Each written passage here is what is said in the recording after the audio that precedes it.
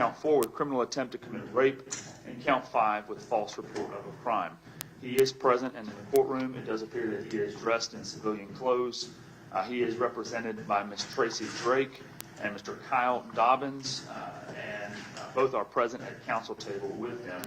The state is represented by myself, Brandon Delfont. I am a special assistant district attorney appointed by the district attorney to handle this matter. Along with me is managing assistant district attorney Megan Matucci, and seated at council table with her is Detective Angela Carter, who is the lead detective in this case. Judge. Okay, wait a minute, Patty. Let him in. Let me talk to him. Let me talk to him. Come on in. Are you press? I'm sorry? Mr. Patel, is he next door? Is it next door? You must be next door. What are you here for? Hearing on my motion. Hearing on The your best case. Is it next door? Try next door. Thank you. B. B. Thank you. B? 3B. Oh, you're, okay, 3B? 3B? You're in front of Judge Arnold, who's sitting for me. Thank you, sir. I thought he was press. I was gonna, all right, go ahead. Mr. Delfunk, sorry. Your Honor, I have a indictment that has been signed by myself as well as Mr. Bryant and attorney for him, Ms. Drake. We have joined issue in the case. The only matter I'd like to address very briefly before we call the jury in is just to put on the record the maximum punishments here and make sure Mr. Bryant understands those, and also not that there is a plea offer from the state, but a potential resolution that he is foregoing in terms of resolving this case. Mr. Bryant, count 1 malice murder charges is punishable by only 2 sentences that the court could give. If you're convicted on counts 1 or 2, the court could only give you a sentence of life imprisonment with the possibility of parole or without the possibility of parole. Count 3, kidnapping, carries up to a life sentence as well. Count 4 is criminal attempt to commit rape. That is punishable by up to 30 years in jail. And count 5, false report of a crime, is a misdemeanor. It's punishable by only up to 12 months or 1 year in jail.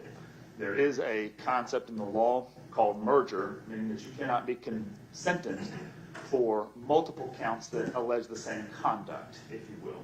So if you were convicted of all of these counts, several of them will merge and the court would not be able to sentence you on them.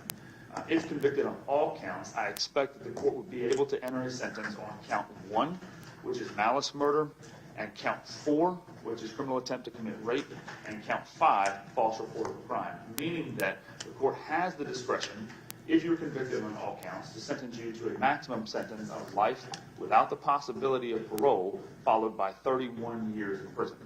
Now, the extra 31 years really doesn't mean very much if you get sentenced to life without the possibility of parole.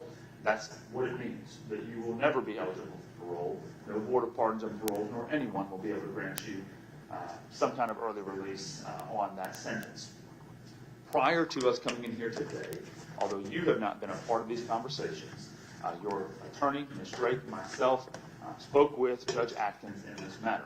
The state has not made a plea offer in your case. We are not making a plea offer here today. However, you have the ability to enter a plea of guilty to these charges.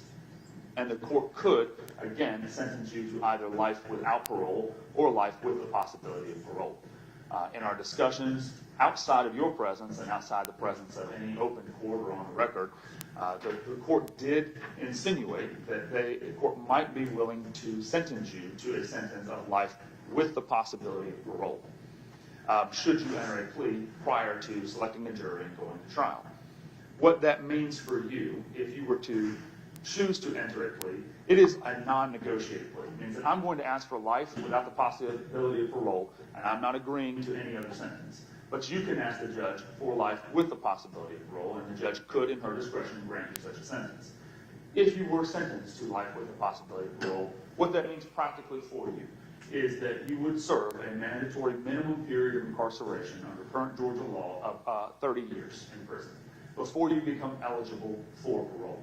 And then once you become eligible for parole, after 30 years, Whether or not you ever get parole will be up to the Board of Pardons and Paroles. It's not up to your lawyer, up to me, up to the state of Georgia, or up to the court here. It is only up to the Board of Pardons and Paroles who grants parole to individuals who are incarcerated. I can't tell you, and nor can anyone, if and when you would be eligible for parole, should you accept an offer, not an offer, but should the court sentence you to a sentence of life with the possibility of parole. That being said, we have not had this discussion on the record before in your case. Normally we have a discussion like this when the state makes a plea offer, but because I have not made a plea offer, there really hasn't been much of a reason to have a conversation like this.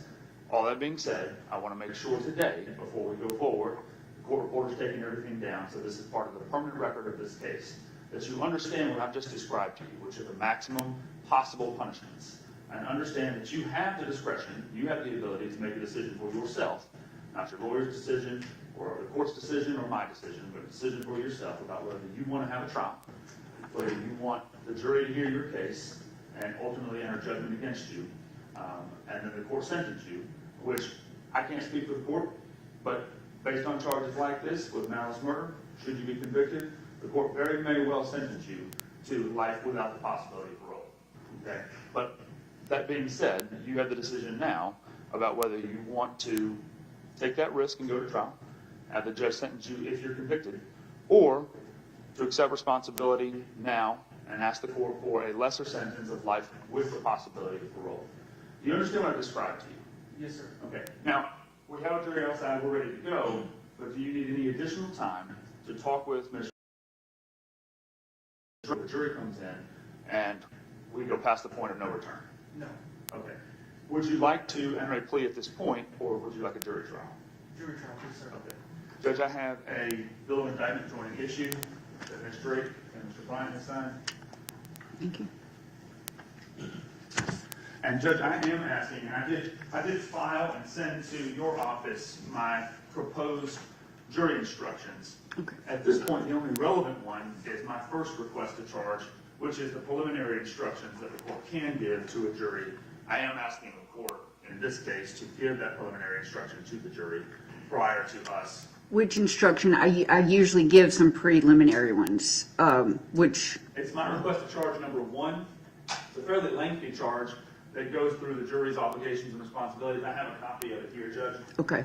if you would like it. I didn't know if your office printed one out for you or what I filed.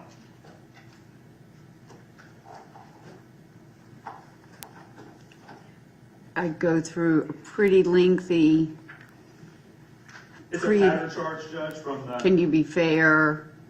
What does that mean? Past experiences, sitting in judgment. I go through all of those. So that is, you are reading from what appears to be my charge. This is pattern jury instruction number 00.00.10.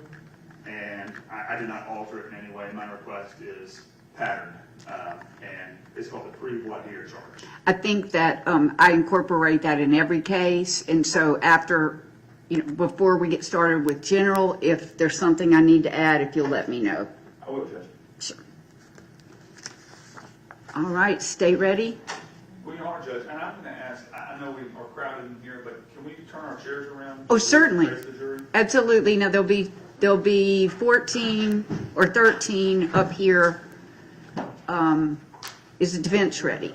Yes, ma'am. Yes. Patty, WSB, the guy who's running in and out cannot be doing that. Okay, cannot be doing that. Okay, tell him he cannot be doing that. Thank you, Patty.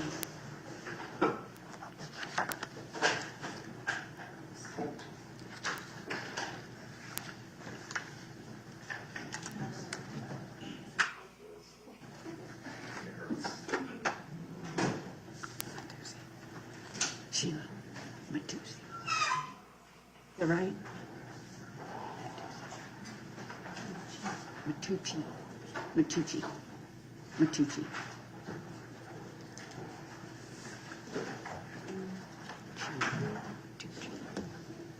Thank you.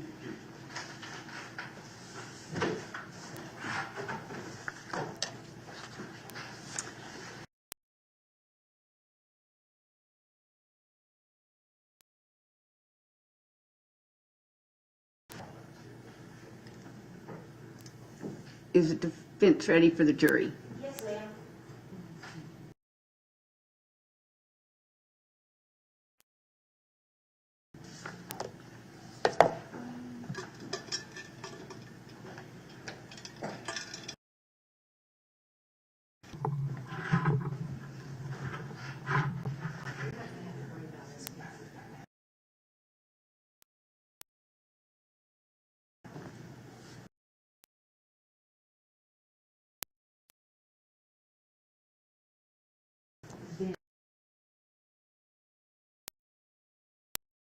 You can put it in the middle.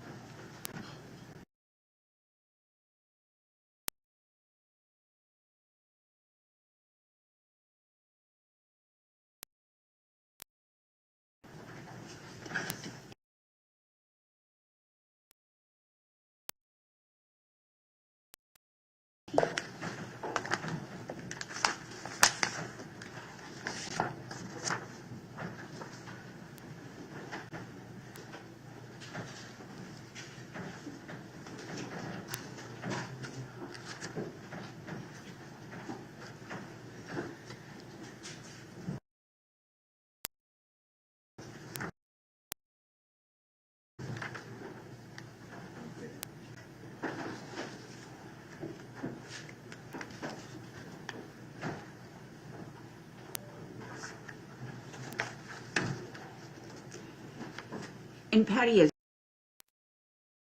So you have. So if the jurors coming in can sit as close as possible, we are going to have a packed courtroom today.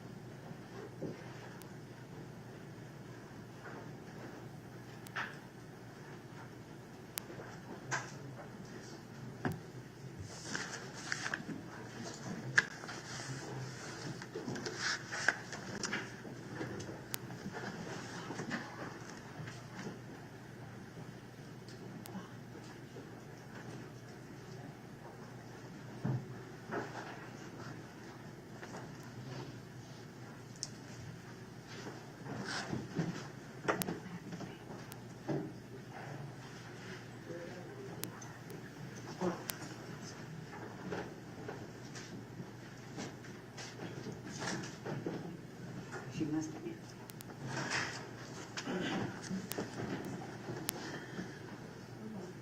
Okay, if the jurors on the back row can move all the way down for me, all the way down to the wall. We have a packed courtroom. Armando, if we can, you can quietly bring anyone from the public that wants to come in. Good morning.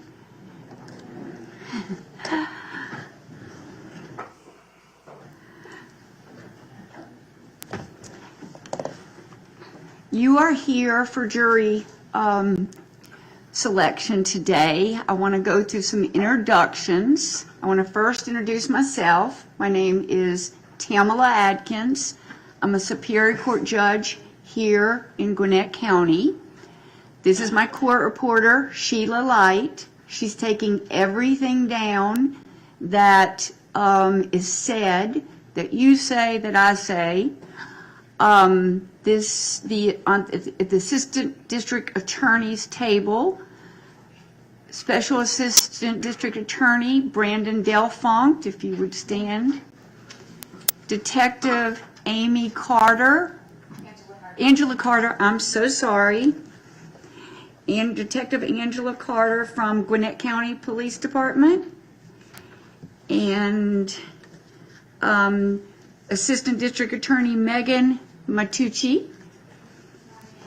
At the defense table is defense attorney Tracy Drake, defense attorney Kyle Dobbins, and the defendant Myles Collins.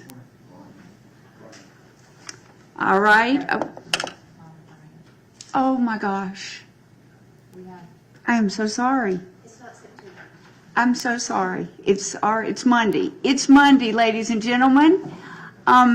If the defendant will please stand. His name is Myles Bryant. He is with his attorney, Tracy Drake, and Kyle Dobbins. And we're getting off to a good start on Monday. I have also 4 bailiffs who are helping me in assistance in this jury selection and the trial. Patty Brown, if you'll just raise your hand because everybody's standing. Bob McCormick, he's in the back.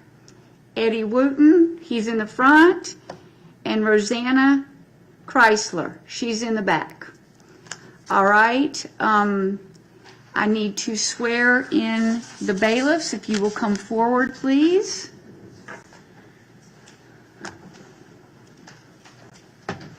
And raise your right hand.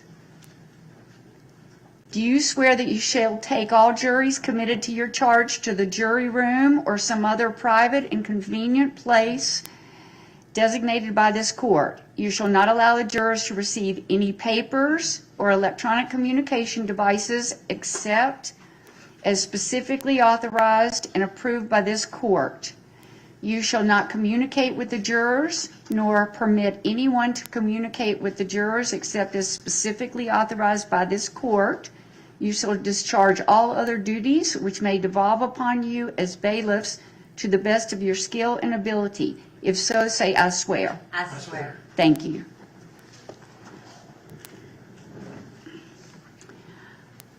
Okay, ladies and gentlemen, during this procedure, we will be questioning you about your qualifications to be a juror.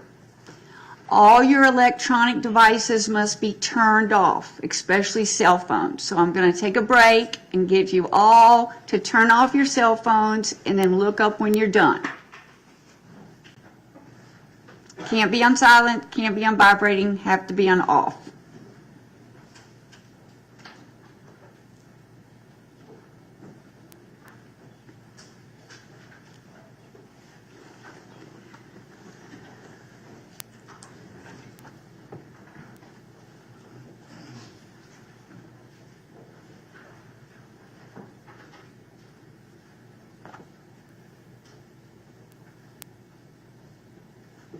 All right, everybody have them off? Okay, thank you, ma'am. Let me just start. Hold on. I've got a couple more jurors. Sometimes they take a while to turn the cell phone off.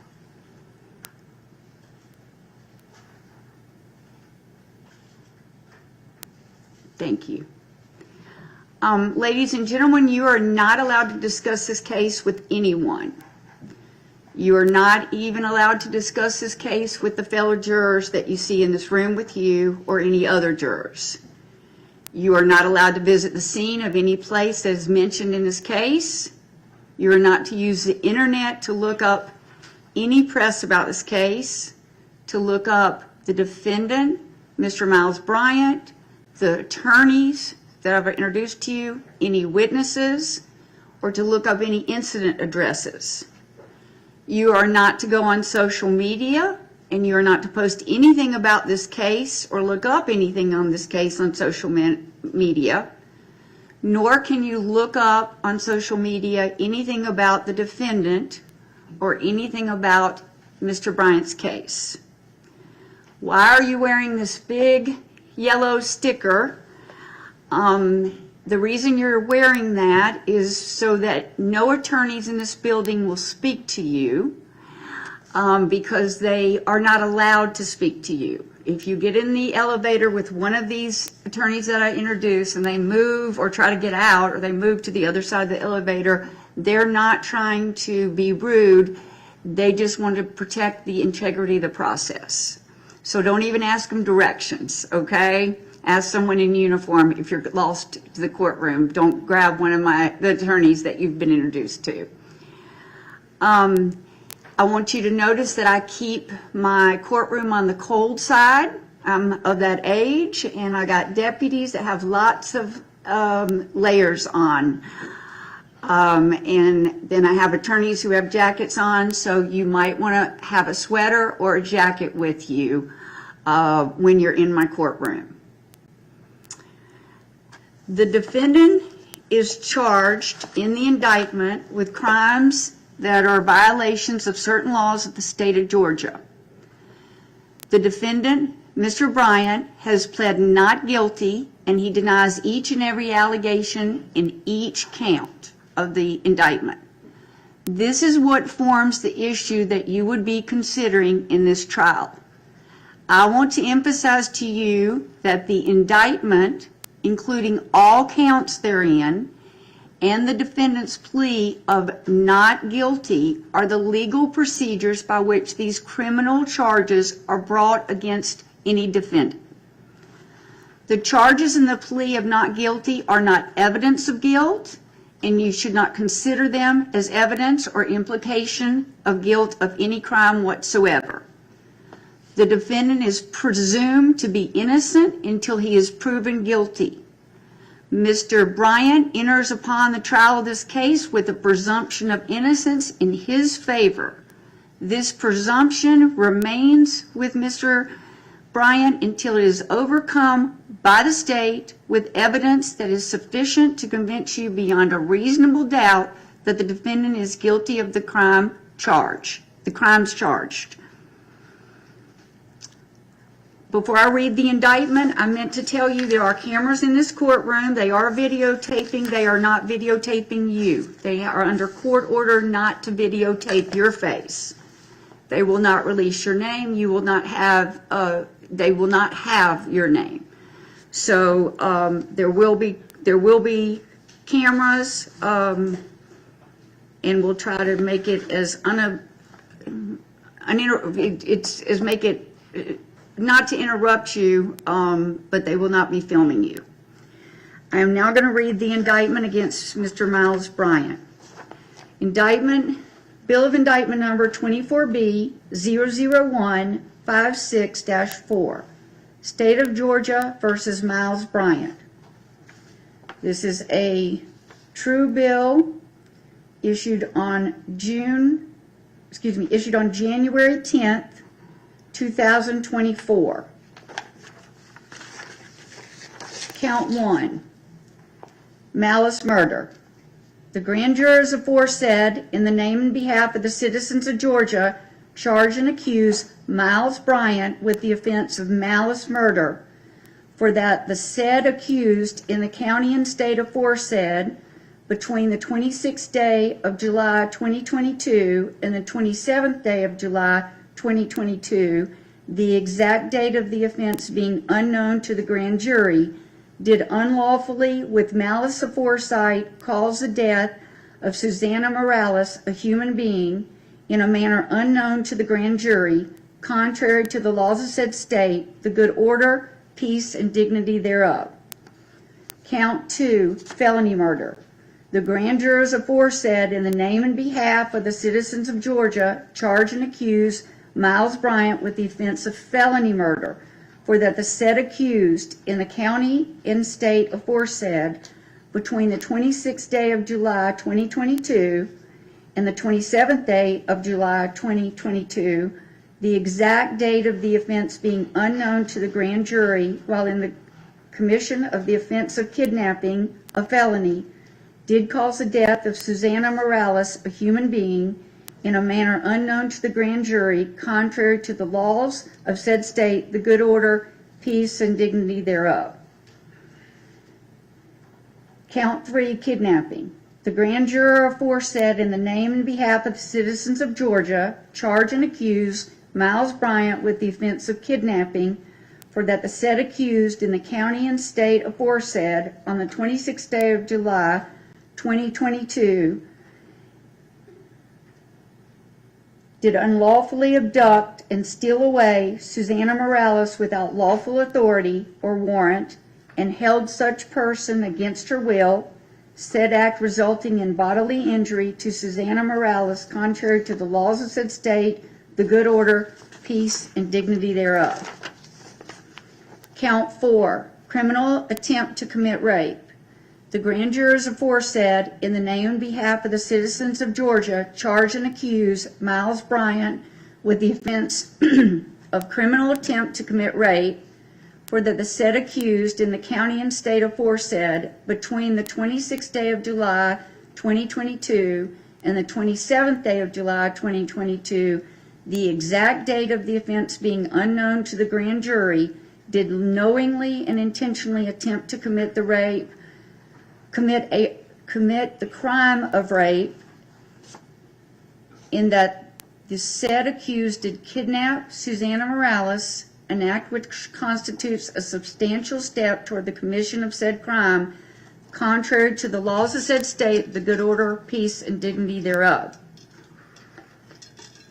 Count 5, false report of a crime. The grand jurors aforesaid, in the name and behalf of the citizens of Georgia, charge and accuse Myles Bryant with the offense of false report of a crime, for that the said accused in the county and state aforesaid, on the 27th day of July 2022, did willfully and knowingly give a false report of the crime of theft by taking to William Merkley, a law enforcement officer with the Gwinnett County Police Department, contrary to the laws of said state, the good order, peace, and dignity thereof.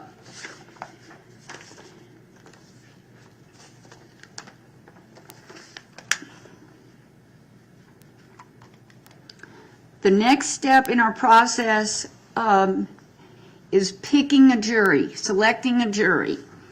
In the justice system, we call it voir dire.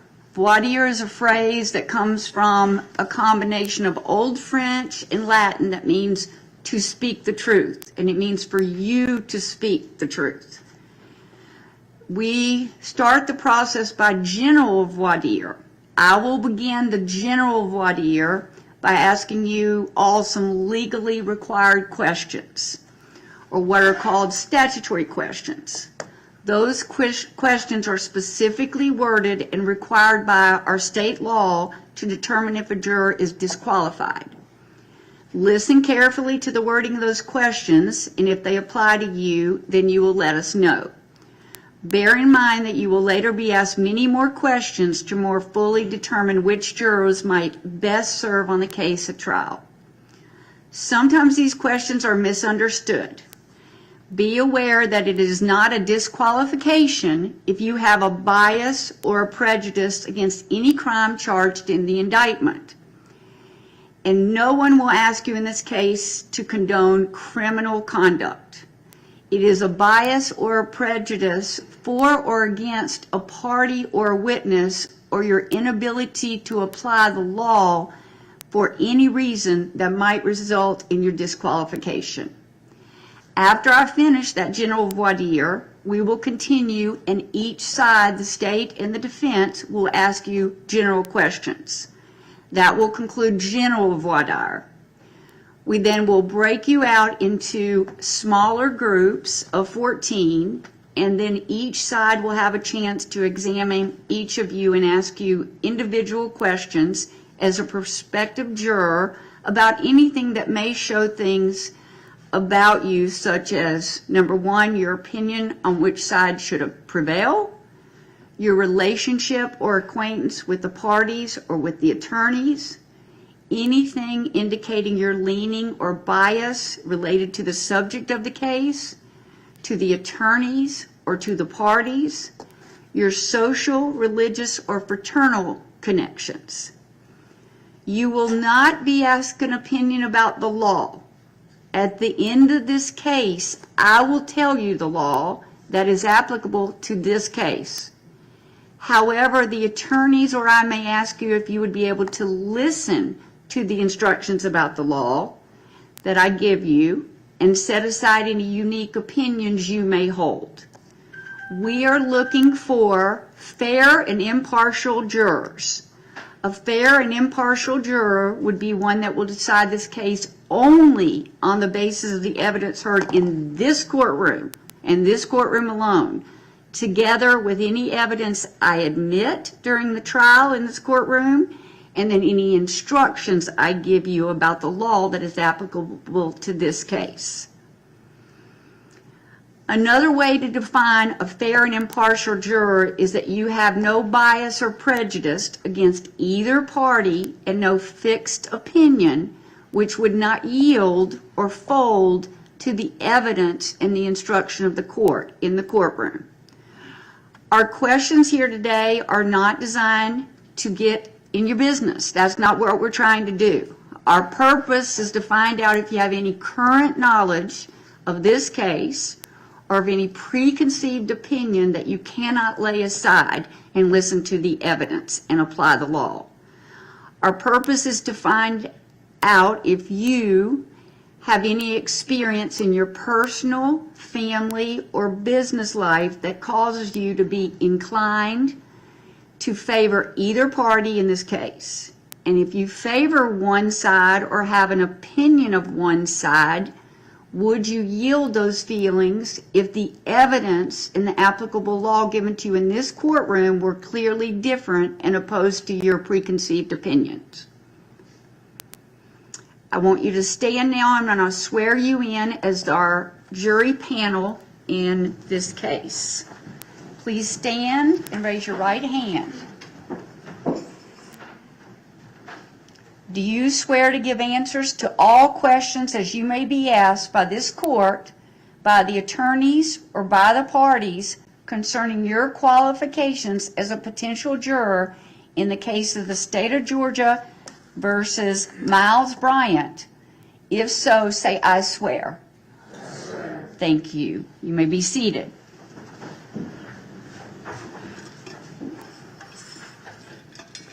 You are now sworn jurors, and you are under court order that you shall not speak with anyone about this case. You are not to look up on social media. You are under court order not to look up on social media. You are under court order not to go to websites, blogs, or internet. You are under court order not to access news about this case until it is completed. You are not to speak with your fellow jurors about this case. You are under court order, and you now each have an affirmative duty to report any juror that you hear speaking about this case or researching this case to one of my bailiffs, the four that I've introduced you to earlier. Speaking about this case to anyone, including with other jurors, is a violation of my court order, and you can be held in contempt of court. Contempt of court carries up to 20 days in jail and a $1,000 fine per incident. So you are under court order. I want to give you a few directions about general voir dire and some of the questions that you will be posed to you in general voir dire. Counsel may ask you about your personal experiences that you or any acquaintances you have,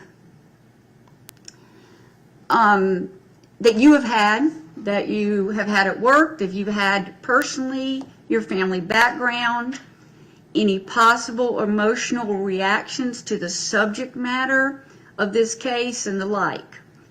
Answers to such questions do not necessarily result in your disqualification, but it may help counsel in deciding how they should utilize their allotted strikes when they select a jury in this case. You should be as truthful and candid as possible in your answers. A few definitions that might help you, I'm going to give you now. This is prior to you being questioned, so I just want you to be thinking about these definitions. The question, can you be fair?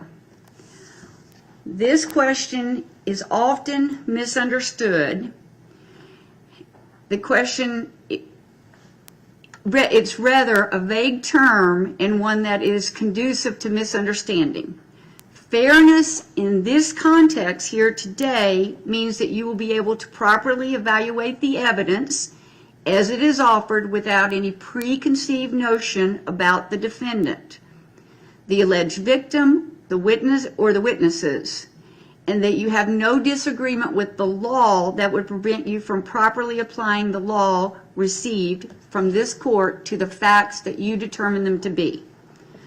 The confusion to the question, can you be fair, is sometimes compounded when lawyers ask you whether you think criminal laws are too harsh or you think criminal laws are too lenient. This adds to the confusion because jurors may be led to believe that they will be deciding a sentence, and this is not the case. You will merely be called upon to decide guilt or innocence, not the sentence, and you are not even to consider the issue of sentencing in deciding your verdict. In fact, one of the charges that I will give you if you are selected for this jury and participate in this trial, that you will receive at the end of the trial will be the following. You are not to consider any possible penalty or punishment in your deliberations. Neither sympathy nor prejudice for or against the defendant should enter upon your deliberations. In the event of a verdict of not guilty, that discharges you of any further responsibility concerning this case. Likewise, in the event of a verdict of guilty, that would discharge you of your responsibility, and it would then devolve upon me, the court, to impose punishment within the limits as provided by the law. In other words, your sole duty lies in determining the truth of this case, and that is the innocence or guilt of the accused. The subject of past experiences comes up. Another general question that you will be asked is whether you, a family member, or a close personal friend were a victim of a crime or have ever had a bad experience with law enforcement, with the prosecutor, with the defense attorney, or any other experiences. The attorneys may ask you whether you, your family member, or your friend's experience as a victim or treated wrongly affect your ability to be fair and impartial in this case. Now, they are not asking you whether you like robbers, child molesters, or thieves, or whether you could be fair to a robber, child molester, or thief. Keep in mind that in our system of justice, the defendant, Myles Collins, is presumed not guilty until proven guilty beyond a reasonable doubt by the state. Initially, the question is whether you can put aside that past experience such that you can listen to the evidence and the law given in this courtroom only, in this case, and make a decision as whether the state has proven its case beyond a reasonable doubt. Put another way, the question is whether you can put aside, distinguish the previous experience from the case such that you can judge this case on its own merits. Or is your mindset such that you cannot separate this case from the previous experience and thus could not be fair to one party or the other, regardless what the evidence or lack thereof would make a difference?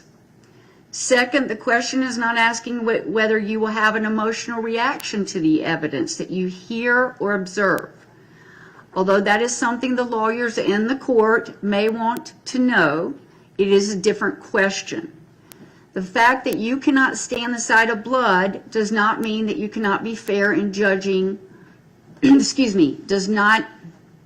fact that you cannot stand the sight of blood does not mean that you cannot be fair in judging the evidence if presented with graphic photos. Nor does the fact that graphic sexual testimony makes you uncomfortable or vulgar language may be repugnant to you mean you cannot be fair. The term sitting in judgment is used often. Another question that's frequently asked and unfortunately worded is whether there is anything that would make you reluctant to sit in judgment of another person.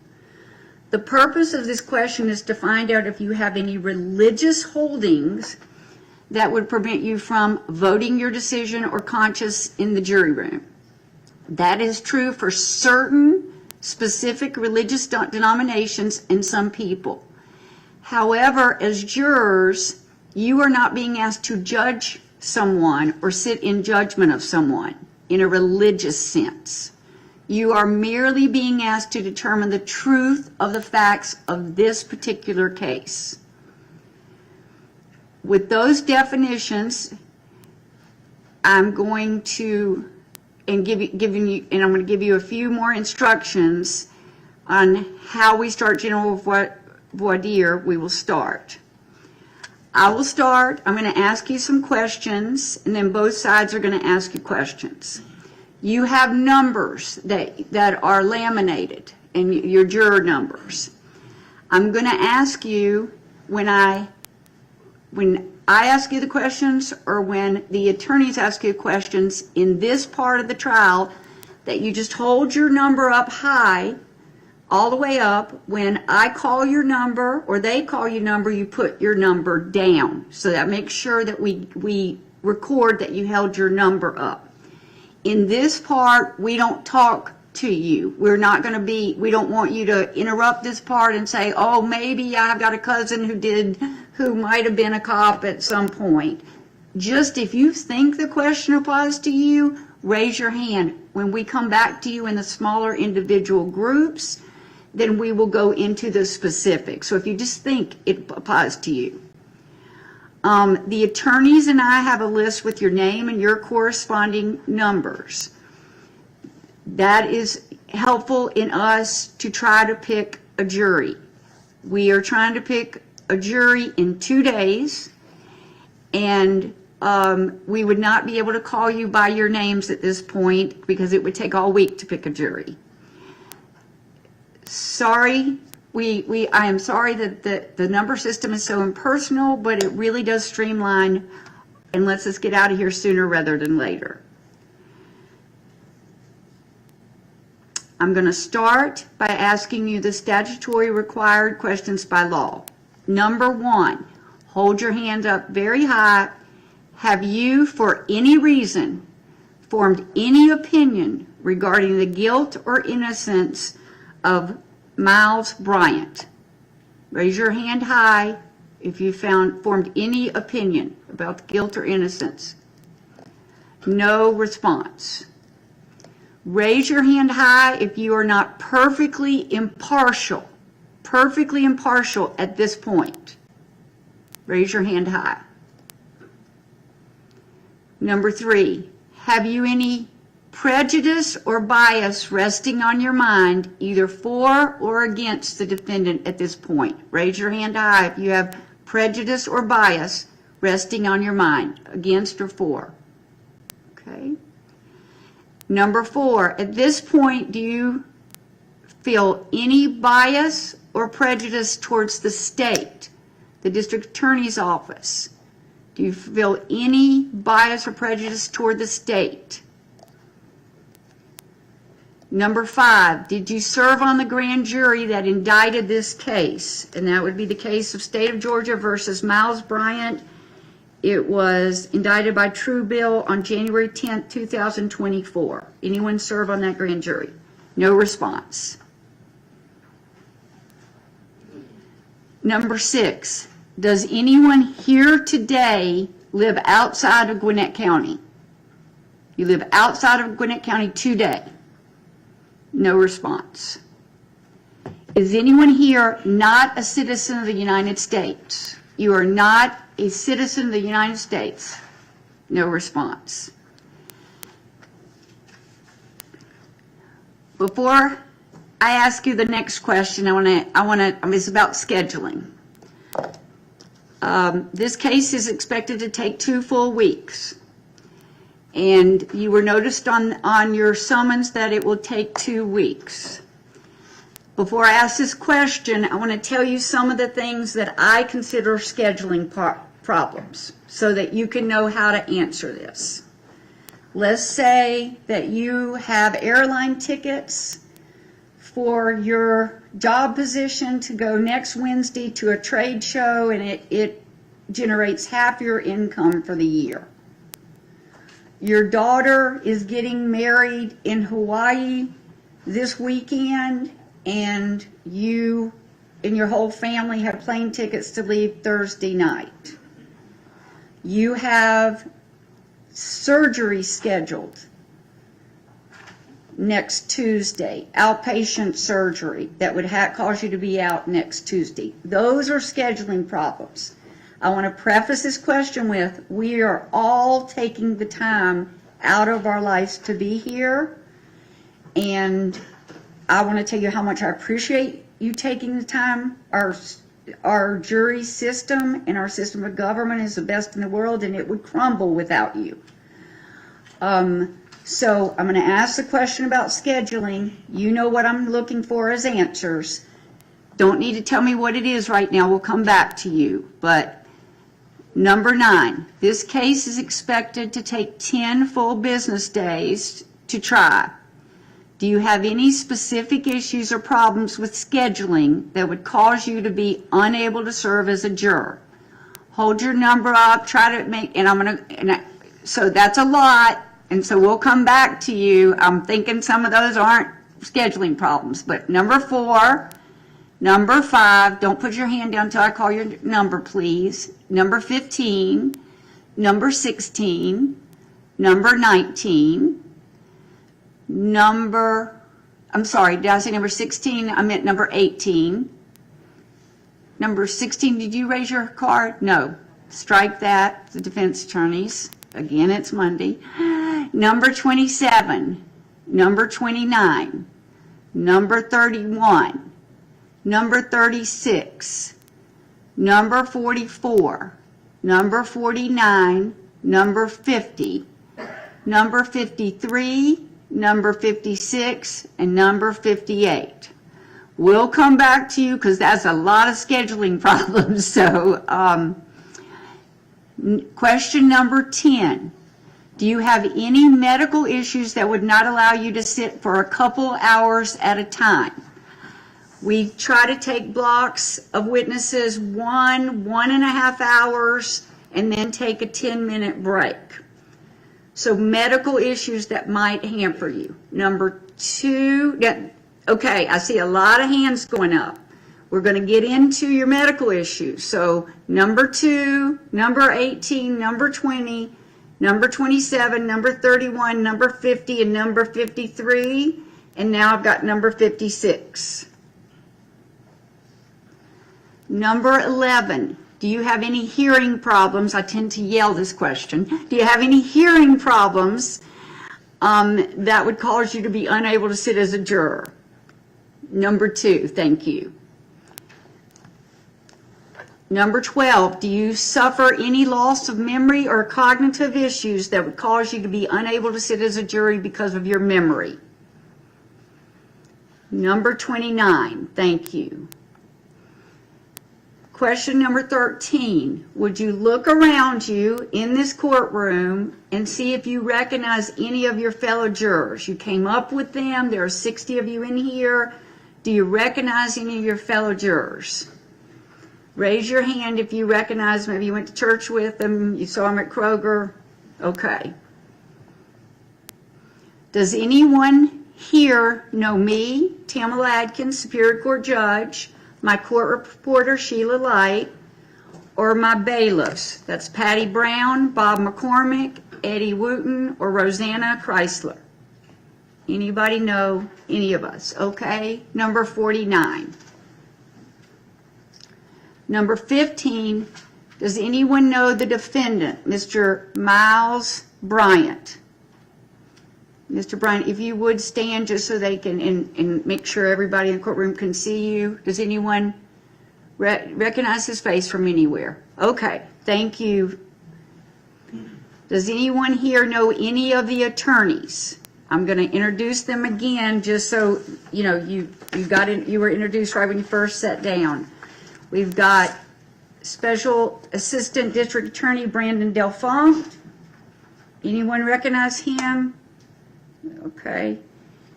anyone recognize Detective Carter, Angela Carter from Gwinnett County Police Department?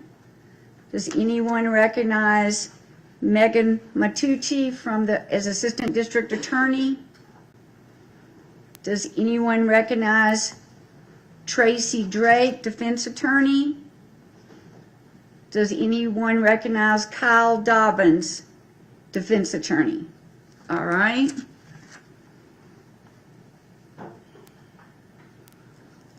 The last question I'm going to ask you is to raise your card if English is your second language. English is your second language. Okay, got the numbers. You'll hold your cards high. Number 3, number 4, number 6, number 7, number 13. Number 19, number 21, number 23, number 25, number 37, number 43, number 44, number 56, number 59. I'm trying to slow down because the attorneys are frantically marking your numbers when you answer questions. All right, that's the ending of my questions. Now the states may have some general voir dire questions for you.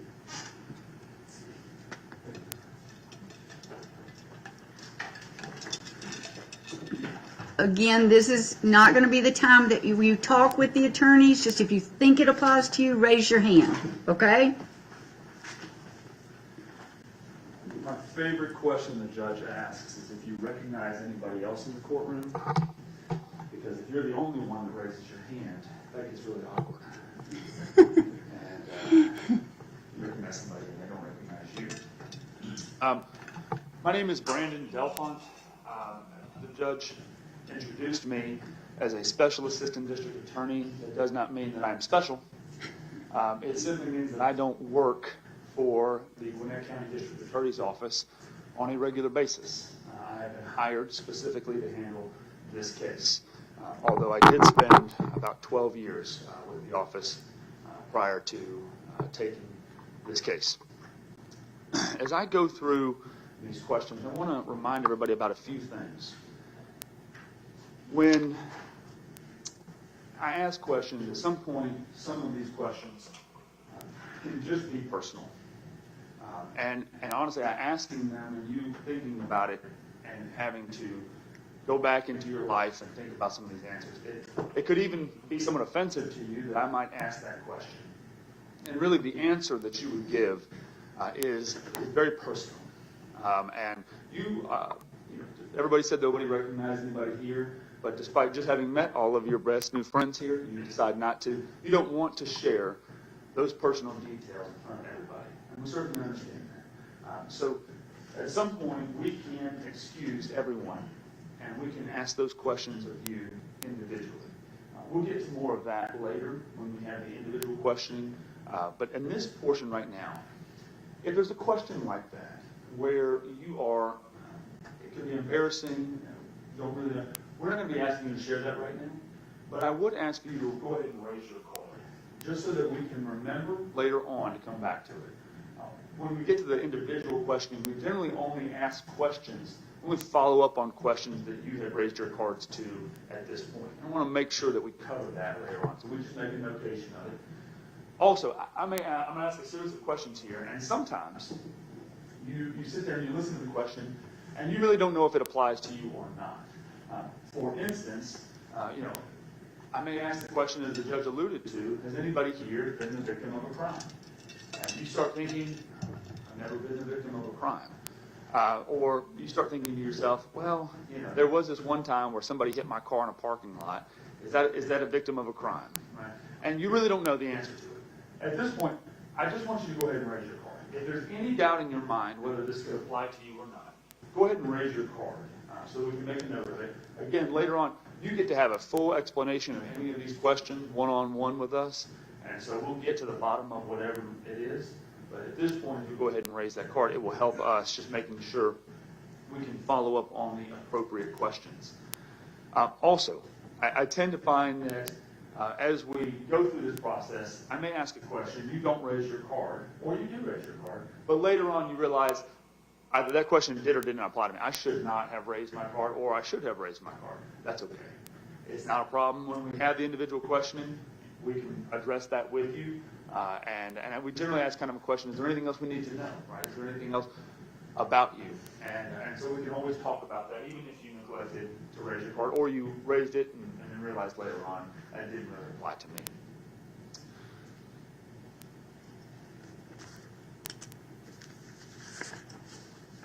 So a number of you raised your cards that English is your second language. And I want to ask a similar question to that. We're going to be having some testimony here in court throughout this trial. There'll be evidence that is going to be for you, for whoever is chosen to view. Some of it can be a little complex. Some of the testimony can be complex. But generally, is there anybody here who cannot understand the English language well enough to sit as a juror in this case? You think my understanding of English is limited enough that I don't think I could understand what's going to happen in the courtroom. Is there anyone? Number 7. Number 23 and number 56. Now I've got number 6 and number 37.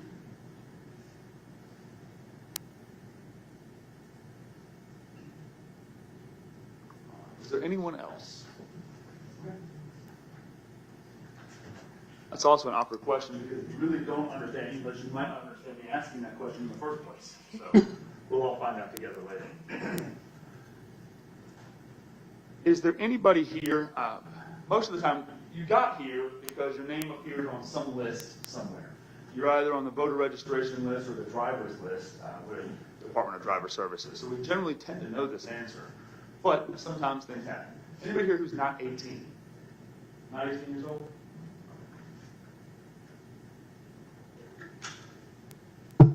There's no response to that. And the reason we call out your numbers is not simply so that we can mark things down, but everything that's happening here in the courtroom is being taken down by the court reporters. We want to make a record of everything that's happened, so I will call out your numbers as well.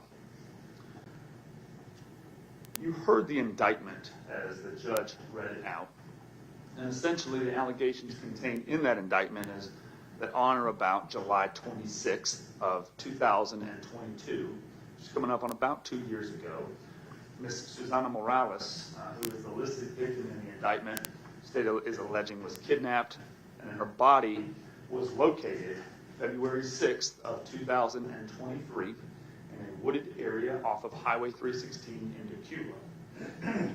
There's been a great deal of media attention on this particular case here in Gwinnett County, in the state of Georgia, and in the entire nation, to the extent that the First 48, which is a network program that's produced by A&E, the cable network program, did an episode on this case focusing on the details of this investigation and of the crime that is alleged to have been committed.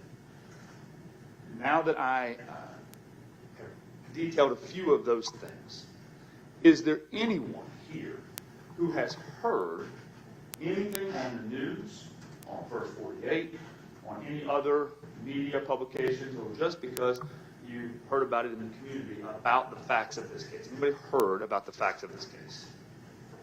All right. Number 4, 5, and 6, 10, and 12. Mr. Delphine, number 1, she's not hot. She's not. I should turn my podium just a little bit more this way. Number 1. Number 27 and 28. Number 31. Number 25 and 26. Number 42, 46, 47, 49, 50, 57. Okay. Now, of those folks who have heard of it, I assume that this is going to be the same list of people. Has anybody actually watched the First 48 episode about this case? Number 31 and 26. and 47.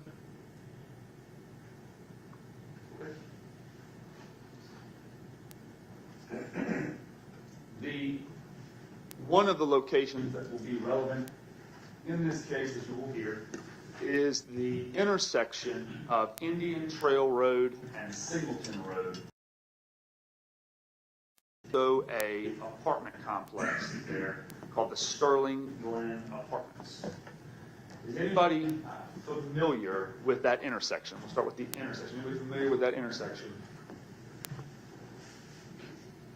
Okay, I'll start with this one. 1, 3, 4, 8, 11, and 12, 16 and 17, 19 and 20, 25, 26, 27, 28, and 29, 35 and 36, 47 and 50, 55, 56, 57 and 59. Does anybody? All right.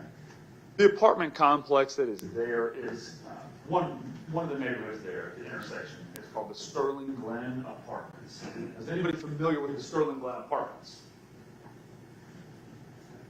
Number 3, number 16, number 26, number 20, excuse me, 28 and 29, 59.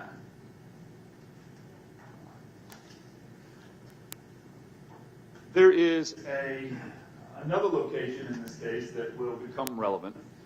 It is there's no real way to describe it other than a wooded area off of Highway 316, right near Drowning Creek Road in Tequila, Georgia.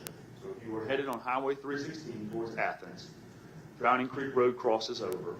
On the right-hand side, about a half a mile past Drowning Creek Road, there's a wooded area there. But that general area, Tequila, Georgia, Drowning Creek Road, is anybody familiar with that area? 6, 20,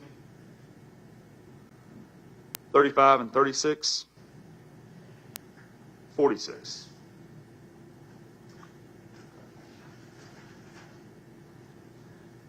This portion of jury selection, or voir dire, is just a general question.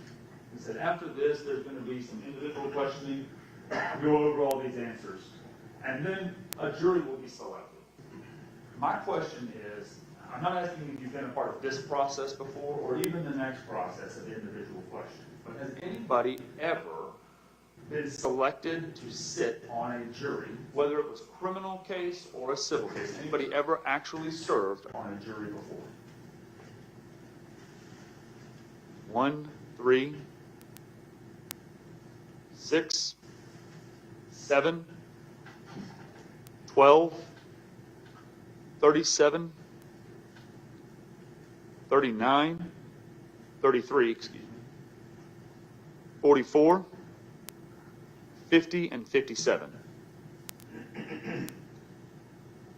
At the conclusion of a trial, once a jury has heard all of the evidence, they will go back to the jury room to deliberate and decide the case, whether it's civil or criminal. And one of the first things that a jury does is elect a foreperson, which is the person who kind of oversees the jury deliberations and discussions. Has anybody here ever served as a foreperson on a jury? No response? I believe the judge has covered some of these next questions, so I don't want to be repetitive as I go through them. One of the questions that we ask, obviously, is your relationship to, or by blood or marriage, or just knowing somebody that might be involved in the case. The judge asked you about the attorneys and Detective Carter and the defendant. Also court staff as well, if you're related to or know any of those individuals. And I have somewhat of an additional list. There's a lot of people here. So instead of going one by one and waiting for cards, what I'm going to do is I'm going to read off everyone's names. Right? And if you recognize any of those people, at the conclusion, if you recognize any of the people that I said, then go ahead and raise your card at the end. And we'll do it that way as opposed to having to go one by one. So, Mr. Bryant's parents, Tracy Bryant and Pascal Bryant. The medical examiner, Dr. Carol Terry. The alleged victim in the case, Susana Morales, or her family. Her mother, Guadalupe Manzanares. Her sister, Yasmin Morales. Kaya Jones. Kelly Pagoda. Alyssa Marvin. Esmeralda Castillo. Axel Zaragoza. Mikhail Smilov. Lieutenant Xavier Biggers. Corporal Matthew Conway. Officer Stephen Brayer. Matthew Gilbert. Christina Persley. Detective Daniel Keschler. Officer William Merkley. Officer Eugene White. Corporal Ryan Jorstadt. Investigator John Wilbanks. Crime scene specialist Kelsey Nettinger. Corporal Norman Howard. Synovia Parks. Avion Smyer. Elisha Bates. Yesenia Lainez. Officer Eugene Viat. Edgar Bernard. Detective Angela Carter. And Michael Ryan Jones. Is there anybody who is related to or knows any of those individuals that I just listed? Okay. 31.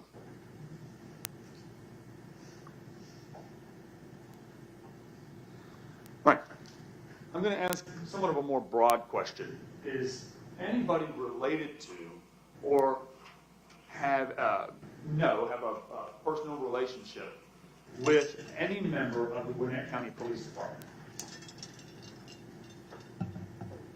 No response. The elected district attorney for Gwinnett County is Ms. Patsy Austin Gatson.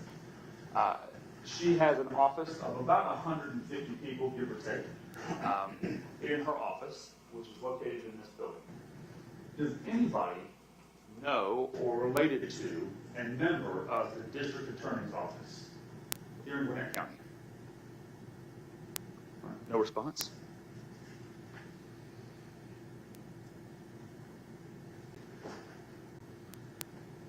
So, I'm going to ask this question, several parts to it. In Georgia, there is an agency that certifies police officers to actually be police officers. And they call it the Post Council, Police Officer Standard and Training Council. It's what makes an officer, a police officer, a certified police officer with powers of arrest here in the state of Georgia. Is anybody here currently a post-certified law enforcement officer? Okay. Has anybody here been a police officer at any point in your life? No response. Now, even though you may not be a police officer or ever have been a police officer, many people work in the law enforcement field. And that could be very broad. This is one of those questions where your answers, you may or may you don't know whether your role or a role you've had in the past fits into this box. Does anybody here work in the law enforcement field or has in your past? No response.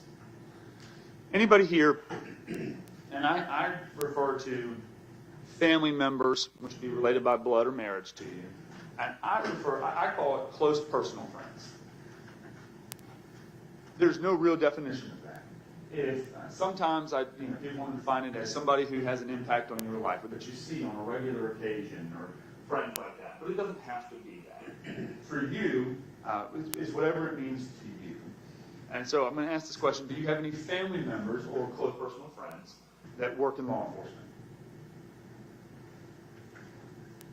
Number 2, number 14, number 21 and 26, number 20, 29 and 30, 33 and 34, 36 and 37, 46, Has anybody here ever served in any branch of the United States military? 8, 30, and 55.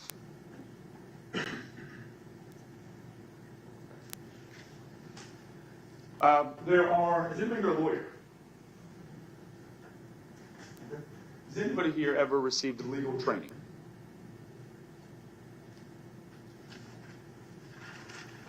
No response? All right, now, there are a lot of folks who are doctors and nurses. There's also a lot of individuals who work in the medical field with and around doctors and nurses and in doctors' offices and things like that on a regular basis. Does anybody here work in the medical field? 22 and 36. 53 and 49.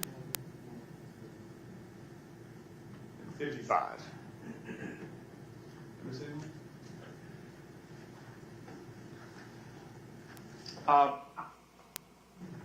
Everybody, I think, on planet Earth at this point has a cell phone. And how these phones work and function and stuff like that, most of us don't know. We just pick up the phone, call, and it works. Or we send a text or something like that. But there's a lot of scientific facts and technical things that go into that. And I want to ask a particular question. There's something that we refer to as cell tower mapping. And that's where you triangulate people's coordinates based on cell towers, things like that. Is anybody familiar with that technology? Number 11. Number 4. Number 29. Number 43. Number 46. Number 57. Okay. All right. There are, and on your phones, there are a lot of mobile applications that you can download and use for a variety of reasons in your life or work. One of those that many people choose to use is an application called Life 360. For anybody who's a parent, you might use it to monitor your children, things like that, or just in friends or loved ones, something like that, where it helps monitor locations and real-life updates for people on their locations and phones. Is anybody here familiar with the Life 360 application? Number 2, number 5, number 10, number 35 and 36, number 26, number 53, number 59. There are probably several names for this field of science. I tend to use the phrase forensic pathology in terms of those individuals in our world who deal with remains, medical examiners, folks who look at human remains, things like that, and identify them, perform autopsies, that whole science. But is anybody familiar with the science of identifying remains using dental records? Number 8, number 9, number 26, number 52. Is that 52? Sorry, there's a glare from the light and it was hard for me to see. 52, perfect. 43. Missed anybody? Has anybody ever worked in a medical examiner's office? No response to that? Has anybody here ever called 911? Let's ask it the opposite way. Sometimes this happens, and I ask it that way. If you've never called 911 for any reason, go ahead and raise your card. Okay. 8, 5 and 6, 13 and 14, 20, 26, 32 and 33, 39, 40, and 41, 48, 52, 59.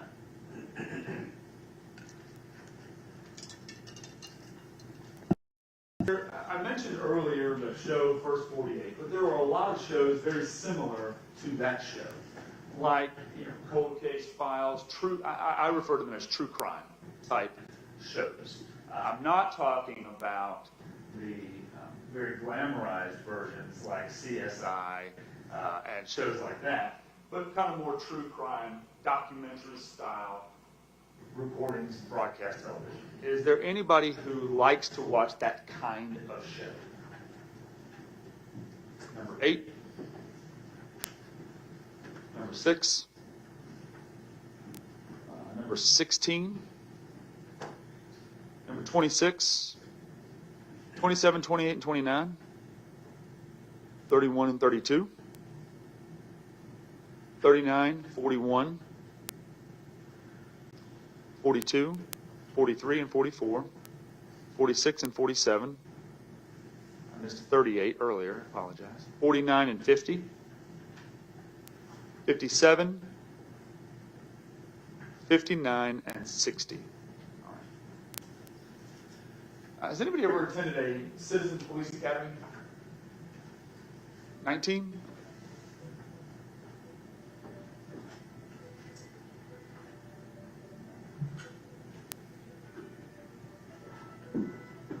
Okay, we need cell phone off. Okay, cell phone's off. Is anybody here part of a neighborhood watch program in your community? No response?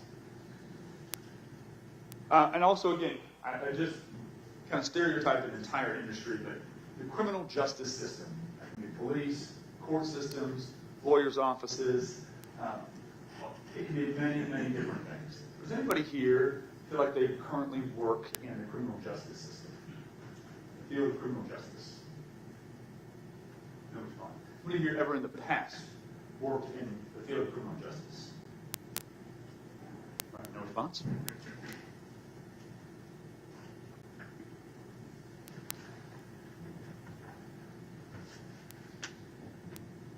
In this case, you will hear very quickly that the defendant, at the time of the commission of these crimes, was an active duty police officer. Was also enrolled in, or not enrolled, but a member of, the Army National Guard. Is there anybody here who feels that they cannot sit on a jury, or they have some kind of issue sitting on a jury, where the individual who is charged is either a police officer or a member of the military? 14?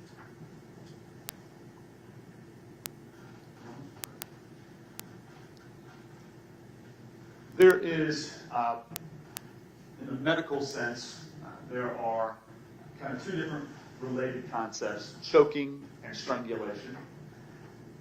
They oftentimes are conflated. They're individual specific things and they're different. But oftentimes, if somebody eats a piece of food and they choke on it, we would call that choking. But also sometimes we would call an act of strangling somebody else choking. You're being choked, or somebody's choking another person, or things like that. So I don't really care about the term, whether it's strangulation or choking, but the idea behind somebody choking or strangling another person, and the dynamics, the medical dynamics of that. Is anybody familiar with the medical side of strangulation or choking? Probably all my people who work in the medical field. 22 and 33.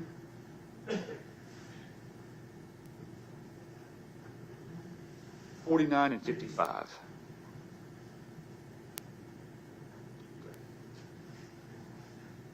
And again, now we're going to get into some more personal questions. But has anybody here ever experienced that, being choked or strangled by another person?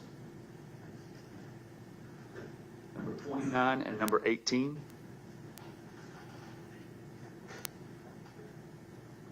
27.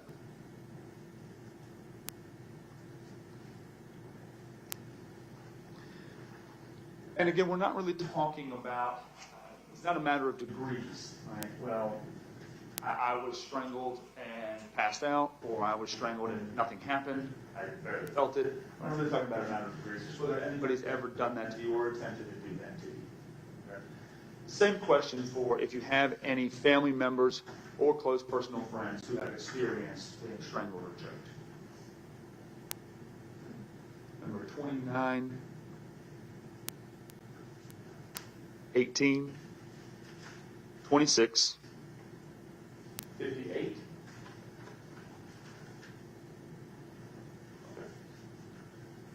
Does anybody here, I wrote this question a while ago before Georgia changed its law, but the idea is still the same.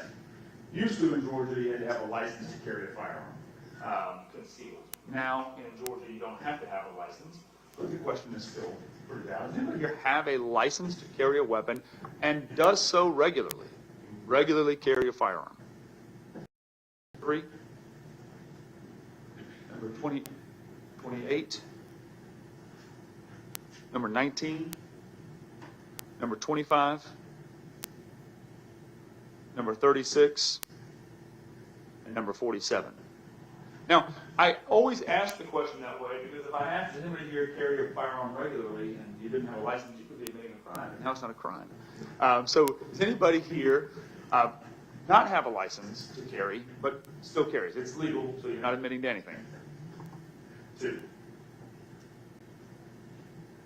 4. 18. 36. All right. Now, I asked this question. The question is, you don't have to raise your cards yet. Has anybody ever been arrested for a crime? That doesn't mean convicted. It also doesn't mean, I'm not including, you got pulled over by the police and issued a ticket for a traffic violation or something like that. Technically, that's an arrest under the law, but I don't mean that. What I mean is an officer put you in handcuffs and took you to jail and you were arrested for any kind of crime. It doesn't matter what it was, and it doesn't matter where it was. This country, any other country, doesn't matter. Has anybody here ever been arrested yourself for a crime? Number 1. Number 6.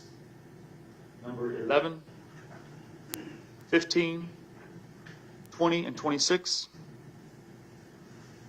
30 and 36. 47 and 48. And 60. All right. A similar question to that. We've all heard of people being convicted felons and felony convictions. And it can mean different things in different jurisdictions, but generally what it means is if somebody has been convicted of a crime that is punishable by more than 1 year in jail, right? The possible punishment is more than 1 year. Not whether you went to prison for a year or jail for a year, anything like that. Whether the possible punishment was more than a year, that's generally what we term as a felony. And I'll ask the question more generally this way. Does anybody here think that you yourself are a convicted felon? No response to that.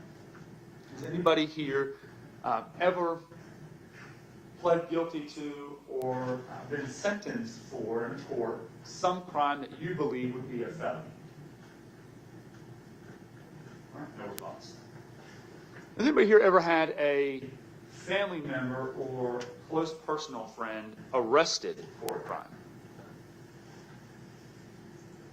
Okay. 1 and 2, 5, 14, 18 and 21, 22, 26, 27 and 28,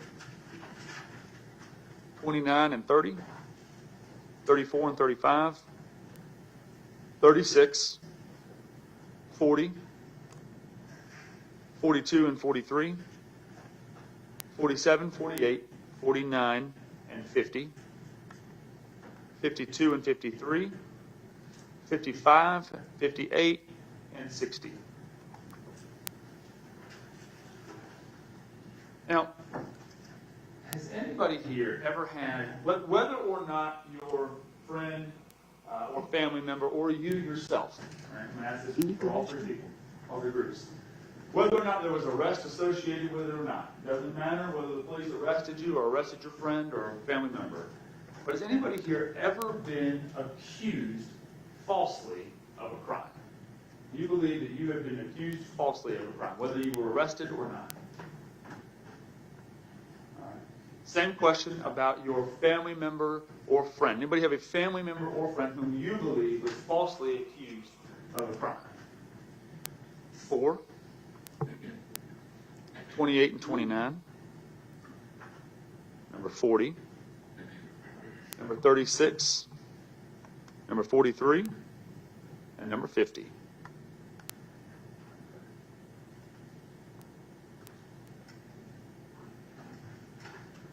Anyone had let me ask you both ways. As a child, has anybody here run away from home? Anybody here ever run away as a child? 4 to 29, 41 and 42, and 48. As an adult, how many want to run away? Has anybody here ever had your own child run away from home? 58.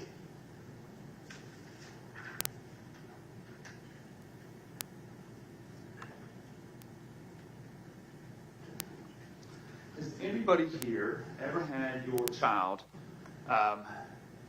experiment with, and I'll use experiment with drugs? Marijuana, any kind of drug. Anybody here had a child of yours experiment with drugs? 20, 58,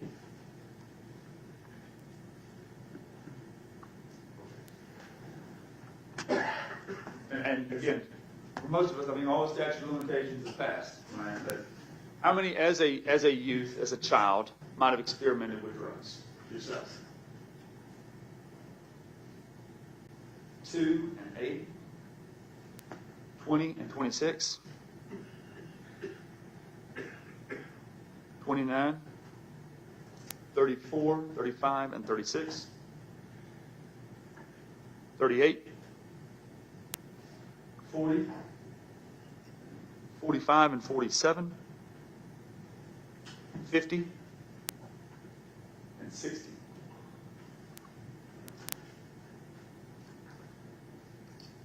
Has anybody had a child who has threatened to commit suicide? Or, unfortunately, actually followed through and done so? Number 17, 48, and 58.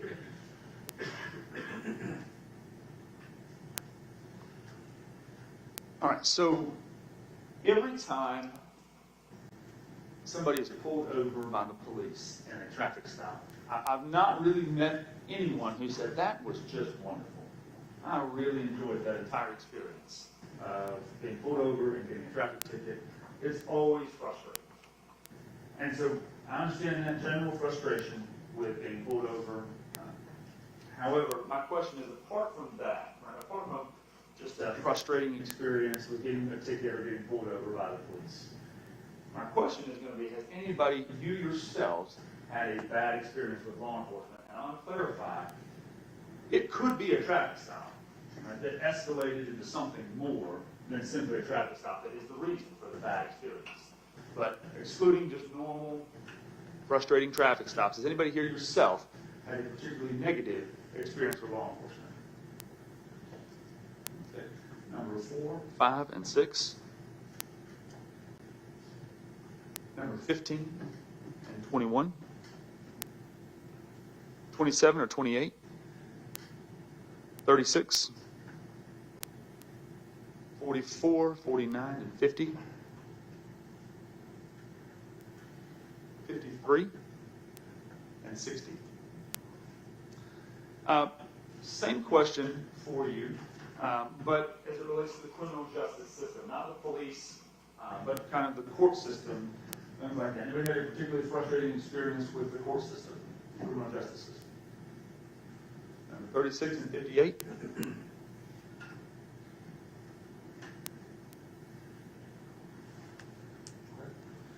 Has anybody here had a family member or friend, close personal friend, who has been treated, had a really negative experience with law enforcement? 27, 29, 18, 35 and 36, 53 and 43,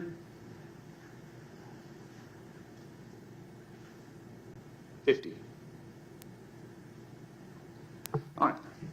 How many people here, because of either your experience with law enforcement or the criminal justice system, or your friend or family members experience those negative experiences, how many of you guys just have a problem with the police because of it? It just shapes how you feel about law enforcement. Number 5. Number 29. Number 41 and 44. And 53.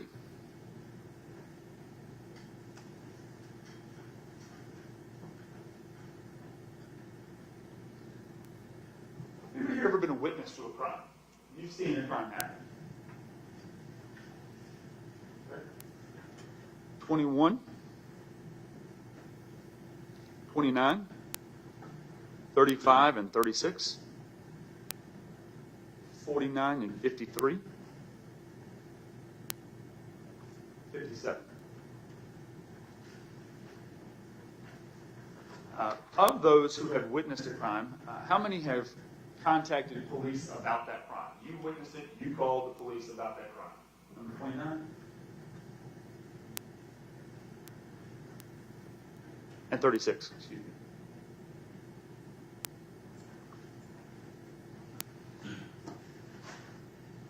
So when the police show up, oftentimes they will talk to everybody involved, right? And also talk to witnesses. And they can take a statement. Sometimes that can be a written statement. Other times it can just be you tell them what happened, they're taking your statement, they're writing notes down right, about that. But oftentimes people have to give a statement to the police. Has anybody here ever given such a statement to the police? Number 35, 36. Number 42 and 44. Number 53 and 54. Number 57 and 60.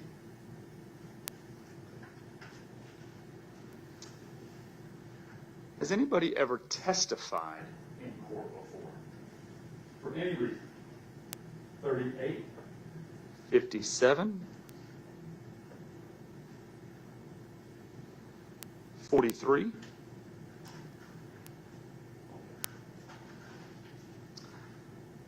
is there, and Judge Atkins touched on this earlier as well, there is this idea that some religions have, and some social groups, and otherwise, that people are just not comfortable or cannot pass judgment on somebody, right? And we think of that more in the moral sense, right? Passing judgment on somebody's actions. Obviously, the court gave you the instruction, and again, you're not passing a judgment on somebody, and if you serve on a jury, you are really simply just looking at the facts of the case and deciding whether or not somebody is guilty or innocent. That's what the law says, but sometimes it gets a little harder to parse those lines than we'd like. All right? Sometimes, just because of our experiences, we just feel like we can't do that. We can't serve in that role as a juror. So I'm going to ask, does anybody feel, for any reason, it could be religious, social, it could be some kind of cultural or ethnic reason, for whatever reason, you cannot sit in judgment over somebody or pass judgment in a case. Okay. Number 29, number 41,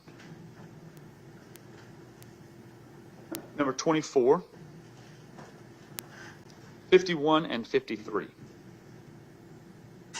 58.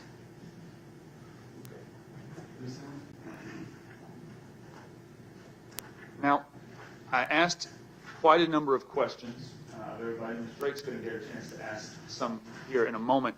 I want to ask just very generally, is there anybody here who is sitting there saying to themselves, I just wish he would ask this because I have an answer and I need to know? Is there anybody that I haven't asked a question, but you really have something you need to tell me? 48? 29? 22 and 60? 24? We're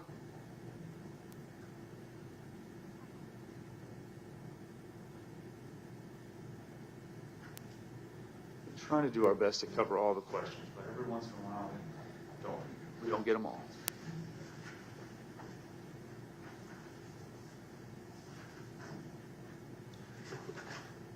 I really appreciate everybody and your responses, and we'll be guys here in just a little bit. With attorney's approach.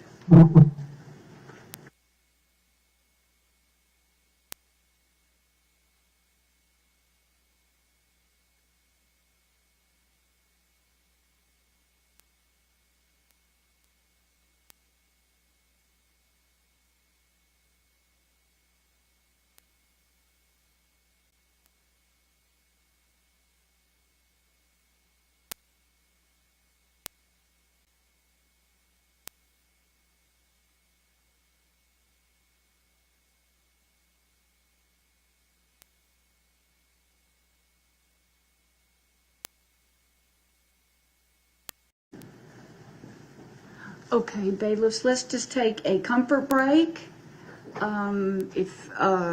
Just out in the lobby. Just a 10-minute, if we can do 10 minute and come back in. We're trying to, I think there's some members of you who need to use the restroom, so.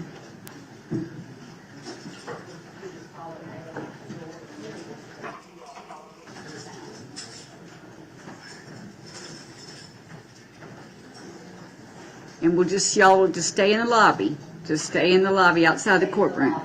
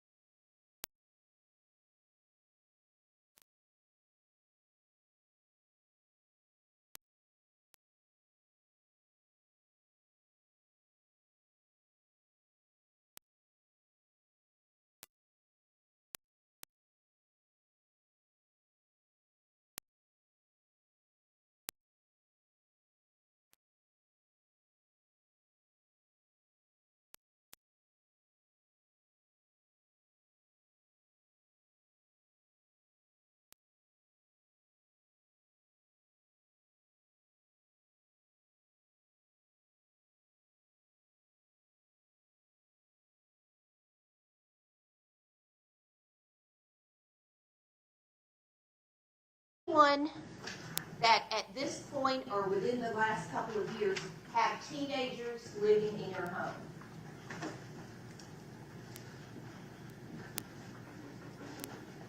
Three, 6, 12, 19, 27, 28, 29. Got you 27, thank you. 41, 42, 43, 51, 53, 54, 56, and 58. Did I miss anyone on that one? If I could have just a moment, please, Your Honor. Certainly. That's all I have. Thank you, ma'am. All right. Ladies and gentlemen, we are now going to move into individual voir dire. So I'm going to ask the jurors that are in the box, excluding juror number 18, to stay in the box. And jurors, let's go ahead. The cafeteria opens at 11:30? It's already open. Okay. Okay. Yeah, I think it's open. Okay. We're going to go ahead and take your lunch break. And Patty, do you want them to meet back at the original jury assembly? Yes, we would Okay. always prefer that. Okay. I'm going to let jurors 15 through 60 take your lunch break and report back to jury assembly at 12:45. So if you leave the courthouse, you need to think about parking, those things. So you're back here because we cannot start without everybody back, okay?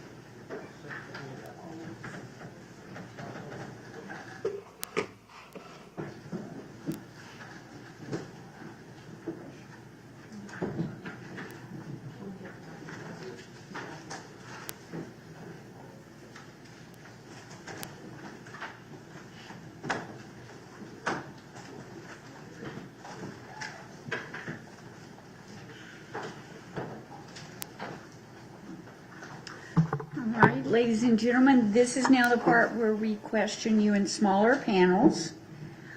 And you get to play American Idol because we give you a microphone to make sure that everything that you say is taken down. And so we want to make sure you're heard. If one of the attorneys or I ask you a question that you don't want to answer with your 13 new best friends in the box, let us know and we'll talk to you individually alone. Okay? All right. Our first number one is Jill Blasco. Blasco. All right. State, have any questions?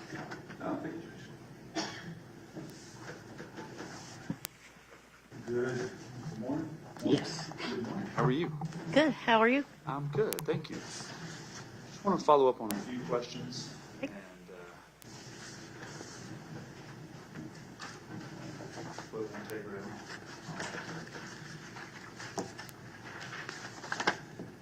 So I asked just kind of a very general question about whether you had knowledge about some of the facts of the case. And I believe that you had indicated you had. Yes. And so I don't want to ask you what facts you know one way or the other, but how do you know whatever it is that you know? From watching Channel 2 News. Okay. So just watching the news, seeing news stories about things. Right. So one of the, and it's always great to explain this concept now so everybody else can hear it and as we go through it. There's you've heard a lot of questions from the judge about can you be fair and impartial, do you have biases, do you have prejudices, do you have the, right? And the judge already explained in some of the written instructions that she read out that we're not asking about do you like murder, right? I mean, I don't think anybody's going to say yes to that, right? Or anything like that. We're asking, do you have a bias or a prejudice against the defendant? And when we come to talking about, or the state, bias or prejudice for or against the state, when it comes to talking about being fair and impartial, if you were selected to be on the jury, ultimately your job will be to sit, listen to the testimony, listen to the evidence, be able to look at that evidence and decide for yourself, do you think that the state has met its burden? The state, and I represent the state of Georgia, in any criminal case, has a burden of proof. Our burden is beyond a reasonable doubt. It's a high burden, and the state has to present evidence to prove to any juror that the person we have charged did in fact commit the crime. And you will be the one responsible for weighing that, right? Did I meet my burden? And so when we talk about being fair and impartial, it really is more of a, as you sit there now, right, without seeing the evidence and knowing the evidence, are you going to be able to be a fair juror, right, to listen to the evidence and decide at the end whether I've met my burden? That's simply the job of a juror. I say all of that to ask the follow-up question to you watching the news. Have you watched anything on the news or saw anything that makes you, as you sit right there, say, I cannot be fair and impartial in this case? No. Okay. And I also say all that explanation because everybody else now can hear it. When we go through this, I don't have to repeat it, it's all I do. So, tell me, how are you familiar with the intersection there at Singleton Road and Indian Trail? With the job that I do, it's a subcontractor job for Gwinnett County. We read the water meters, so we're pretty familiar with a lot. A lot of Gwinnett County. A lot of Gwinnett County. Is that part of your territory where you have to go and do We do the entire Gwinnett County. everywhere? And I'm a supervisor. I used to go out and read the meters, but not anymore. I'm a supervisor now, so I sit predominantly in the office. Okay. That particular, so I mean, you have a general familiarity with most of Gwinnett County. Right. Anything in particular about that location that stands out in your mind one way or the other? No, I just know the intersection, just the name of the streets. Very good. Now, you didn't raise your hand about the Drowning Creek Road one, so you hadn't gone down there I don't as go. often? I don't go down there. No. You've served on a jury and a grand jury before? When you asked the first question, I didn't know if grand jury was included, so I raised my hand. Not a jury, just a Okay. grand jury. Grand jury, was that here in Gwinnett? Yes. Okay. How long ago was it? 5 years, 6 years, maybe. What did you think of the experience? It was interesting. What was it good about it in your experience? Learning a lot more about what goes on and just the evidence that they presented to us to make a decision whether it goes to trial or not trial. And did you find it, how did you find working with the other jurors, the other grand jurors there? Very easy. Yeah. Do you have cases ever that were presented to you where you and the other jurors kind of argued back and forth and discussed it? Is there probable cause? Is there not? Did you ever have that experience? There may have been one or two. Most of them were pretty cut and dry.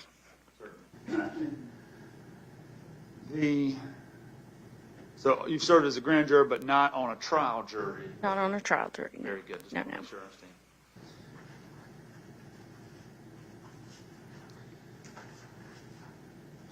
How long have you been here in Gwinnett? 19 years? I moved here in November of 2004. Okay, so yeah, coming up on 20 years. 19 and a half years. Where'd you grow up at? I would say I grew up in Habersham County. Okay. Also grew up in Georgia. Yes. Okay. And at Habersham is a little bit of a different world than Gwinnett. Yes. Yeah. Very, at the time, it was very different. Cornelia. Or, I was when I moved. When we first moved up there. I lived in Demorest, and then when I moved down here, I was in Mount Airy what was the reason for the move to Gwinnett? Like from here? to be closer to my job and to get myself, my mom and dad closer to our doctors that are all downtown.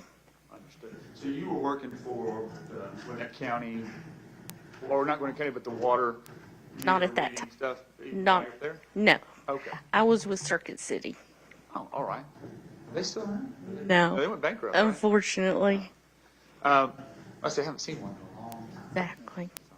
So, 20 years ago, moved here, and any children? No. Now, what just general area of Gwinnett County do you live in? Sugar Hill. There was a question I asked about whether anybody had been arrested for a crime. Do you mind sharing that with me? DUI. When was that? 1 month after my 21st birthday. Exactly 1 month after my 21st birthday. Okay. And so, spent some time. Was that? Where was that at? Helen, Georgia. And tell me, getting arrested for any crime, bad experience. So just kind of walk me through a little bit. What was the experience for you? Embarrassing. For the most part. Obviously that night, I'm intoxicated, so it is what it is. Sure. You go in, and unfortunately there's a high school mate of mine that was a deputy. And he's looking at you like, what are you doing here? And you get to go in and do your little breathalyzer and all that, and then into the cell you go. Yes, ma'am. That incident. Do you feel like you were treated fairly by the police, the criminal justice system? Very much so.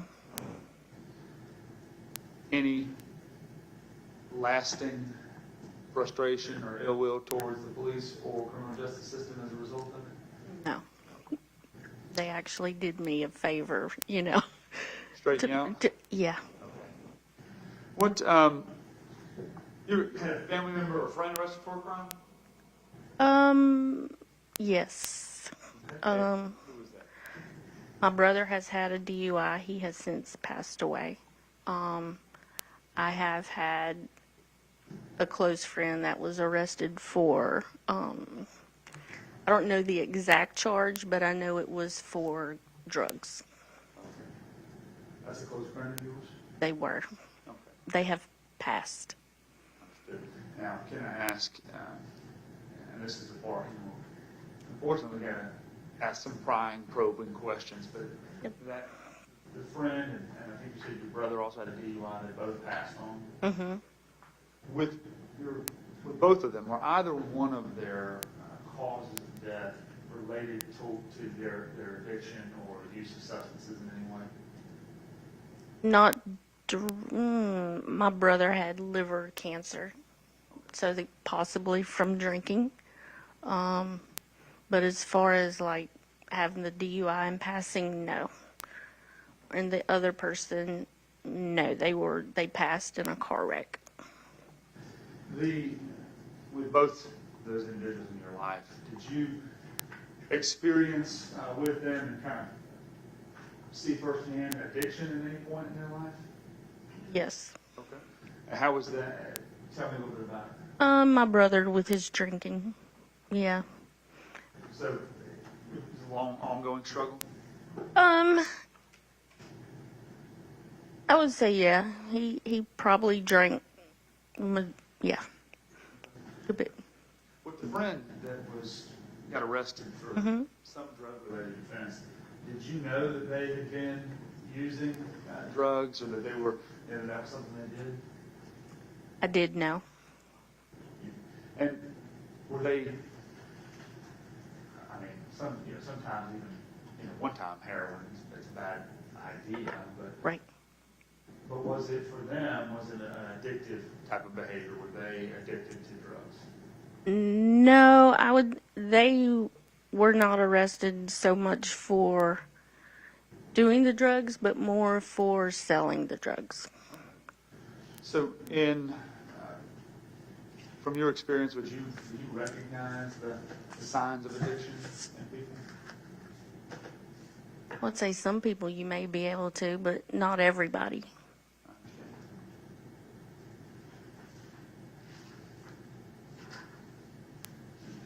I want to make sure I'm followed up completely that your friend and your brother were the only two individuals that you knew that had been arrested for a crime, or was there anyone else?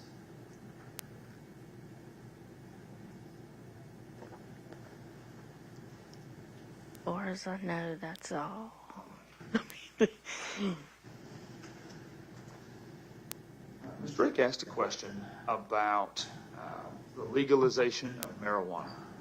And the longer I've done this job, the number of hands that go up when we ask that question every year seems to steadily increase, kind of a prevailing trend in society. And but tell me your thoughts. From a medical standpoint, if it has, if people are having seizures and it helps in that manner, or my dad had Parkinson's, and I know there's tests out there now showing that it may not, in that standpoint, I'm for it.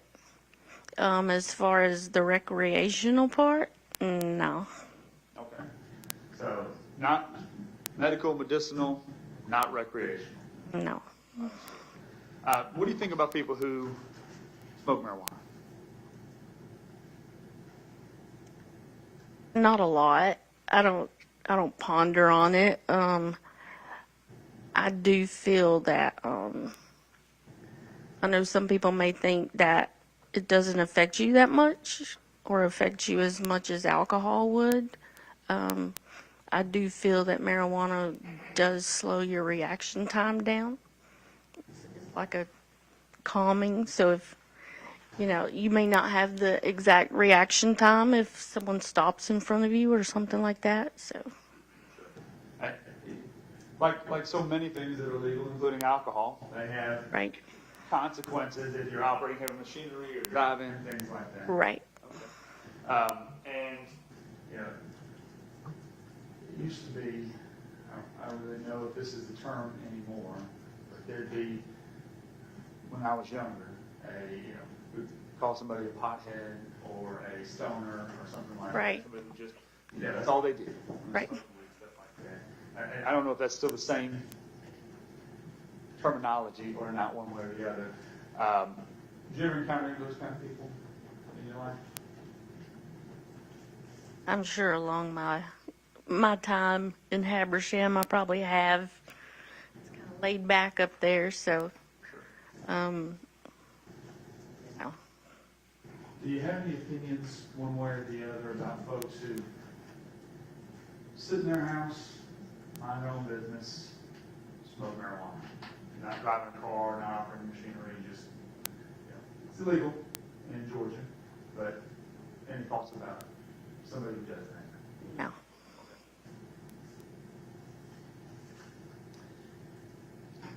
Now, I think Ms. Drake also talked to you about your job as a supervisory role. You had the ability to hire and fire. Yes. Okay. And how do you, if you're going to fire somebody, and or the happier day, you get to hire somebody. What kind of things, how are you making that judgment? Terminating somebody, that's difficult. One, because, it's going to affect their entire life.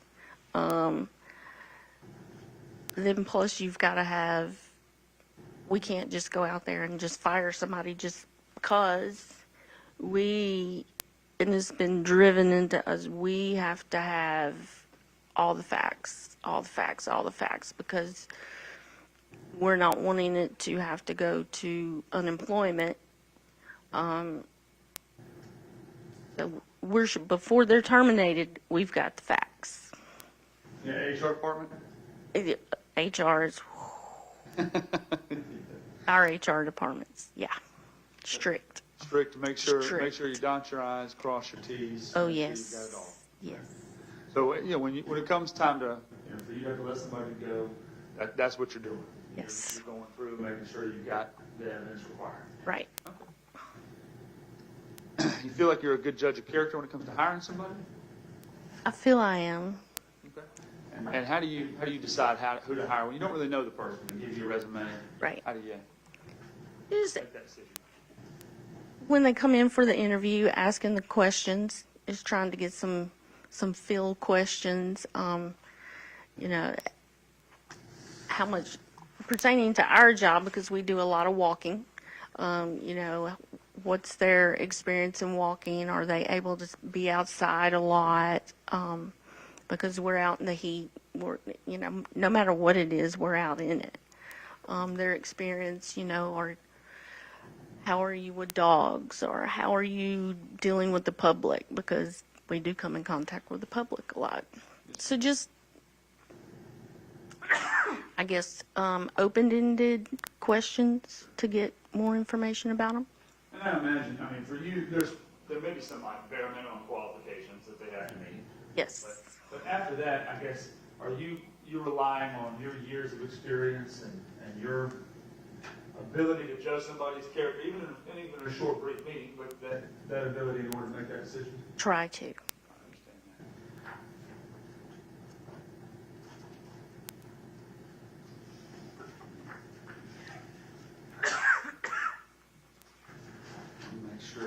Make sure. The last question that I have, and this you may have already answered this question, but I wrote down, and you will all learn that as people are calling out numbers, we're vigorously writing over here. Occasionally, I circle somebody's name or write down something that's incorrect. But Ms. Drake asked a question about whether anybody had a family member or friend who had passed away from an overdose. We may have already talked about that, but I want to make sure. Is this somebody different or Different. different? Could you tell me about it? Several years ago, he was one, I believe, if I have my information correct, I believe he was one of 3 people in Gwinnett County that had overdosed on heroin. He was gay, got involved with some older people, and was having a hard time dealing with his sexuality, and got in with the wrong people and dealt with it with drugs, and he had gone through a bunch of treatment, just kept going back, and he overdosed and died. Who was this person to you? A close friend. Now, were you, I assume once that happened, the police get involved? I don't. And if you don't know, I don't know. I don't know. Do you know from family, friends, other folks, whether his death was intentional or accidental? I don't know definitely. I would say it was more accidental. Okay. I really don't know. Now, sounds like that issue he was facing, an ongoing addiction. He had sought treatment, been through it, Yep. and then ultimately passed away from it. Right.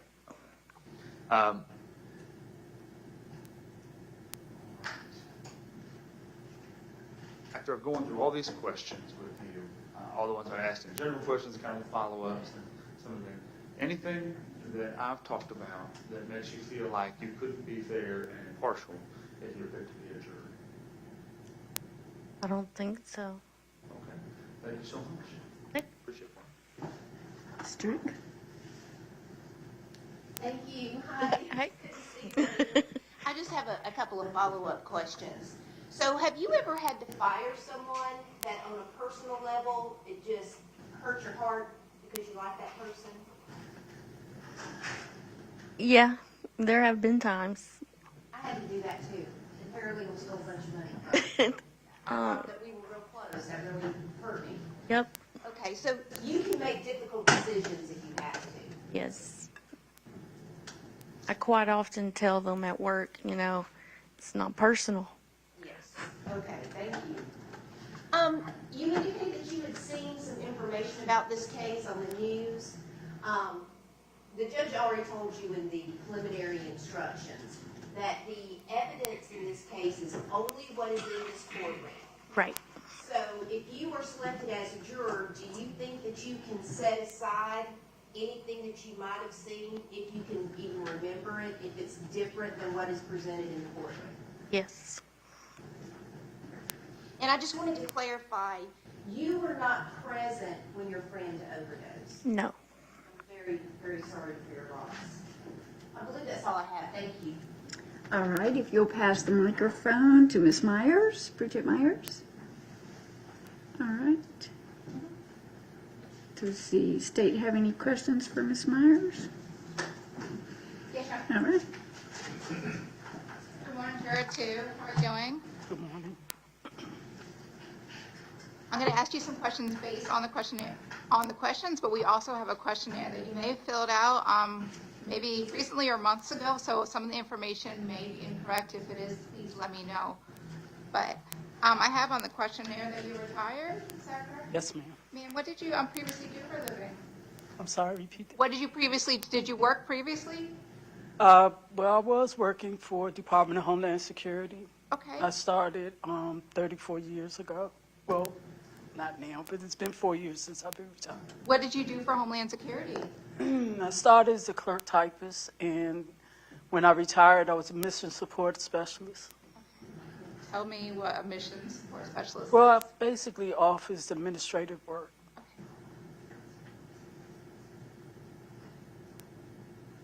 So did you hear about some of the cases that Homeland Security was investigating? Well, they dealt with refugee cases. Okay. So, and most of naturalization, but I Okay. didn't deal with them directly, no. Okay, so you just supported the office staff. Did you work with law enforcement in that capacity? No. Okay. And I believe you raised your hand when we asked a question about you having some sort of medical or hearing issue that would, tell me what that, Hearing impaired. I was Okay. born with nerve damage in my left ear. okay, Even though I wear hearing aids right now, they're turned all the way up. okay, And there are times when I miss what people are saying, and that scares me. I don't want to miss something that's important and be wrong. understand. So are you able to hear me speaking to you now? I heard all of you very clearly, surprised. Okay, so all of the questions that the judge and the attorneys asked this morning, were you able to hear and understand all of them? Oh, but one question that the lady in the pink asked, it was one question I couldn't make out what she was asking. Okay. If we use these microphones, does that help Yes. more? Okay. If the, And if we set you right on the end, because you're going to be hearing probably at the TV screen where we can adjust the volume, or people testifying into microphones, would that help you if you're closer to them? Yes. Okay. And you can see them. Does that help? that you can see Yes, the ma'am. face? Okay, I do read lips. okay, Unfortunately, I don't do sign language. thank you. Would you feel comfortable enough that if you couldn't hear someone, either the attorneys or the witness at the stand, to raise your hand so the judge kind of knows that you can't hear? Yes. Okay.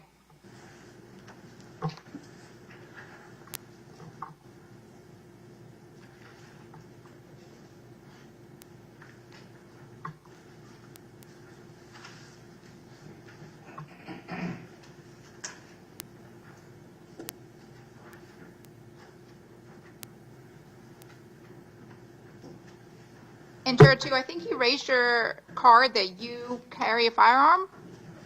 No, I have a gun, but I do not use it. I've Okay. had it for 4 years, and I want to get a concealed weapon license. I don't carry it around. I keep it unloaded, and it's locked. Okay. And is that just for personal safety and security? Yes, ma'am. Okay. Have you taken any gun courses? I plan to. Okay. I want to do that before I get my license. Okay. Do you have any other specialized training or knowledge about guns, or just general eye? Okay. And I think you raised your card that you or someone close to you has been arrested for a crime? Oh, not arrested, no. No? No. I thought that question was related. The one I thought I was responding to was the drug addiction. Okay, that's okay. Yeah. So no Never one been close to you arrested, has, not yourself? Oh, I'm sorry. I apologize. That's okay. My cousin was arrested for squatting, For squatting. and he was a drug addict back at the time. Okay. When was your cousin arrested? I think that was over 30-something years Okay. ago. Was that here in Gwinnett or somewhere else? No, it was in Washington, D.C. Okay. And you said that your cousin also had a drug addiction? Yes. Okay. Did you happen to go to court for your cousin's case? No, ma'am. Okay. Do you feel that your cousin was treated fairly by the law enforcement I think involved? so, yes. Okay. And you said that cousin ultimately did pass from the addiction? Oh, no. No, okay. No. Someone else? That's me. Okay. Did your cousin ultimately get help or treatment for the drug addiction? He did stop using hard drugs, but he does use marijuana. Okay. Were you living in DC, or were you close enough to that person that you saw him like on a day-to-day basis, or you just, Yes. okay. So you witnessed what he experienced from the drug addiction? As far as drugs, and to be honest, I was a drug addict back then myself, Okay. and I've been drug-free for 35 years this year. Congratulations. That's great. Thank you. How long did you use?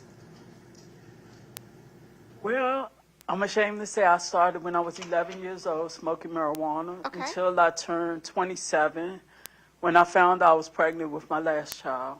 Okay. Did you just marijuana or other drugs too? Yeah, I did other drugs as well. How did you get off them or stop? I went to detox. I wanted to quit. As I mentioned, I was pregnant. When I found I was pregnant, I was 3 months. And I went to a drug rehab for a week. And I also prayed about it, you know, and I feel a whole lot better. I'm glad I quit. Congratulations. Thank you.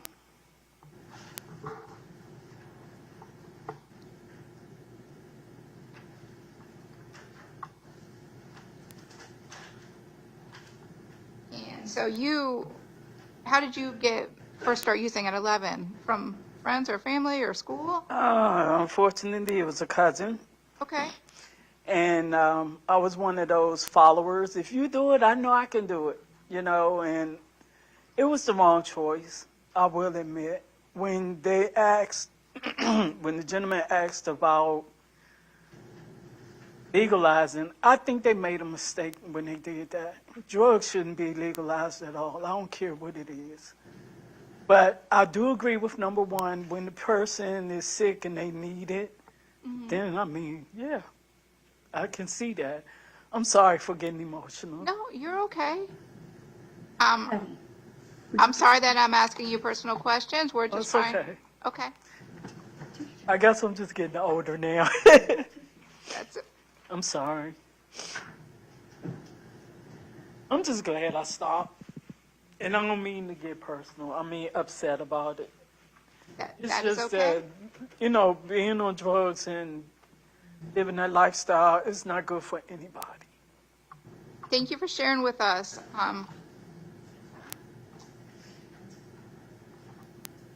You also raised your card that you have never been a supervisor? Oh, nope. You have been a I supervisor. train people, but I never Okay. supervised anybody.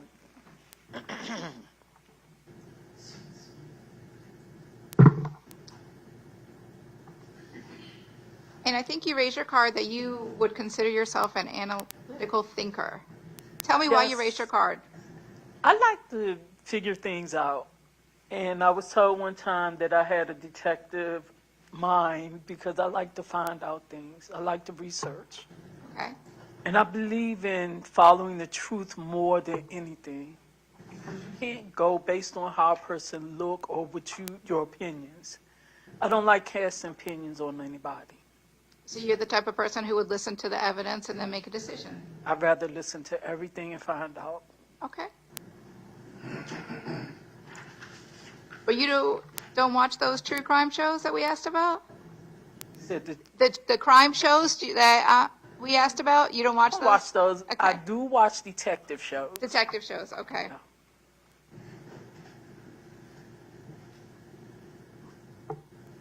And would you be able to follow the judge's instructions and make your decision on what you hear and see in this courtroom and not what you may have learned on those detective shows? Okay.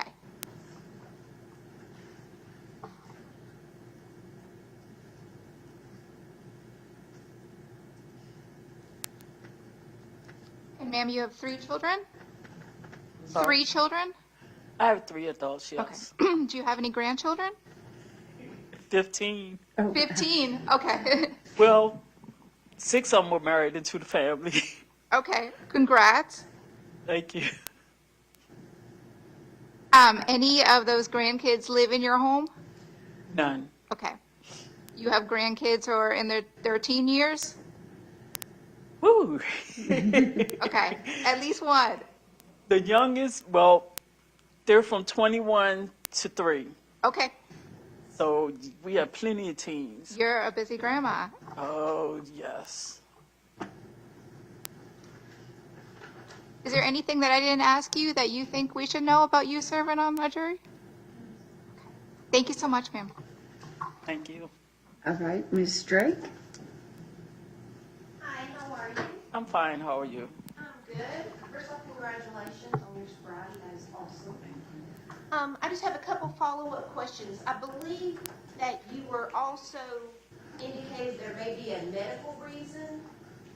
I have arthritis in my cervical and lumbar, in my knees, and when I sit too long, my knees start to hurt. Okay. And I mean, they seriously hurt. But other than that, that's it. Okay. Well, I don't know if you saw there was another gentleman who was standing because he had a different issue.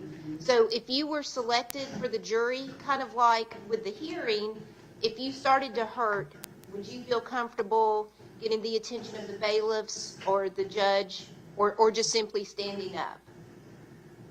If I could sit or stand, rotating, but I Okay. know it would cause a distraction, so. Okay.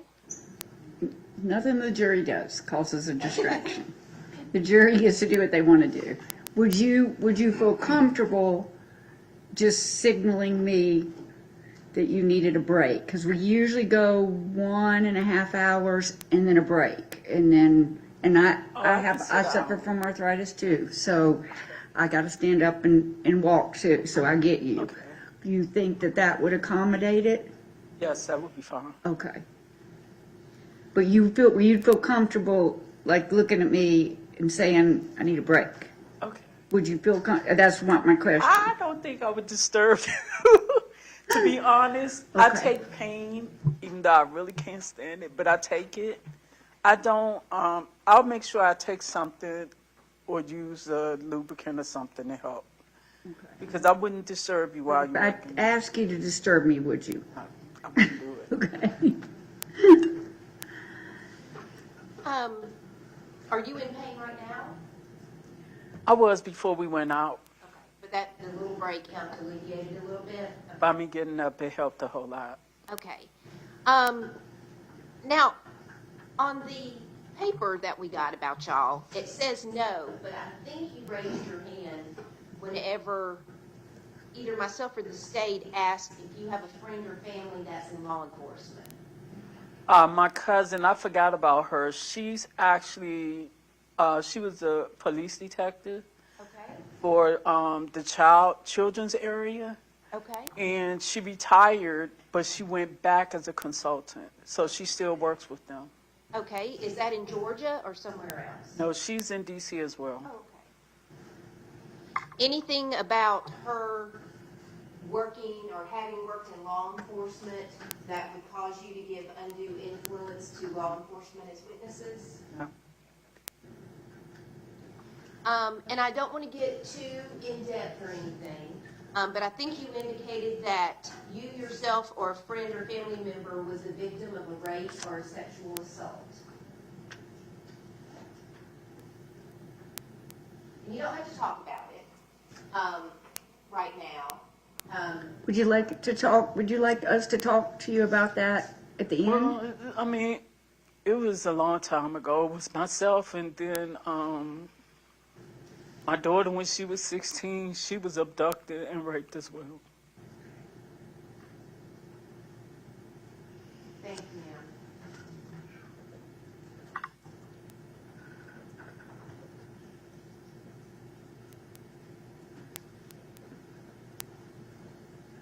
I believe that's all I have, and I'm sorry we both cried. I'm sorry. We didn't mean to do that. If you would pass the microphone to Mr. Durand. Good morning, no, good afternoon now. Good It's afternoon. 12:05, Mr. Delphine. We've made it to the afternoon. How are you? Really good. Good. You raised your hand that English is your second language, so what is your first language, your native language? I try to speak four language. My first is Creole, and the second is French, and the third is English. And I speak a little Spanish too. Wow, you are an overachiever. I'm still working on English, so don't judge me. So Creole is your native tongue? Yes. Okay. And where are you originally from? I'm from Haiti. 18, all right. Now,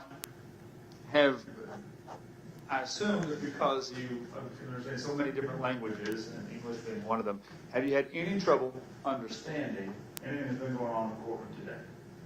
I'm good. I understand everything. Have you understood? Yes. Okay. A related question to that is, do you feel comfortable, do you feel like you'll be able to understand what people are saying if they're on the witness stand and what we're saying here in the courtroom while you're here? Yes, sir. Okay, fantastic. Let's see. Tell me what you know about the intersection there of Singleton Road and Indian Trail? I live there. I live near to the place Okay, so for you the live- apartment. you live close I live now Oitero Drive. The first curve you see. The second one is at my house. Okay. So 5 minutes, 2 minutes? Less than, yeah. Less than that? Okay. All right. So you drive through that intersection every day? Every day. Understood. And walk. Sorry? Walking too. And walking, Exercise, yeah. on So the this side. Sterling Glen Apartments, you've seen that apartment complex? Yes, sir. Have you ever been in there? Sometime I pass there when they got traffic on Engine Trail. I cross in to go to the Singleton to my house. Understood. Yes, sir. All right. You work for Walmart? Yes, sir. All right. What do you do for them? I'm mechanic. You're a mechanic? I'm a mechanic, yes. I do mechanic 20 years at Walmart. I'm working for Walmart 20 years. So do you work in like the tire center area? TLE, Tire Lube Express. Fantastic. What, you served on a jury before? I came here before, but they don't hold me. I just check and let me go. Okay. So you've not been selected yet To for sit a down, jury yes. to listen and see a case? Yeah, that's my first time. I pray to don't keep me today, but they keep me. Understood. You said that you're praying we do keep you or that we let you go? I don't want to say, but that's fine. All right. You'll notice I did not ask anyone the question who doesn't want to be here, because that's everybody. Right?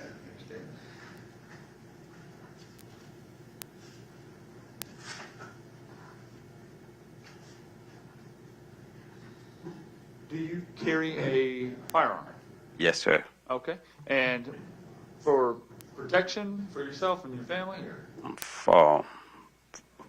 Because people told me when you leave Gwinnett, they got ladder crime, ladder blah, blah, blah, since 11 years ago. And I say, okay, let me carry one small one, and I got my permit here and put it on somewhere. I even don't touch it. I even don't see. Okay, so you have one, but you don't carry it on your person? No. Okay.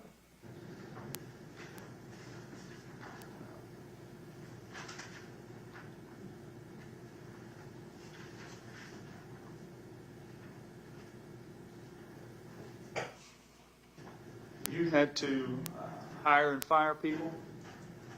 I do long time ago because I'm trained. I got only one guy I fired for Walmart because he got something I really don't like on people like that. So you fired somebody because he did what? He do something I don't like. Okay. Like here, I almost have same situation here. Something he always do. I keep saying no, don't do that on my front, and he always do that, and I fire him for that. Understood.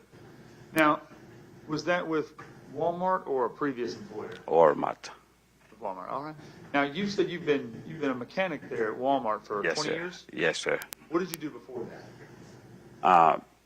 I was on my country. Before I worked here for Kroger, I worked for AGC, but I keep Walmart for 20 years. Okay. But I'm mechanic. I do mechanic on my house too, for my friends. I understand. All right. So there was a question that Ms. Drake asked, and she asked it, I think her question was, does anybody believe that alcohol or drugs does not affect your ability to make decisions, that it has no impact on your ability to make decisions? I think you had raised your card for that. Can you just tell me a little bit about how you feel about that? If somebody has something to do, the drug, I don't do drug. I never smoke. I drink. But I know if somebody drink and you control your drink, if you have something to do, you already know you go do something. The alcohol, if you control it, it cannot make you do something if you don't want to. It's already, if you want to do something, it's already on your mind to do it, but alcohol cannot do it. Okay. I understand your answer now. So, do you think that alcohol or drugs or anything that impairs your system, do you think it makes you more or less likely to make a bad decision? For my experience, no. Okay. And do you have teenagers living in your home? Only my son, So how old is your son? 29. 29? Yes, sir. Okay.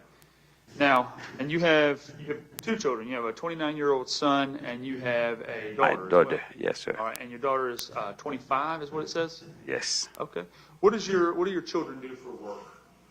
My son is engineering. He's working for Jim Ellis, and my daughter, she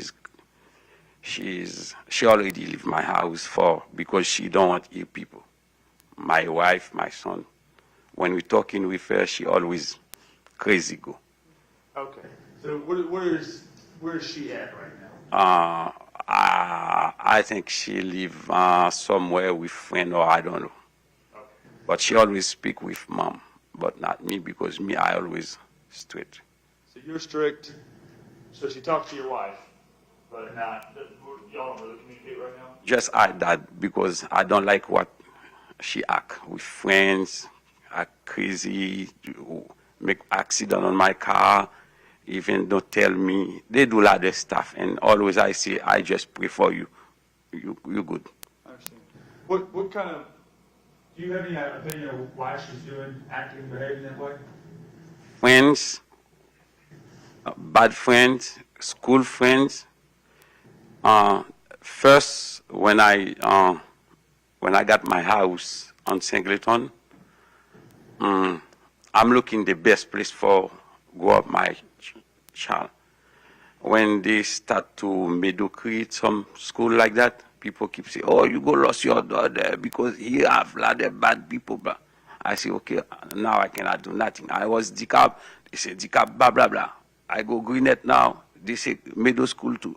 I say, even I live near to this big expensive school on Indian Trail. They call The Greater Atlanta, or Atlanta. Yeah, Expensive. Greater Atlanta Christian. Yes, Christian. thank you. And people say, why you don't check, blah, blah, blah. I say, you see, most people here, like my neighbor cannot, the people on this school from California, Texas, if you are expensive. Now I cannot. I say, okay, I just speak with my children, my daughter about the school. I say, you go to school, no friends, you know, we leave our country to look in a better life, but I come in here to Gwinnett to find a better friends, a better, but it's God knows. It is what it is. She's like that, but she's act.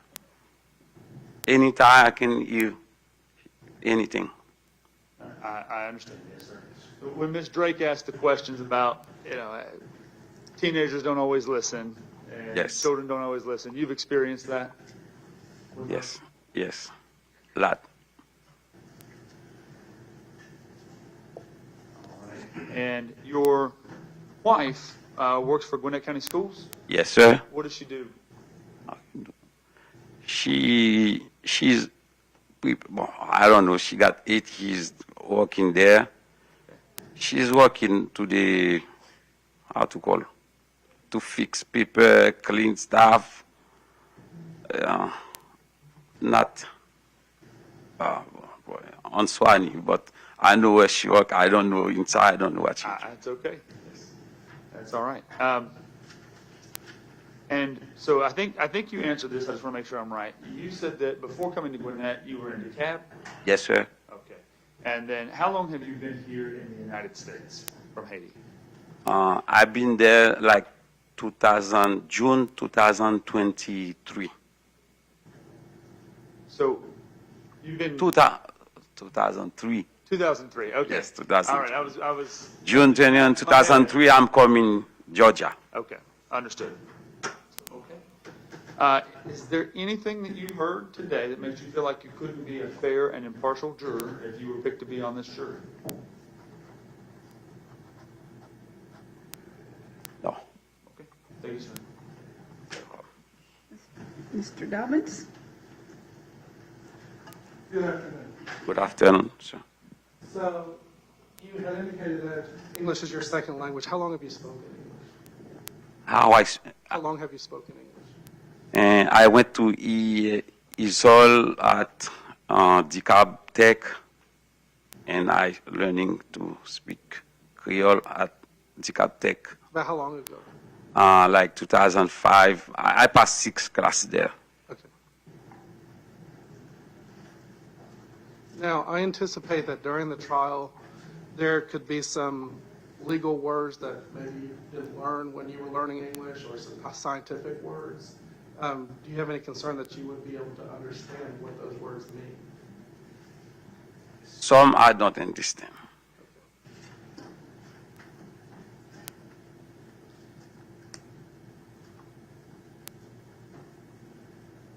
Now, you also indicated that drugs and alcohol don't affect decision making. I want to talk to you a little more about that. Have you ever used marijuana or any type of drug? No, sir, never. Do you know if your daughter has used any type of drugs or alcohol? My daughter, no, but I think my son used before a long time ago, and I give him hard pressure, and he don't do that anymore. But I don't know about my daughter now because she got a lot of friends. I don't know, but crazy. Do you believe that if she were to be using drugs or alcohol, that that might be something that is affecting her? She drank, but if she drank, she can make anything. Is there anything about what you have learned so far about this case or any of the questions that are asked that have made you form an opinion as of right now as to the guilt or innocence of my client?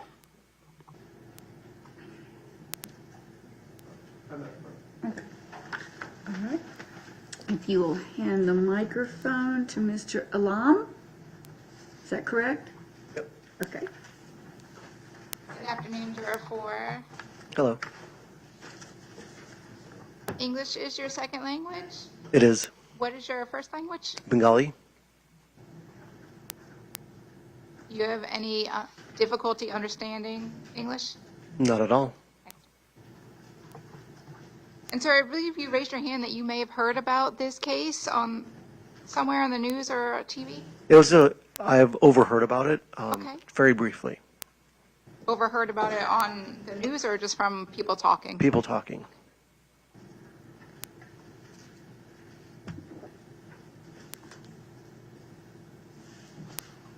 And you heard specifics or just generic stuff about what happened? Just very generic. If I could get into a little bit of detail, something very similar happened to a really good friend of mine. So Okay. It kind of hit home for me. What you heard about the case, would you be able to set that aside and make a decision solely on what you hear and see in this courtroom? I can definitely try. And you said something similar happened to a friend of yours? Mhm. That friend of yours, are they safe or with us today? No, Okay. no longer with us. I'm sorry about that. Were law enforcement involved for that? I believe so.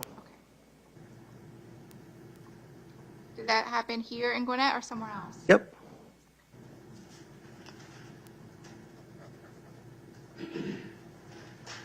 Given what happened to your friend, do you understand that this may be difficult, but do you think that you could set aside what happened to your friend and listen to the evidence and make a decision fairly? I can certainly try. That's all we're asking you to do.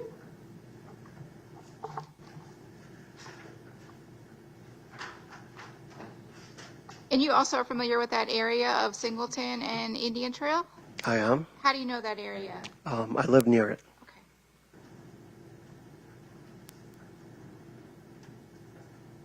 And the Sterling Glen Apartments, do you know that apartment complex? I probably do. I don't remember the name. Okay.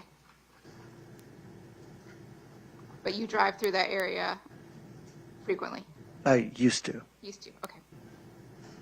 You no longer live in that area? I don't. Okay.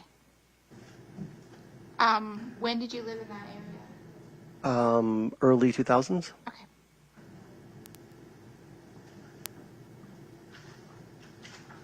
Did you live there in 2022? I did not.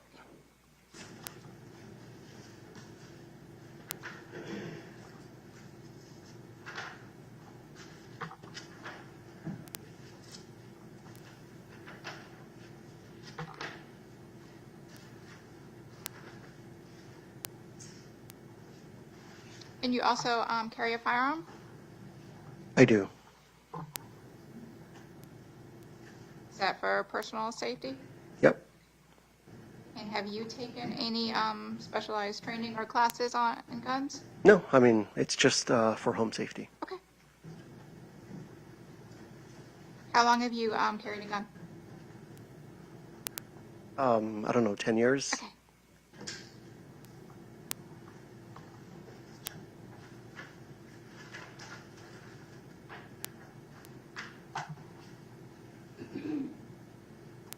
And I believe you raised your card that either a family member or friend has been falsely accused of a crime.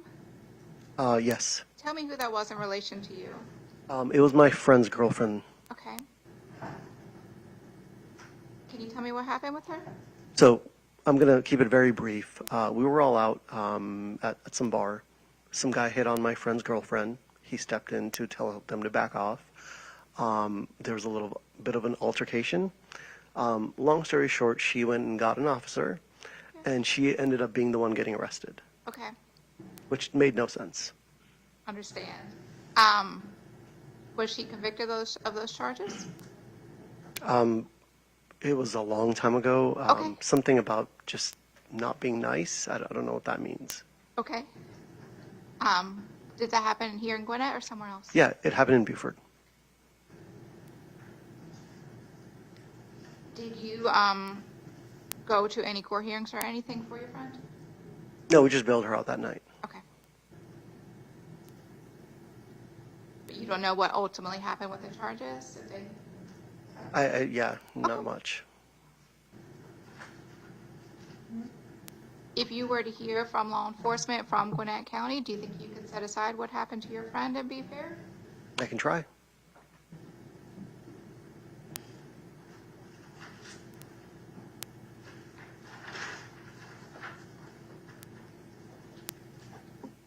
And you also raised your hand about having a bad experience with law enforcement or the criminal justice system. Was that you or that person? Yeah, that was it. That person, okay. Yeah. How long ago was that? 2016, so Okay. 8 years ago.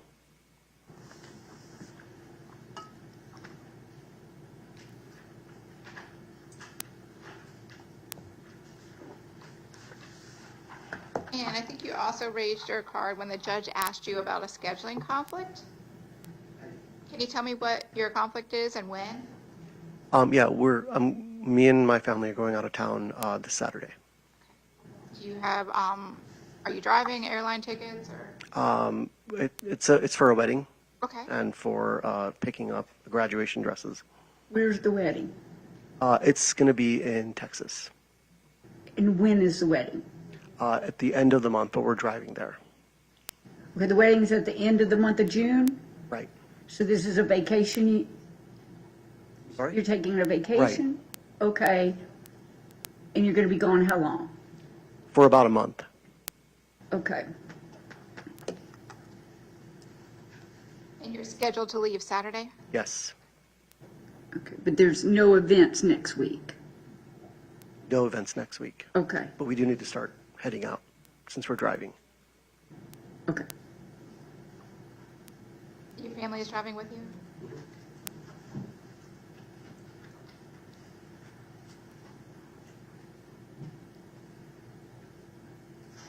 If the judge were to ask you to delay your trip and drive after the conclusion of this trial, would that have an impact on any of the events for the wedding? Would be an inconvenience. I understand. You could still attend all the wedding events, though? Not if they leave without me, right? We're driving, or we were sent to leave on Saturday. Okay, who's going? Me and my wife, You and your wife? right? Okay. Would you miss wedding events that are at the end of the month? So we're driving. If she leaves without me, I won't be able to leave. Could your wife stay and wait for the trial to be finished with you, and then the two of you drive in a week or so? Is it okay if we discuss this further privately? Yes, sir. Yeah. Sure, we'll take it up at the end.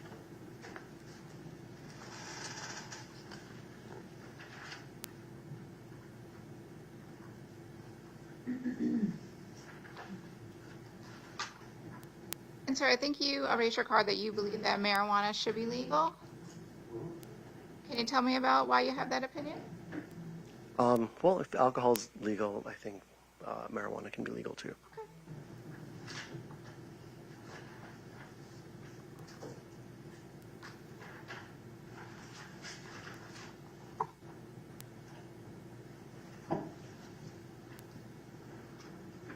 I believe when Ms. Drake asked a question about about Mr. Bryant being charged with a crime that you said because he's sitting over there, he must have done something wrong.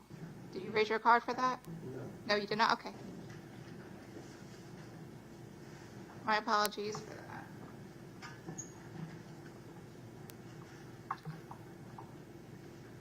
What kind of consulting do you do? Process improvement.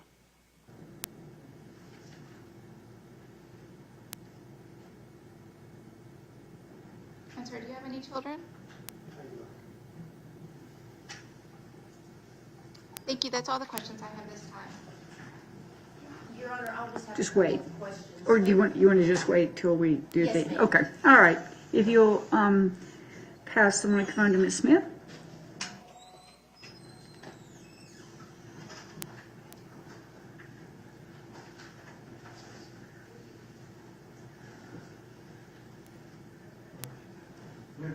Hi, good. How are you? I'm good. Most pertinent question I have for you is that if you're selected to be on the jury, can you bring Provinos with you for everybody for lunch? Yes. No. Fantastic. Actually, no. No, okay. They're crazy. All right, so you work as a server? Yes. I also work in the fashion industry. Work in the fashion industry, okay. And what do you do in that regard? I model. I'm sorry? I model. So I travel a lot. That's my scheduling conflict. Okay, so it's a great time to jump into that. So Yes. You have a scheduling conflict. Tell me Yes. what's going on. I'm going to Milan at the end of the month for about like a month and a half.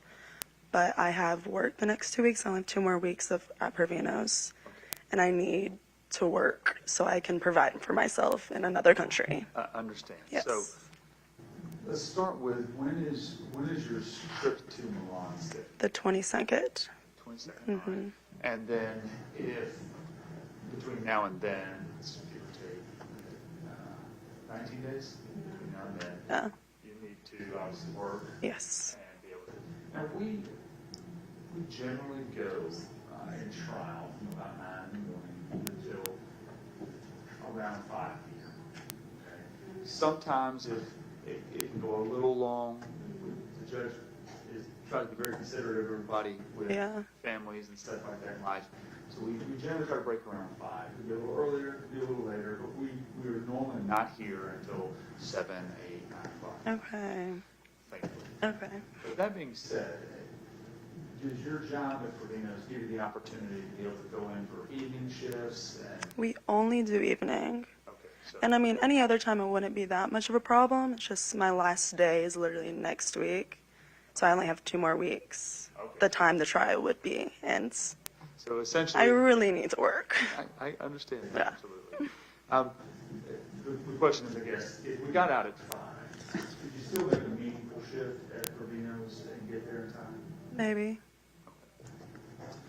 The 22nd, though, I assume you're scheduled plane tickets, Yes. going to Milan. Yes. Okay. All right. You, looks like, have been born and raised here in Gwinnett County? You have siblings? Yes. How many? 2 older brothers. Okay. And so how much older are they? They're 4 years older than me. Are they twins? They are twins. Fantastic. Okay. What do they do for work? They are, one of them's still in school and the other one's like IT. I don't know. Is what? IT. IT. Yes. What about your folks? They just work for themselves. My dad mows lawns. My mom cleans houses. Fantastic. So, and you live in the Grayson area? I used to. I live in Snellville now. Snellville now. Did you grow up in the Grayson area? Yes. Okay. So let me ask a few other follow-up questions. Have you heard anything about this case? Yes. Okay. Now, Lots. I'm sorry? Lots. Lots, okay. So we don't need to get into all the things you have heard and stuff like that, but just tell me, where have you heard about the case from? I mean, we're like all in the same age group. So whenever it all happens, it was all over my Instagram. And my close friend actually has had stories about. Okay, so Yes. you said your close friend has stories about, Not this case, her own altercations. okay, so your friend has experienced something Yes. that's reminiscent of what's going on in this case? Yes. I mean, it's completely separate from the case, but she just has, I've heard other stories, other things. I completely understand. Yes. So, sounds like a lot of things on social media that you've heard and paid attention to and so on. Have you watched any programs or news coverage, things like that? Just from people around me. Now, any of the folks who are around you, do they have any direct knowledge of what's going on in this case? Are they witnesses? Are Not they the involved? case. Not the case. So, again, being selected to be a juror, it's a little odd. Sometimes the questions we ask, and we don't expect people to come through the door with no information, no knowledge, and just ignorant of everything. Right. We don't want that. Yeah. We want people to come in with their life experiences and sit and listen to evidence.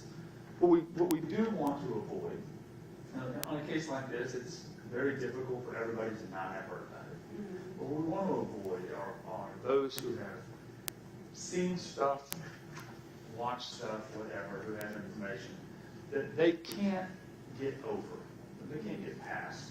And they've already made up their mind and decided, because of what I've seen, he's already guilty or he's already not guilty. Either way, that's the kind of thing that we want to steer clear of. Yeah.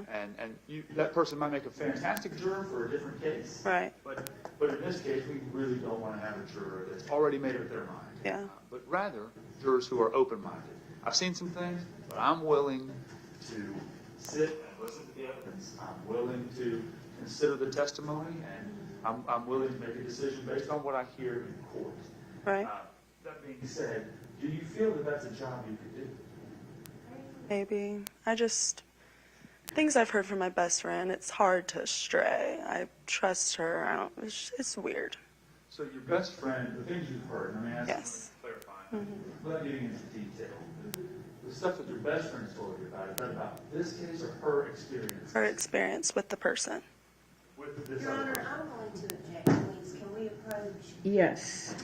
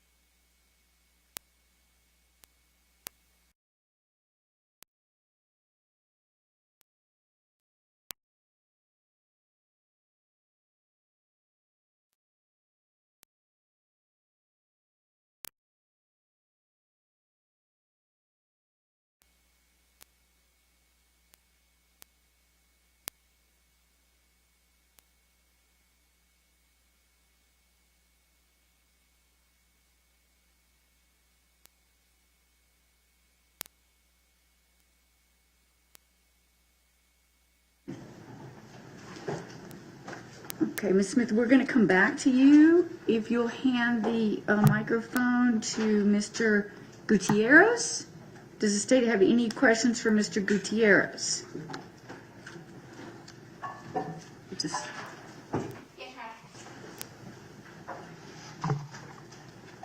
Good afternoon, sir.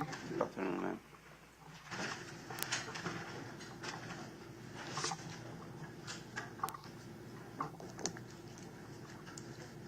And sir, I believe you also raised your card that English is your second language? What language is your first language? Spanish. Spanish, okay. Have you had any issues understanding us? Sometimes I miss words, Okay. How long have you been speaking English? Well, I always try to speak English, Okay. but sometimes it's not easy for me, Understand. But you have understood the majority of what we've been saying? Yeah, I guess so. Okay, but you said you missed some words. Can you tell me what part of did you miss? Maybe like 5%, 10%, or 1%? How much? Probably 10% sometimes, 10%. And is that because you didn't understand the words or because we're speaking too fast? Sometimes that is the words, and sometimes it's because they speak too fast, Okay.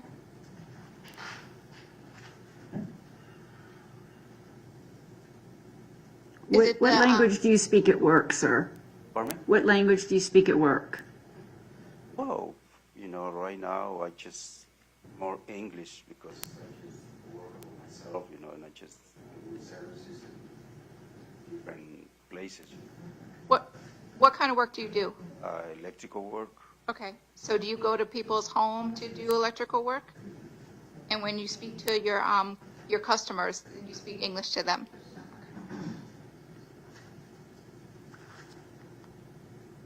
And do you have any employees that work for you? No.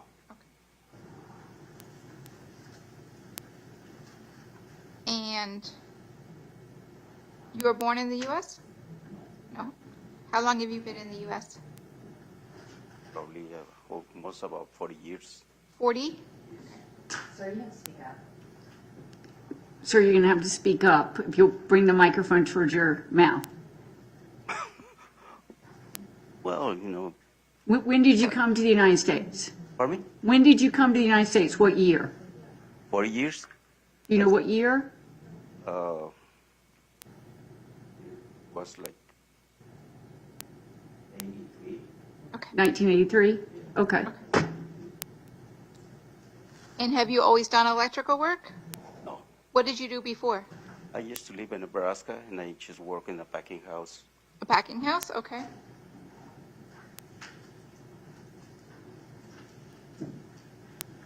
And your spouse works for the school system? Pardon me? Your spouse works for the school system? Yes. As a clerk?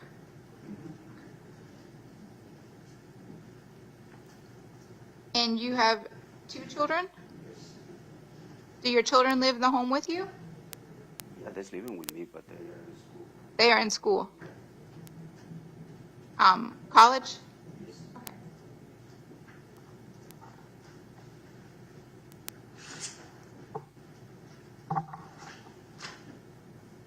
And sir, I believe you raised your card that you know something about this case I just hear in the news.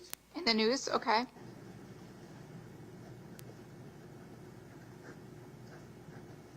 And you heard, did you watch any of the shows we talked about, First 48 or any other longer shows, or just seeing it on regular news? Just in the regular news, but I don't know that much about this case, but I hear about it, and I hear people talking about it too. Okay.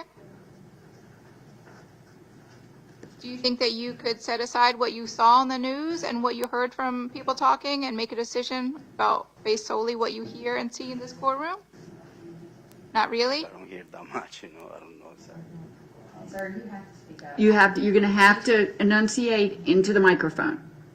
Okay. She's taken everything down, so she needs to be able to get your words accurate, okay? Okay. So what you heard and saw on the news, do you think that you could set that aside and make a decision on what you hear and see in this courtroom? Well, like I said, I don't know how to make a decision, like I say, because I don't know that much You about don't this know anything case. yet. Okay, I just hear that happened, but I don't know what happened. okay. So you think that you can be fair?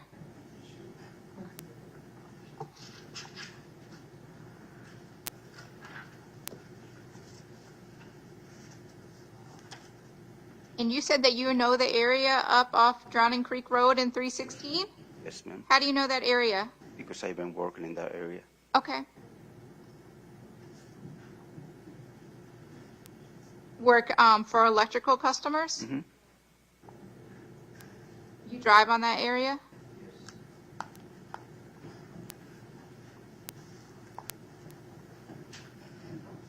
Have you ever gone in any woods up there? Only what? Woods or the forest? Oh, no. Just houses? Just houses. Okay.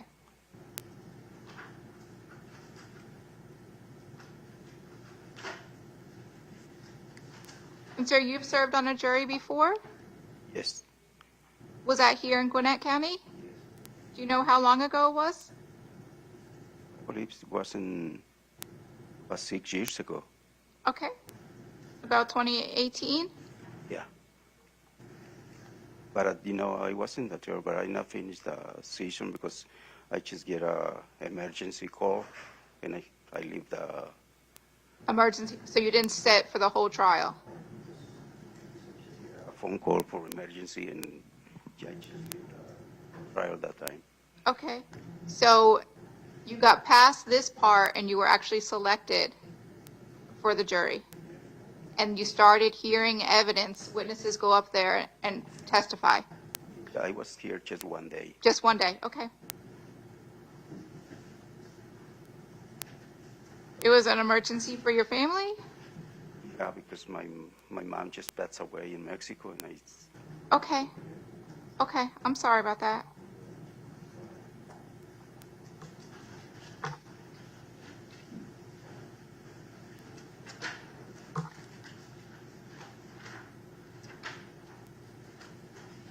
And sir, you've called 911 before? No? Okay. You've never called 911? No.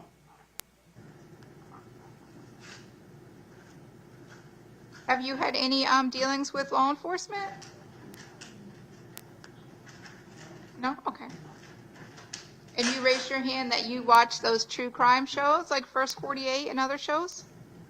Yeah, sometimes I just watch Okay. those on TV. Which ones do you like the best? Well, I would say I was watching with my son and my daughter, just like a Criminal Minds, and Okay. the most we watch Okay. that kind of shows.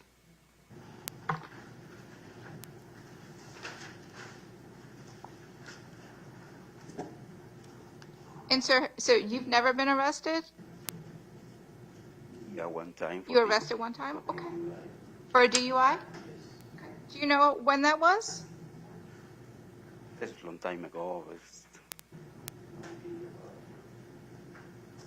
5 years ago. Okay. Was that here in Gwinnett or somewhere else? No, I was in Nebraska. Nebraska? Okay. Do you feel that the police treated you fairly? Okay. His job. He was doing his job. Okay.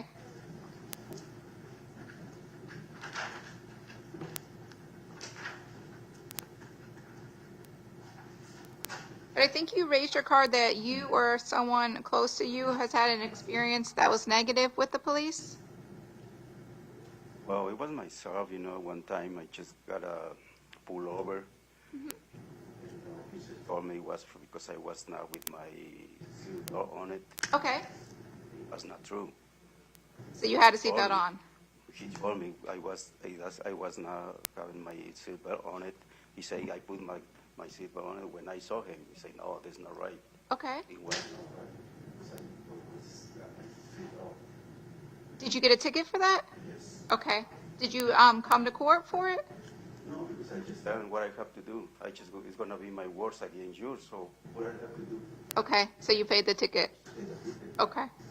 Was that in Gwinnett or somewhere else? In Gwinnett? Okay. Yes.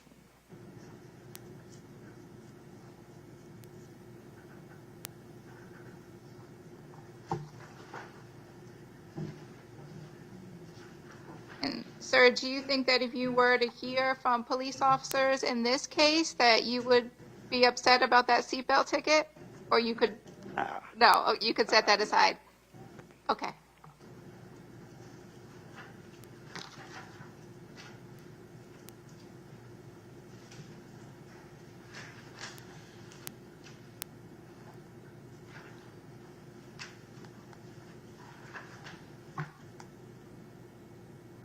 Thank you, sir. That's all the questions I have. Not a problem. Thank you. Mr. Dobbins? Sir, could you tap that mic? Could you tap the mic to see if it's on? Okay, Bob, can you move the microphone, can you check the microphone for us? Testing, testing. Okay. Sir, Mr. Gutierrez, I'm going to ask you to put it up to your mouth, okay? All right. Pretend you're on American Idol, okay? All right. I want to go back to the discussion on English being your second language. You stated that there are certain words that you may not know, or that whenever someone speaks too fast, you may have difficulty understanding them. Do you believe that that would cause an issue to be able to effectively deliberate with your other jurors in a jury room to be able to discuss the facts of the case? Maybe, I don't, like I say, I don't know. It all depends what they're going to discuss about. Would you feel comfortable letting the other jurors in the room know that you don't understand something? Yeah, it's okay. And like I said earlier when I came up, this case may have some legal words that are used or scientific words that are used. If there's anything specific that you don't understand, would you feel comfortable letting the court know that you don't understand something, or slow down, or All right, be okay. you would be able to do that? Mm-hmm.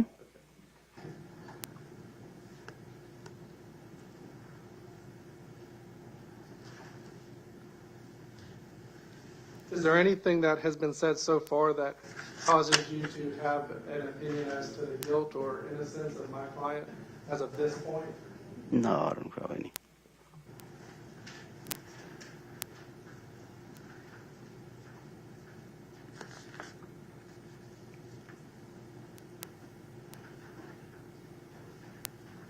So if you did not understand something, you would have to depend on the recollection of the other jurors in the room. Would you feel comfortable relying on their memory or of what they understood the evidence to be? Yeah. I have no other questions. Okay. All right, juror number 7, Mr. Park.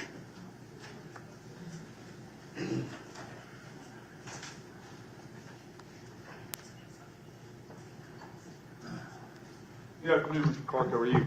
Okay, how about you? I'm good. English is your second language? Yes, sir. What is your first language? Korea. All right. And I asked a question about whether anybody felt that it would be, they'd have a hard time sitting as a juror. It would affect their understanding of the case, not their understanding of the English language. Do you feel that you have a hard time serving as a juror? Yes, today I think I've been ears open, but still I don't understand what kind of case this one, you know. I need a translator, I think. Okay. Yeah. What's a real estate officer? Me? Yeah. No, I'm just help. My wife is real estate, agent. I'm help of my wife. Okay. Yeah. How long have you been in the United States? Since 1985. And how long have you spoken English? You've been learning English? When I was in my country, I learned English, but still I have a problem. Yeah, daily time, I think not big problem, especially this kind of court. I think legally word, I don't understand. So, I'm sitting here, I was a little nervous, that's why I want to go to the bathroom all the time. I understand. Have you been able to understand everything we've been talking about so far today? This communication, I understand. But, first time we just hanging the number. So, like 20 to 30%, I don't understand. That's why I didn't raise the hand. So you didn't raise your card for many things because you didn't understand. Right. Yeah, sometimes, yes, yeah. And you said you gave me the number 20 to 30%. Is that the number that you didn't understand? Or Yeah, that's it. The major things is court language. I couldn't understand. Yeah, okay. I cannot understand. Excuse me one moment.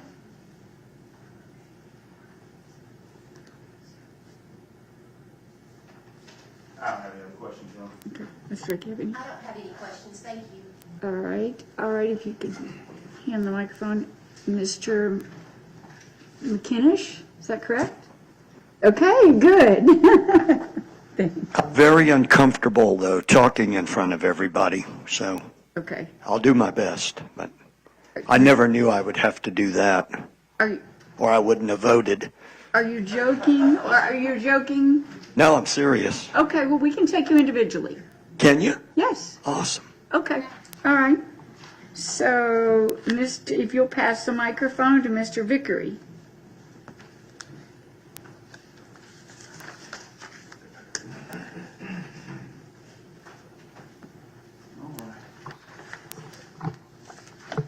Good afternoon. Good afternoon. So, it says that you work as a banker for Truist? That's correct, uh-huh. Yes, sir. And what is your role with Truist? I lead an underwriting and portfolio management team. We underwrite franchise loans primarily to McDonald's across the United States. Very good. Okay. And how long have you been in the banking industry? 48 years. You have 2 children, a boy and a girl? I have 2 children and a stepdaughter, 2 girls and a boy. Okay. Can you say that one more time? You lost me. My oldest daughter is my stepdaughter. She's 44, and then I have a son that's 35 and a daughter that's 32. Understood. Okay. I got you. And looks like you've been here in Gwinnett for 33 years? Mm-hmm. All right. Where are you originally from? I was born in Atlanta, and when I was a toddler, my dad was transferred to Richmond, Virginia. We lived there for 6 years, and then he was transferred back to Atlanta. So I grew up in DeKalb County, got married, and lived in Buckhead for about 5 years, and then we moved to Gwinnett in 1990. So Georgia most of your life? Right, right. Understood. Your kids, I assume, went to high school here in Georgia? They all went to Brookwood, uh-huh. Okay. I had asked if anybody was familiar with the science of identifying bodies by dental remains. And I think you had raised your card. Just tell me a little bit about what. Well, I'm just familiar, not in detail, but I know it's like a fingerprint. I mean, the dental records can identify, a deceased person. That's about it. General understanding of it? General understanding, right. Yes, sir.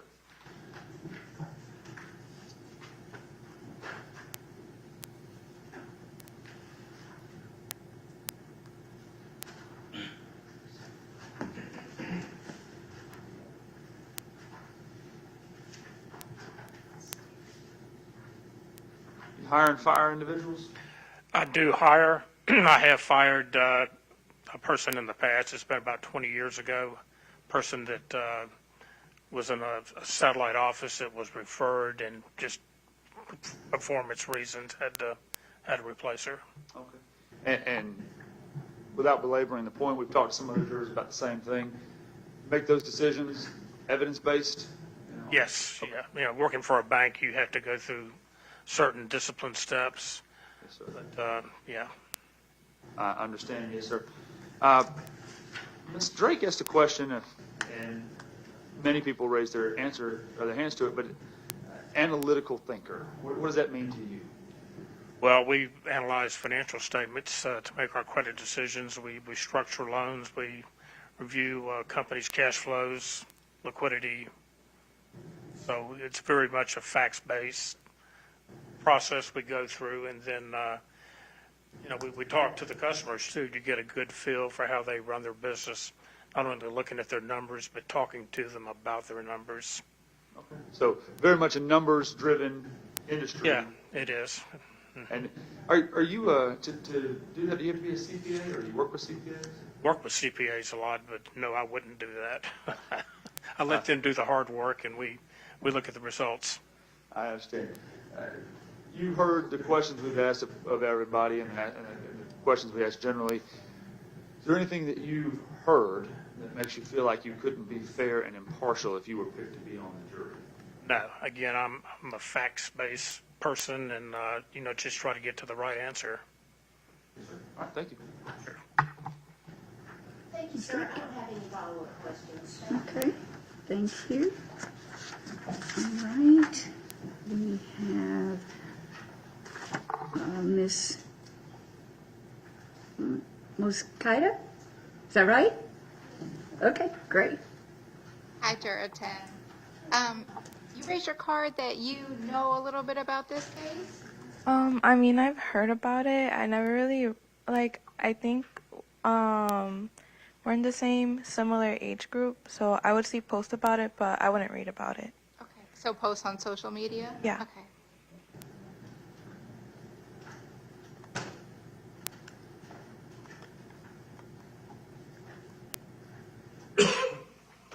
What high school did you go to? I went to Discovery High School. Okay.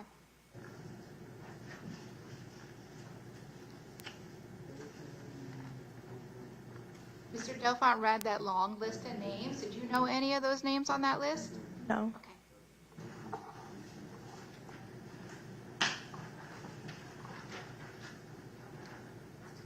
And you work at Quick Trip? Yes. Which one do you work at?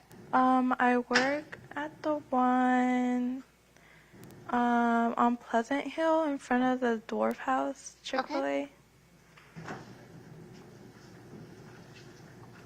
Have you worked at any others? No, that's my first job. I started working there like a month ago. Okay. That's your first job? Yeah. Okay. What did you do before? You were in school? Yeah, I was just in school. Well, I've always been in school. I'm at UGA right now. But right now, I just decided to get a job over the summer. What are you studying at UGA? Accounting. Okay. But you are off for the summer? Yeah. Right now? Okay.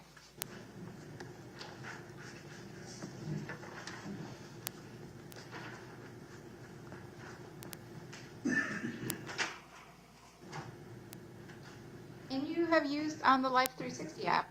Yeah. How long have you been using that? I'd say for 2 years. You use that with your family or friends? Or? I use it with my friends. Okay. Why did you decide to get it? The app? I feel, well, since we hang out, we just like knowing when someone's on their way or like when they're already here. It says like, oh, like this person's at like your house, so we'll be like, oh, like I'll be right out. Like, okay. Yeah. Do you monitor like your friends for like safety reasons? Yeah. It's mainly my boyfriend. So whenever he goes in to work late sometimes. Okay. So like I just like knowing that he gets like there like safely, because I mean it's late. Okay. Like some people don't drive good during the dark, so Right. yeah.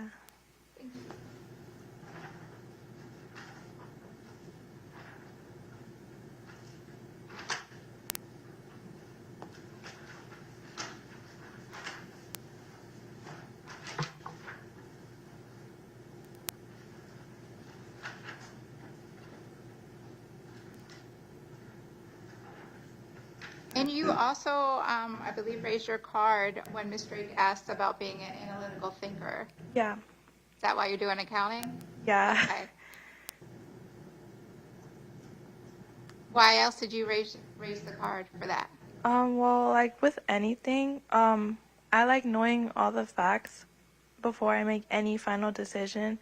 So, well, I guess like it's not the same here, but like I'd say when it comes like to any important decision, I always do research. I always do like anything that I have to know, anything that I need to know. I want to know everything before I always make up my mind about anything. And do you have any siblings? Yes, I have an older brother. Your older brother? How old is your brother? He's turning 23. One more minute now.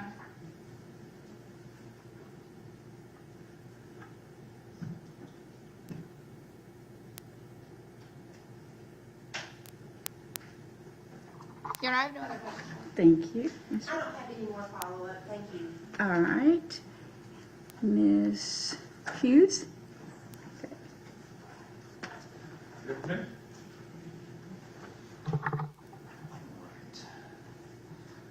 So,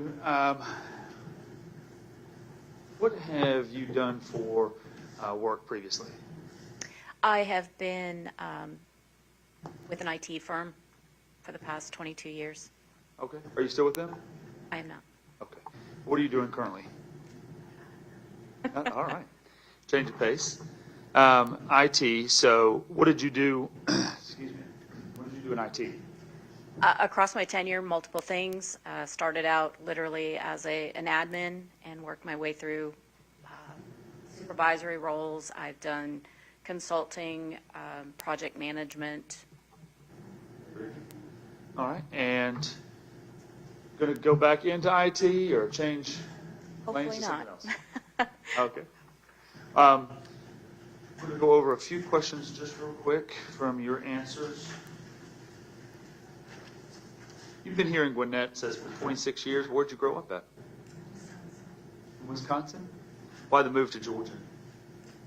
It was, at that time, a marriage. Our business brought us here. Understood. You familiar with the area, the intersection at Singleton? Yes, just because I've lived between Duluth and Lawrenceville now since 98. You traveled through there. Okay.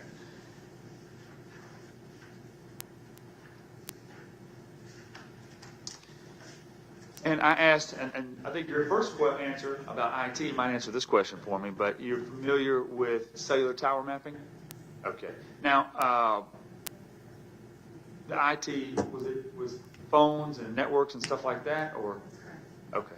So you're familiar with actual science and the technology behind how the cell towers work, or? I wouldn't call myself an expert, but as a project manager, yes, I work with, field technicians, and I also then work with our in-house IT folks when we're deploying the technologies. Very good. And so have you been able to keep up with, it seems like every year I have to, when we do cases, and to reevaluate how things are, because it's changing technology all the time. So have you kept up to date about the changes in technology and stuff like that? To a fair degree, yes. Okay. Yes.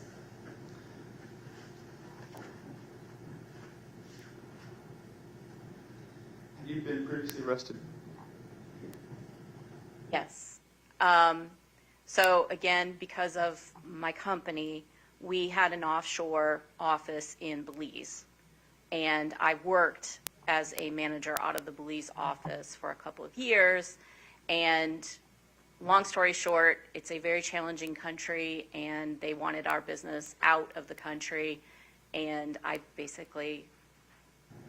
was arrested on charges saying that I hadn't paid my monthly, you have to pay a monthly fee to be in the country, right? And I did, I had all of that, blah, blah, blah, but I was taken in front of the magistrate and I had to pay a fine, et cetera, but yes. Political prisoner. It was interesting. Okay. That's another country, and Right. the United States judicial system obviously felt unfairly treated by that. I have to say, I had a lot of personal connections with the people in Belize while I was there, so I was treated very kindly, and they took care of me, so it worked out in the long run. Long story short of that is, any lasting ill will you have about law enforcement in general? No. Okay. No.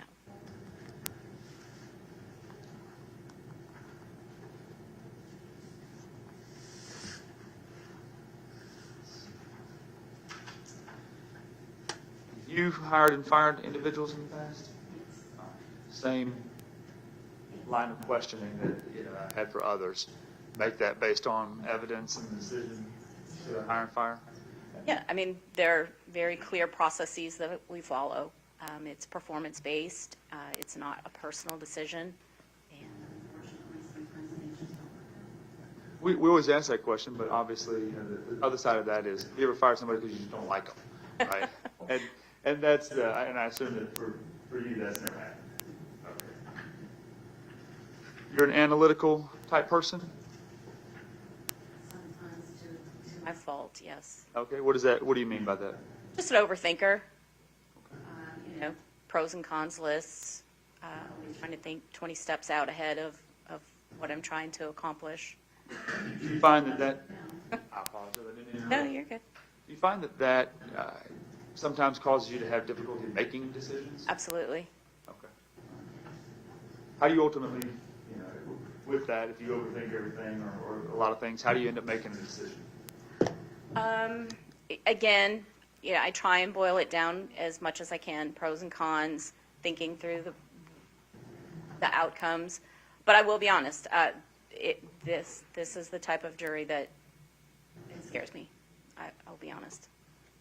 And I understand what you said, that we're not making, the ultimate decision and guilty, not guilty, processing facts and data, but that's a pretty heavy load. You said it makes you nervous. What do you mean by that? It's not like we're talking about, a car accident or did somebody, steal a watch from a store. So it has long-lasting consequences, and that's a scary place to be, I think, in one of these chairs. I understand that. In this case, like any case, the burden of proof is the same. Whether it's shoplifting, murder. Agreed. The evidence has to be presented for your consideration. You're not to concern yourself with sentencing, with the gravity of the charges. And I know that's hard. I say that. Maybe it's hard to think Agreed. that. But is that something that you can, if you're picked to be a juror, can you put that behind you, that the gravity, the weight of the case necessarily, and just do what a juror's role is, evaluate the evidence? I believe so. Okay. And working with teammates, basically, yes, that we would be able to talk through and come to an agreement. Understood. Any reason you can't be fair and impartial if you're picked to be a juror? Good. Thank you.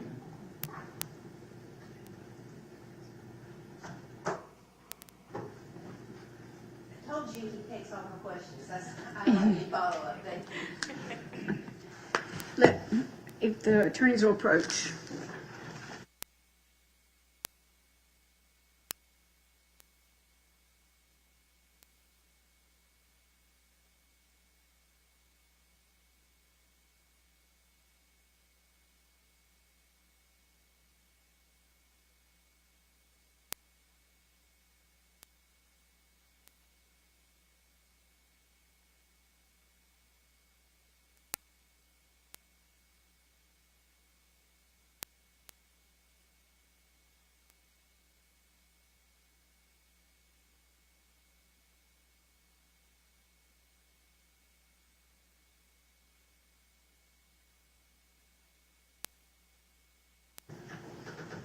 All right, ladies and gentlemen, I did not expect us to go this long with your panel.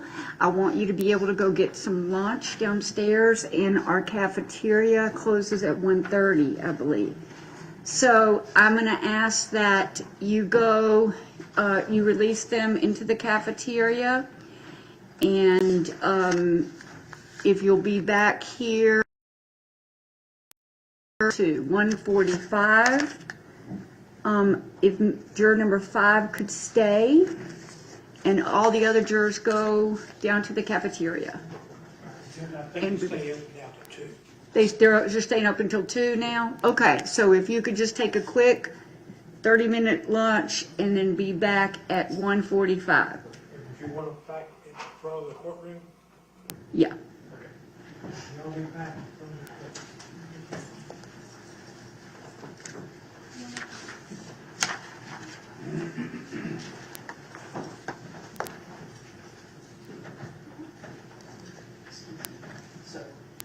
You can go out. Y'all can go out this way. Oh, but yeah, please keep your numbers. You can go out this way, sure.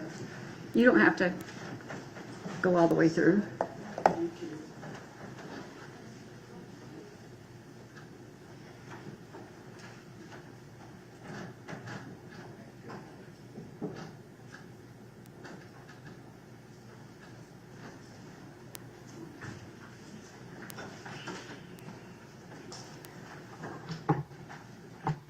Ms. Smith, we just need to explore some of your answers. We're not sure about your answers. Okay. We were discussing your friend who, and as you were explaining, I think we had some misunderstandings about what exactly you were talking about. Yes. So just, can you explain to us the situation with your friend and what's going on there? So we heard about it, and I would say a couple months ago, she kind of told me, she was like, oh, like, that whole trial, like, or the whole case that happened, or what happens between, and she was like, I actually knew that guy, and stuff had happened. I mean, I don't know how much detail you want me to go into. When you say you knew that guy, your friend knew the defendant in this case? Yes. And so did your friend describe to you things that happened between the two of them, with the defendant and her? Yes. Okay. I mean, it was, yeah. Okay.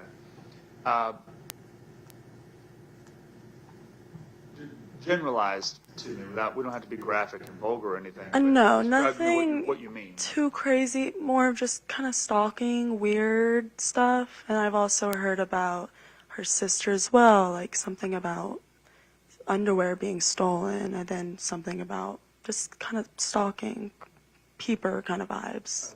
Like her dad said something, I believe. I mean, this was a couple months ago, and I never thought I would be here talking about it now. So, I understand. but you know, that just would, I would say, impacts.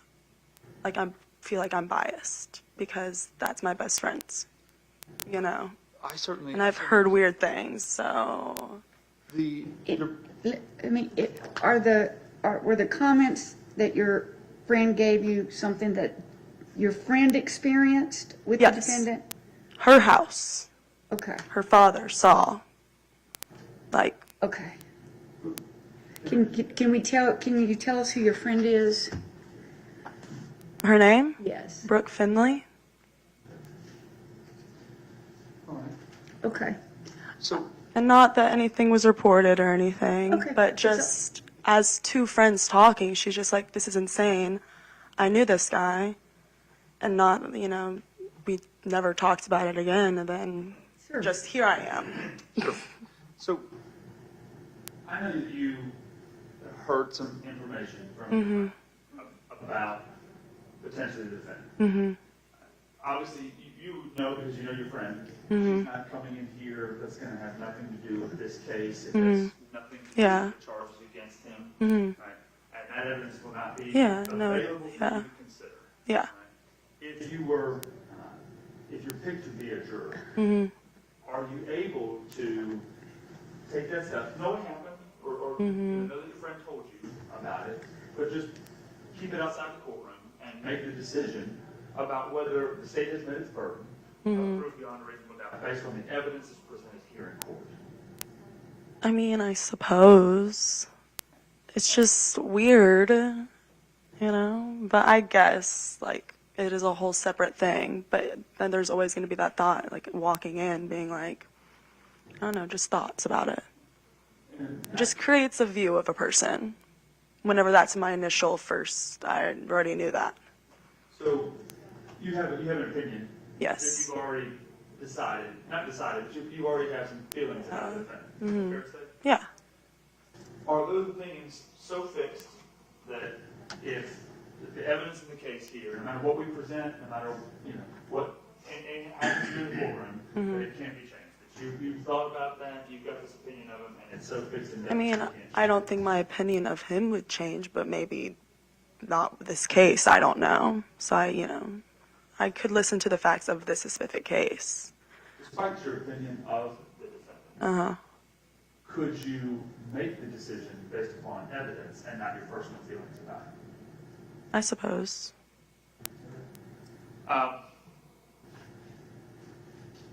Return number 5, right? Yes. Have you or your friends or family members suffered from addiction? My dad was an alcoholic. Okay. And so is there still something ongoing? No, yes, no. You don't know? No. He kind of has dabbled again recently, but nothing like it used to be when I was a child. I understand. And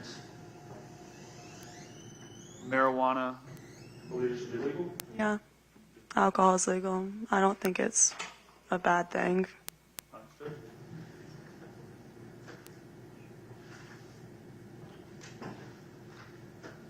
Talked about the scheduling. Yes, already. we did.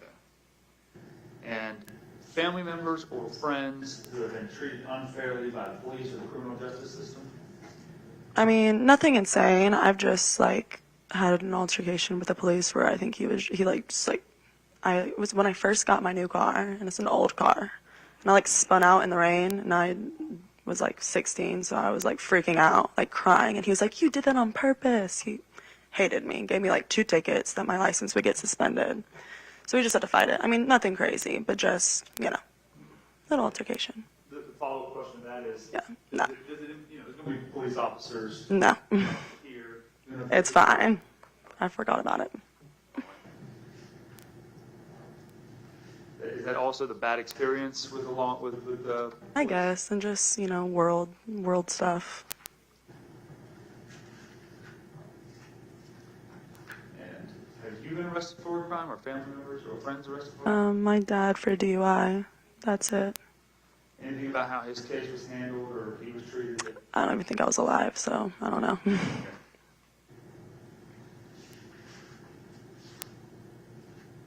And you are also familiar with Life 360? Yes. Do you use that application? I'm more of a Find My Friends person, but I have used Life 360. Okay. Is that something you actively use now? Mm-hmm. Okay. Not Life 360, Find My Friends. Find My Friends. But it's the same thing, basically. Same kind of Yeah. technology? Yeah, for safety. I've always used it. Okay.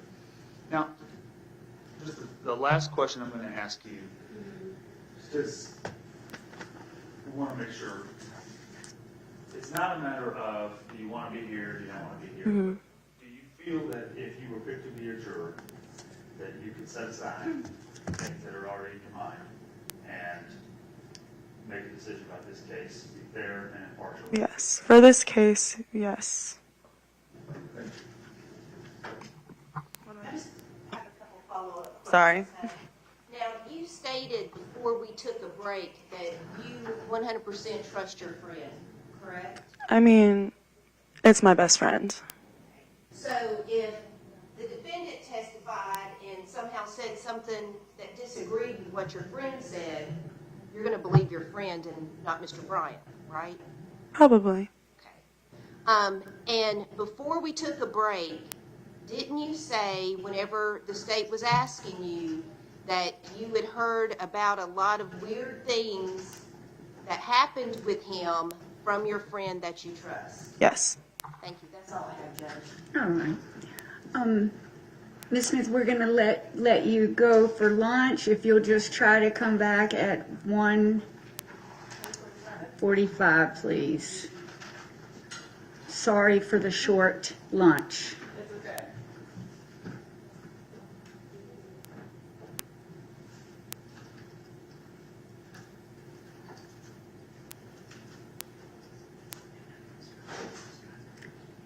Everybody needs to sit down. Sit down. Till court is adjourned.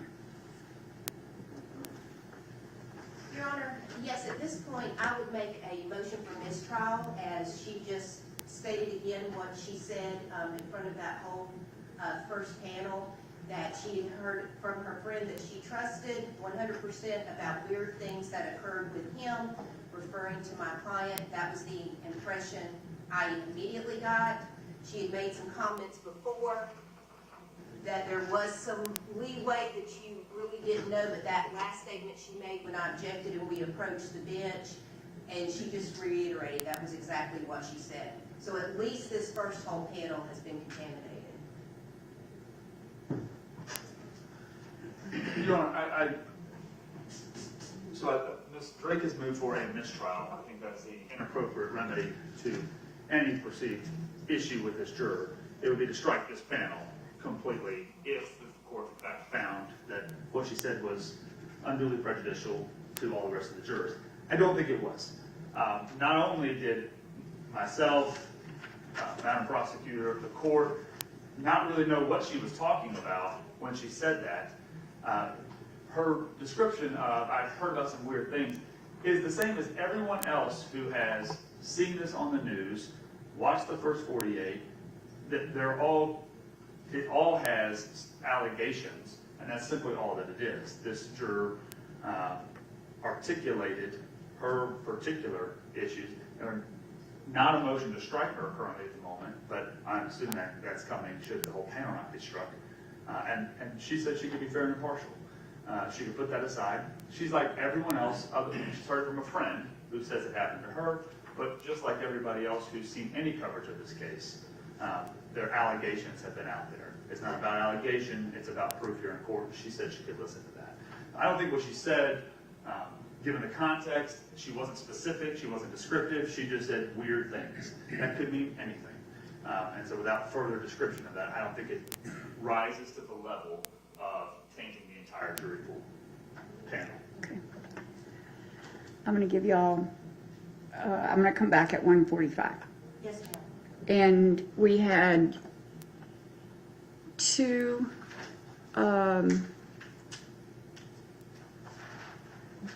bench conferences. One was about the objection to juror number 5's testimony about the defendant. And the second one was to let you know that I had to let them go for lunch. Yes, ma'am. Is that correct, Ms. Drake? Yes, ma'am. Okay, is that correct, Mr. Delphont? Yes, Judge. Okay, thank you. I'll be back in 22 minutes. Sheila, I need you.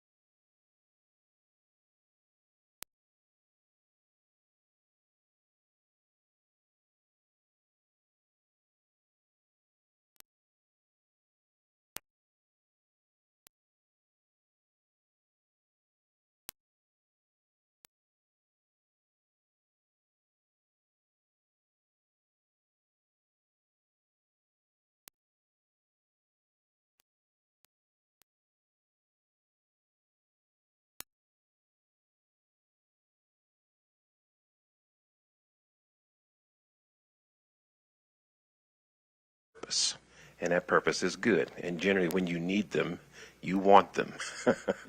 But I endeavor to try to have as little interaction as I can.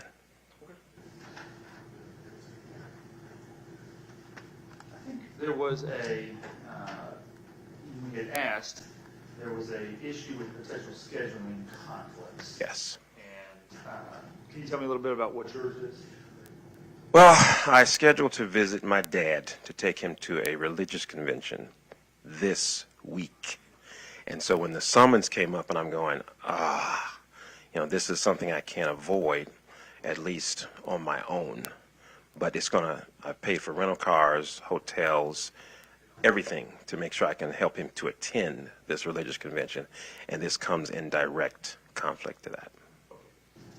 Just a few questions about that. When does it begin? Wednesday. Wednesday, okay. And is it an all-day event, an evening event? Is there a particular time? Wednesday through Saturday. Wednesday through Saturday? Yes. Is it during the day? Yes. If you were here, otherwise you can't attend it? Right. Okay. And where is it? It's in Detroit, Michigan. Okay. Yes. So have you purchased plane tickets? I've purchased hotel, airfare. I work for the airlines, so I haven't purchased them yet. In case the flights are not as available, then I'll have to purchase the tickets. Okay. So, so it says here you work for Delta. Yes, I do. So you're able to, I guess, get tickets a little bit later on. Exactly. Okay. But the hotel and the car, just in abundance of caution when I ask you, those things were fundable. Could you get your money back if you couldn't go? The car probably so, the hotel not so much, and he's depending on me. I have the hotel and everything for him. He's had a stroke, so I have to help him get around. I understand. Yeah. Okay. And so you'll be gone Wednesday Through Saturday. through Saturday. Yes. Okay. All right, thank you, Thank you, sir. Mr. Bagley. Patty, will you bring juror number 16 in? Yes, ma'am. And would you like for 15? I was wondering, should 15 go back to our jury assembly room? That'll be fine. I just need 16 in. Yes. So if you think you can, yeah. Roseanne, if you could take 15. And Patty, if you'll bring 16. Yes. Thank you. Thank you, sir. Thank you, Mr. Bagley.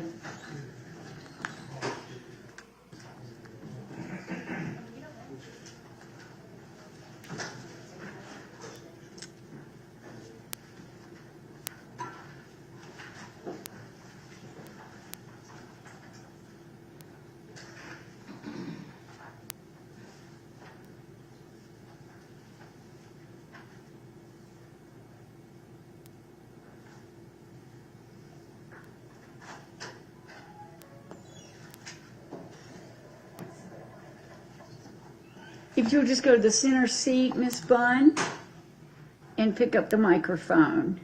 This is where you get to pretend you're American Idol. Hi, Juror 16. Going to ask you a few questions. You doing okay today? Yes, ma'am, I am. Thank you very much.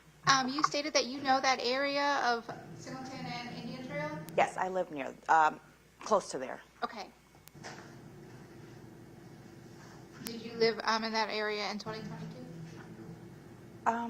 That area as in like right next to, I'm like about 10 minutes from there. Okay. Yeah, just about 10 minutes. So you just know the area from just driving? Yes.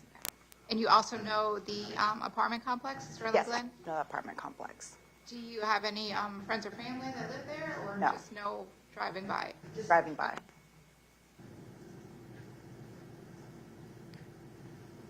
And had you heard any information about this case? I have not, Okay. not to my knowledge. Oh, I'm sorry, not to my knowledge. I have not heard about the Thank case. you very much. And you raised your hand that you do like to watch those true crime types of shows? Yes, ma'am, I do. Okay. And if the judge were to instruct you to kind of put aside anything you may have learned about the criminal justice system and investigations from the shows and make a decision based on what you hear and see in the courtroom and the instructions that the judge gives you, could you follow those instructions? Yes, I could.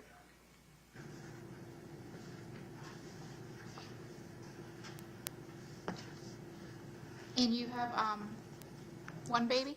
Yes. 1 year old? Yes, just one. And what do you do for a living? I currently work at Woodruff Art Center as event staff, just as a part-time job. Okay. What did you previously do? Before that, I was an Airbnb host. Airbnb host? Yes, ma'am, Airbnb host.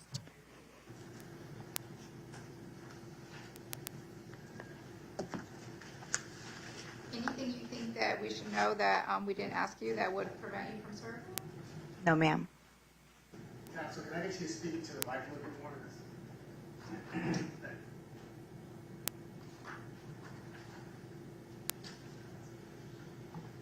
I have no other questions, thank you. Defense have any questions for Ms. Bond? No questions. Okay, thank you, Ms. Bond. And if you'll go with my bailiff in the back and take your number, if you'll go in the back of the courtroom, and then if you'll bring juror number 17. Thank you. There needs to be no comment from anyone in the court.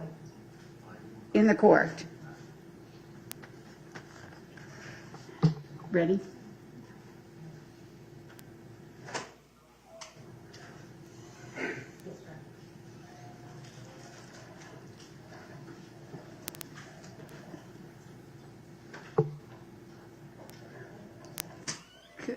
Watch your step, Mr. Lanning. If you'll just come into the middle and sit in front of the stand, that would be great. If you would pick up the microphone. My court reporter's taking down everything that's said in this trial, so we need you to speak into a microphone. Yes, ma'am. Thank you. Good afternoon. How are you? Good, well. How are you? So it looks like it says here that you work for RXO. Can you tell me what that is? It's a logistics company. Okay. You might know it better as XPO.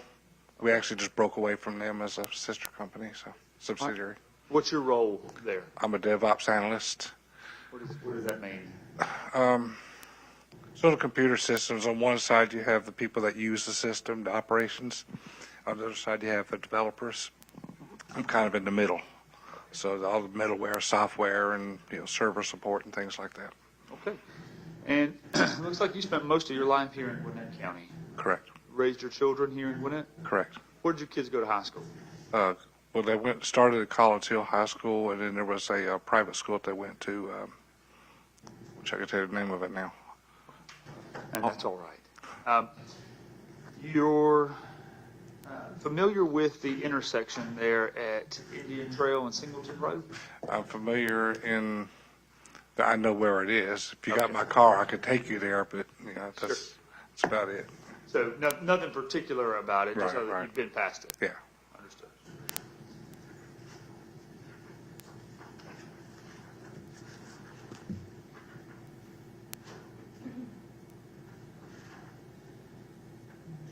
Now, I had asked if anybody had a child that threatened to commit suicide before. I marked down that you had raised your hand about that. Correct. Okay. Can you tell me, we don't have to get into gross detail, but just a little bit about that? When my daughter was younger, it turns out she's depressed, and so she subsequently spent some time in the hospital, and therapy and medication and such. So yeah. Because you've gone through that, did you develop an ability to kind of detect and understand a little bit about somebody who might be depressed or suicidal? Kinda. I mean, she would say stuff like, which I kind of understand, like, I wish something bad would happen because then I have a reason to feel like this, so. Yeah. Is that an ongoing struggle of hers even to this day, or is that moved in the past? She still has issues with it, but she's grown now, and has learned to cope.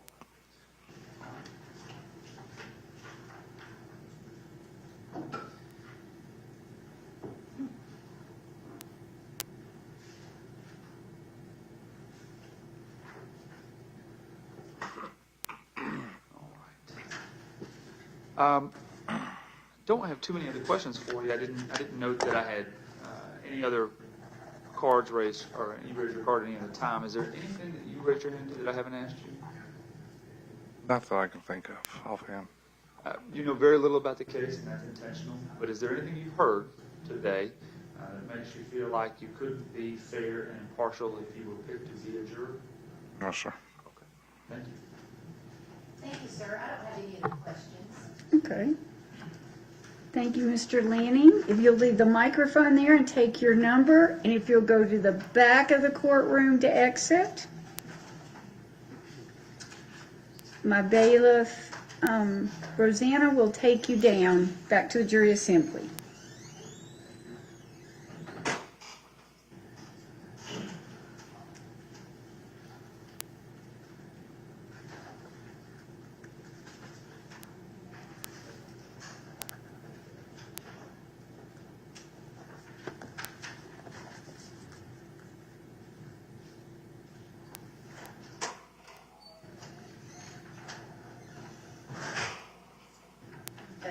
Yes, yes, we are. Mr. Jamal, if you'll come to the middle seat where the microphone is. We won't ask you to sing, but pretend you're on American Idol and pick up the microphone for me once you get situated. All right. Enter 18.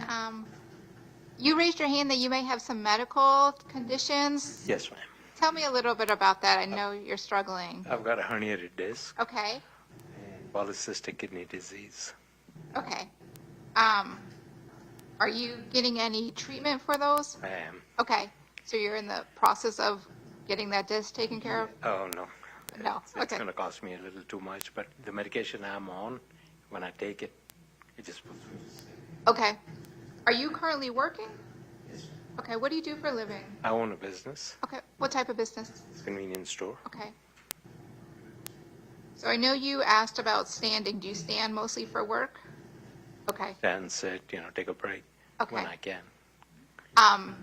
If the judge allows you to stand, does that help with the pain? Sometimes it does, yes. Okay. Do you think, so you said if you take the medication, you get sleepy. It knocks me out Okay. when I'm out. So how are you working? Well, that's the thing. I take it at night. Okay. I get about 8 or 10 hours of relief. Okay. Have you been in pain this morning while we were going through this? Yes, I was. Okay. And still am in. You still are now? Okay.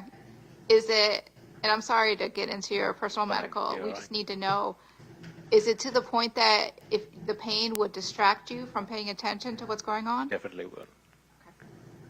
And there's no other Tylenol or type of other drug you could take that helps? The leave does help, but that's temporary.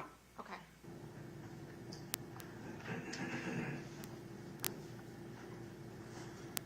And I believe you said you also had a scheduling conflict? Work. The business I own is in Albany, Georgia. Okay. So for me to go back and forth, I'm a resident of Gwinnett County, but I come back every other weekend. So Okay. I stay in Albany most of the time. Okay, so you have I've got a gas residence station. in Gwinnett and a residence in Albany? Okay.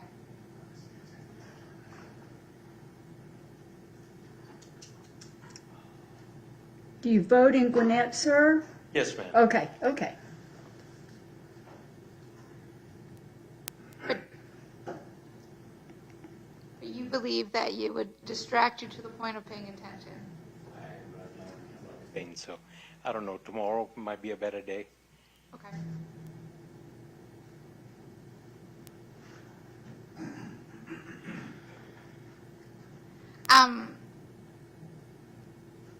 Is there someone else who can cover your business while you're here? No, ma'am. Okay. So you work 7 days a week. 7 days a week, okay. Sometimes 8. And I believe you raised your hand that someone in your family has been arrested before? My daughter. Your daughter? Was that here in Gwinnett or somewhere else? In Gwinnett County. What was your daughter charged with? The license had expired Okay, the day okay. of chance. Is that why you raised your hand about treated unfairly? Okay. How, She's a nurse, and Okay. she was just coming back from work, and it was her mistake, but she was of the understanding that the driver's license expired on her birthday. Okay. We were permanent residents, so it did not work that way. okay, And when the officer told her that her license had expired, she asked if she could get 24 hours to get it reinstated. okay. I understand. I'm sorry that happened No to your worries. daughter. If you were to hear from Gwinnett County police officers in this case, do you think you could set aside what happened to your daughter Oh, and yeah, listen to the that was case? long forgotten. Okay, great.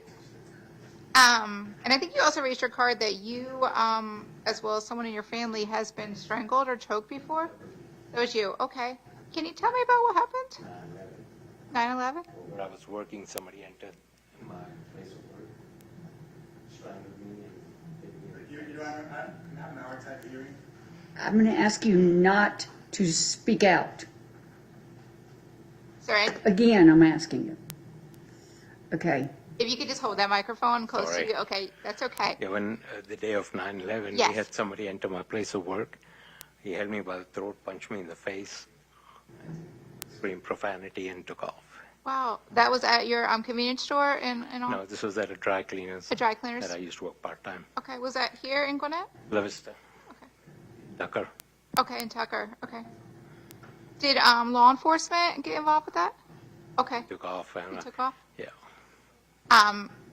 Were you okay? Did you need medical help? I couldn't afford it then, so Okay, I just let it go by. that's really scary though, I'm sorry Yes, that it is. that No, it's all right. experience. It was a bad time for everybody. Okay. While that was going on, were you able to breathe or talk? Yeah, I was, yeah. Okay. And you said he did rob the business? No, he No. did not. No, Just attacked you? Yeah, just attacked me, punched me in the face, and then took off. Okay. He called me names and profanity, and I'm sorry that that happened to you. okay. sir. And you carry a firearm, is that for No, I don't personally carry. It's You at don't- home. I you have have got firearm one at at home. home? Yes. Okay. Not in your business? Okay.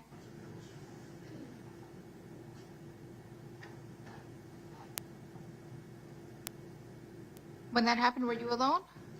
Yes.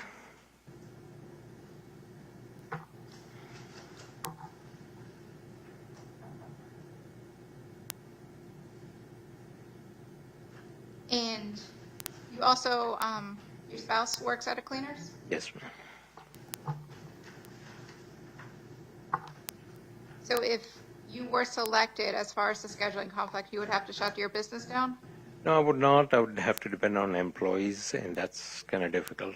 Okay. So, But you work every day and manage those employees? yes, ma'am. Have you heard anything about this case that we've been talking about? No, ma'am. Is there anything besides your medical condition and your work that you think we should know about? Nothing. If selected, do you think that you could be fair? Yes, ma'am. Thank you, sir. Thank you. Defense. Okay. All right, Mr. Jamal, if you will go with the deputy in the back of the courtroom, back down to jury assembly. And Patty, if you can bring in juror 19.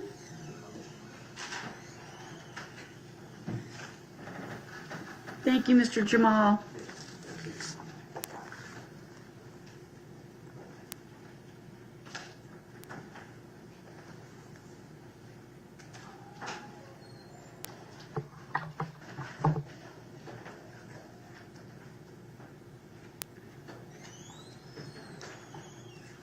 Good afternoon. Mr. Tahir? Okay, if you'll pick up the microphone and you're juror number 19. Correct. All right, the state may have some questions for you. Thank you, Your Honor. Good afternoon. All right, as I ask you questions, if you wouldn't mind just bringing that microphone Close to your mouth a little bit closer so that everybody in the courtroom can hear, okay? English is your second language? That's correct. What is your first language? Sinhalese from Sri Lanka. Okay. And have you had any trouble today understanding anything that we've said here in the courtroom? No. Is there anything about English being your second language that makes you feel unqualified to serve as a juror in this case? No. Okay.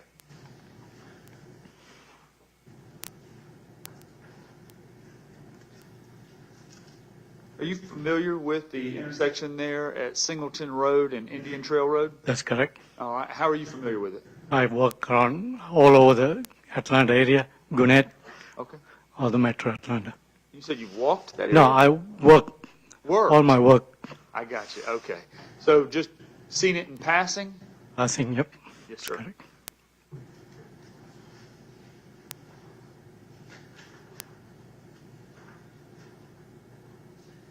You have attended a police citizens academy? That's correct. Tell me about that. I like it. It's a 10-week course up in training center, Gwinnett County Police Training, Yes, sir. Wind Highway, Why did you decide to do that? to see what they're going through. Okay. Did you find it was a good experience? Very good experience, that's correct. And I did become a volunteer for them, A volunteer for the police department? Excellent. And how long have you done that? for a couple of years. Then I had to work related, so I had to stop it. I understand. What did you do as a volunteer for the Gwinnett County Police Department? The rescues, sometimes I had to do the rescue team. Okay. And I didn't do much, but I volunteered to do it, but didn't do it. Okay. All right. Very good. And you have a firearm? You have a firearm that you carry? No, I don't have a license for it. You have a license. I got you. Okay.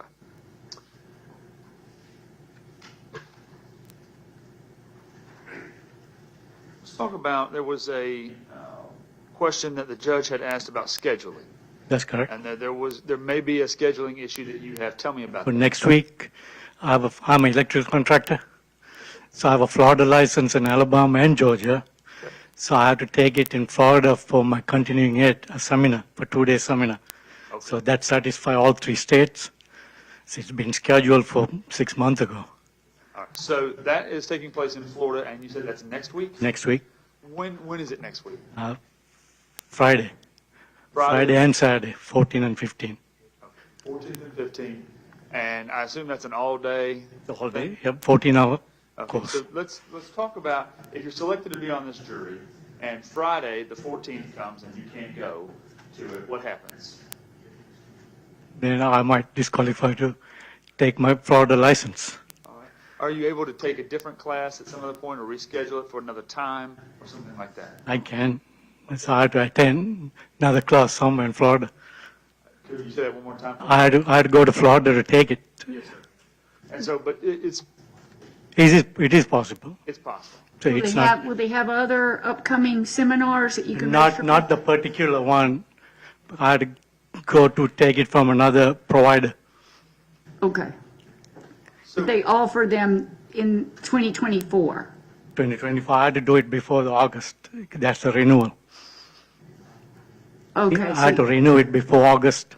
Okay, so are there options for you to renew it, to go to the class for your continuing education between now and when the renewal is due? Correct. But this particular one, I had to take my daughter with me, and she's going to take a class too. Because she's been scheduled to do a business class in that seminar. Okay. So your daughter is also She's as well? that's right. Okay. And so she's going with you. She's going with me to that class for 1 day. I had to take both days because I have a license. Okay. I understand.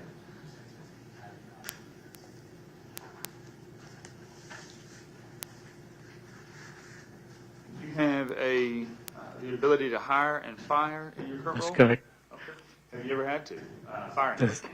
That's correct. All right. How do you make the decision about whether to fire somebody? The tardiness, the supervisors in the field let me know what the status, what the deal with them, what caused to sleeping on the job sites. Okay.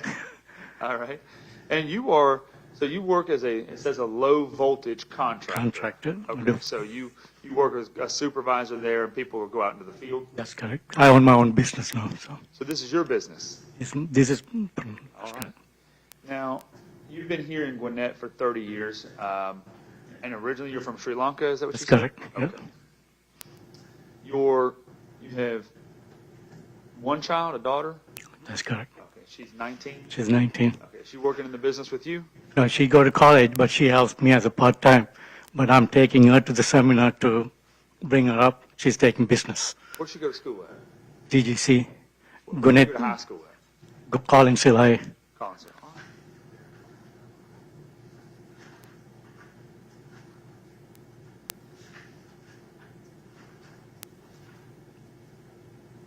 We haven't told you very much about the case, and that's on purpose, but is there anything that you've heard that makes you feel like if you were selected to be on the jury, you couldn't be fair and impartial? I heard about that incident I heard about 316. It's that accident. Or that they found the thing, but I didn't follow up on it. Okay, so you heard was it on the news? That It's you on the heard? news, that's correct. Okay. Now, so you heard about it on the news. Did you start looking into the case or anything like that? No. Okay. Now, just because it's on the news, can you sit and judge the evidence here in court that's presented? You make a decision here about from the evidence that's presented. That's correct. Okay. And you can be fair and impartial? Correct. All right. Thank you, sir. Did you can just a second? I Miss- just have a couple of questions for Sure. you. I just wanted to clarify something. So this class that you're going to, is it in Florida? In Florida, that's correct. Are you driving or flying? I'm driving. So I'm planning to go on the 12th. Oh, okay, so you originally intended on the 12th. Have you already got hotel rooms for this? That's correct. I have a hotel. That's correct. Okay, and this gets your license for all 3 states? 3 states. That's correct. Okay. Some of the others that may be available, will they qualify for all? No, they qualified only for Florida. For Alabama, then I had to take somebody from Alabama provider. All right, thank you, sir. All right, thank you very much. If you want to put the microphone down, and if you'll go to the back of the courtroom, and my bailiff, Rosanna, will escort you out, sir. Thank you. All right, and if you could bring juror number 20 in. Don't take the microphone.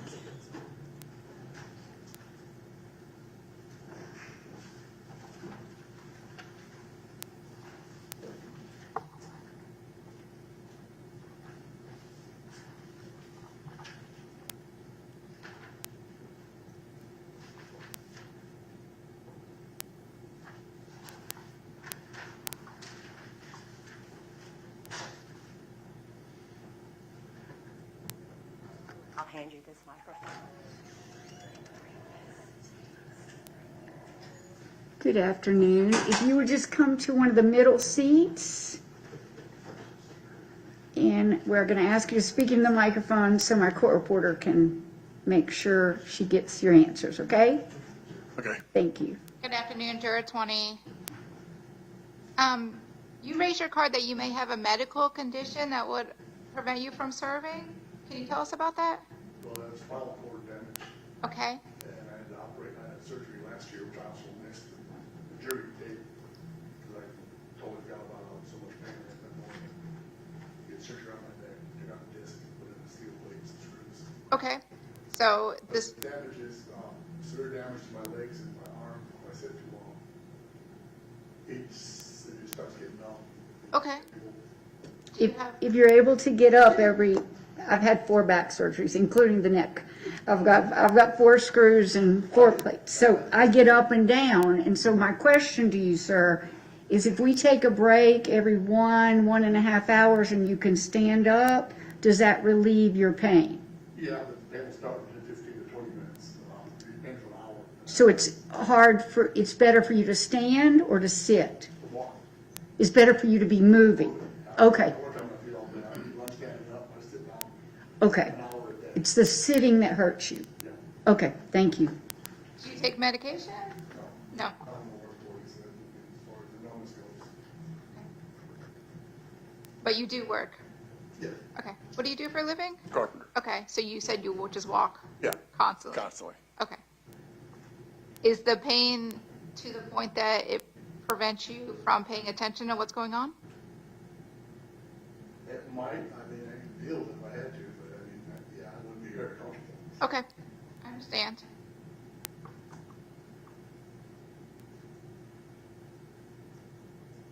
Would you feel comfortable enough that if you're hurting to raise your hand to kind of let the judge know you need to stand up? Okay.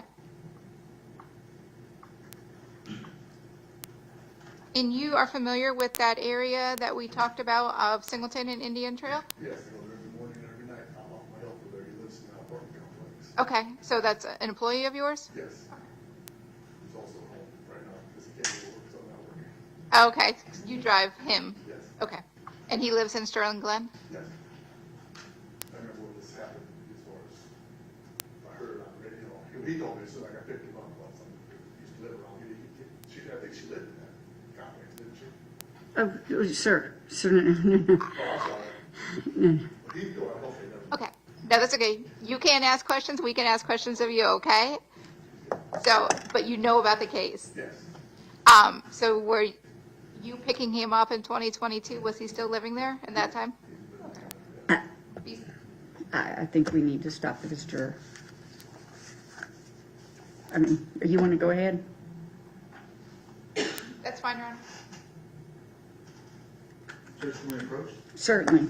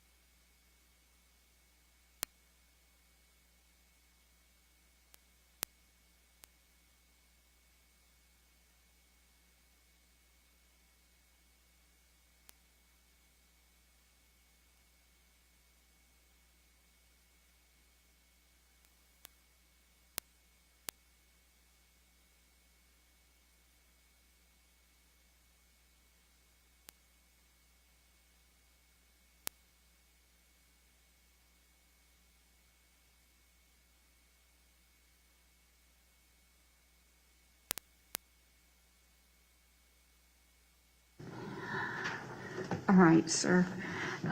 Go ahead. And sir, your employee, he told you some information about what he thought he knew about the case, is that correct? No, he just, she might have lived around there. Okay. I think I got there. Okay. Besides your employee, did you receive any other information about the case from news or TV or newspaper? Okay. Do you think that you would be able to set aside what your employee may have told you and what you heard on the news and listen to the evidence in this case and be fair and impartial?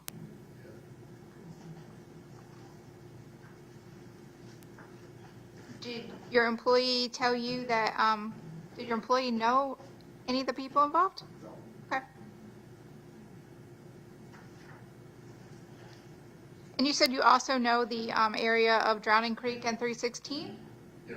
How do you know that area? I had friends that lived on Drowning Creek. Okay. All my sons went to UGA and back and forth, which is right there. Okay.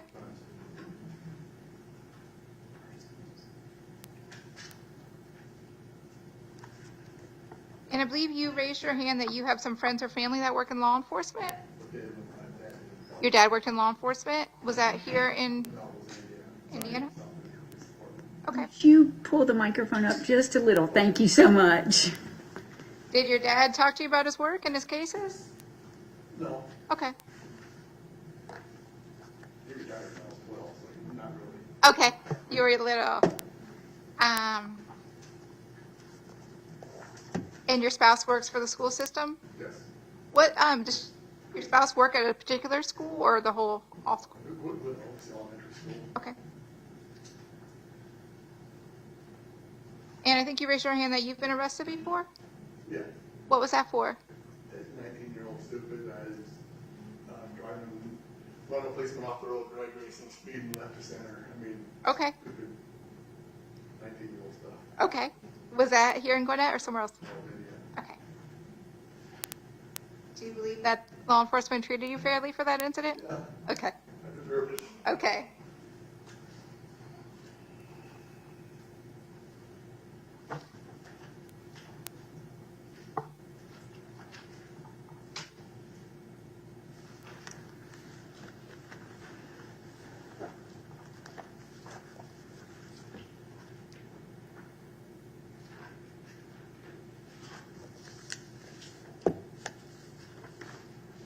No, sir, I think you raised your card about having some experience with drugs. Oh, yes. Can you tell me about that? I was in high school. Did quite a bit of marijuana, Okay. amongst other things. Okay. Ever anything that you, to the level that you had to get treatment? No. Law enforcement ever involved in any of that? And you also had a child that have experiment with drugs? Yeah, both of them marijuana. Okay.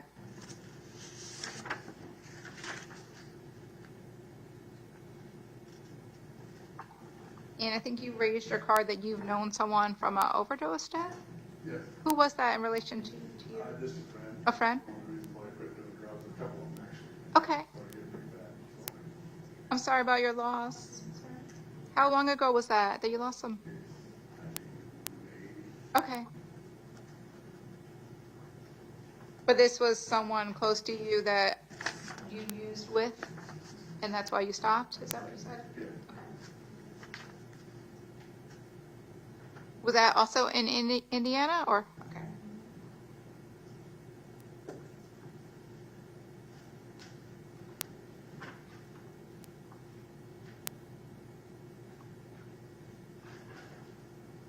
Sir, if selected, do you believe that you can be fair? If selected, do you think you can be fair and impartial and listen to the evidence? Yes. Anything else you think that we should know that prevent you from serving? Thank you. Does the defense have any questions? Mr. Dobbins? Good afternoon. So I want to talk about the pain. This trial is expected to last approximately 2 weeks. Do you believe that that would aggravate your pain beyond what you normally experience? I don't have no idea the answer to that. Given just your knowledge of the pain that you experience and your ability to understand what's going on around you when you're experiencing that pain, would you pick yourself to be a juror in this case? Judge, I'm going to object to that question. I'm not sure that that's a proper question. Hold on just a second, sir. I just think it's an improper question. Doesn't have anything to do You with can't double team. a juror's own opinion about whether they'd be a good juror or not, knowing nothing about the case or anything like that is, I think, irrelevant. Judge, I'm specifically asking you in regards to his pain, not his understanding of the case or any of the evidence that would be presented in the case. But I'd like, I'm not going to let you ask him that question. I'd like you to move on. You had indicated that you had a friend that overdosed. Were you physically present when that friend overdosed? And then you also, whenever asked during the general question, you stated that you believe my client must have done something wrong, just by the fact that he was here. Do you remember answering to that? That's the question again? You believe that my client must have done something wrong, just by the fact that he's here before this court. Do you remember answering that? Yeah, I mean, you don't get arrested for no reason. You have to think that something's wrong. So if the judge were to instruct you that my client has a presumption of innocence until proven guilty by the state, would you be able to listen to the judge's instruction in that regard and hold an opinion that my client is innocent Yes. until proven guilty? Yes. Okay. So at this point in time, Do you have any opinion as to the guilt or innocence of my client?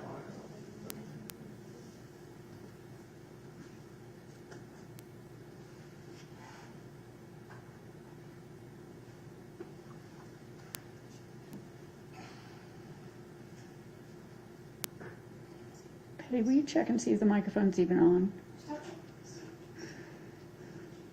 I don't know. It seems to. You know what? Got to turn it off. Yeah. I thought it was off. All right, so based on the pain that you've experienced today, and your past experience with the pain, do you have any concerns about being able to give this case your full attention?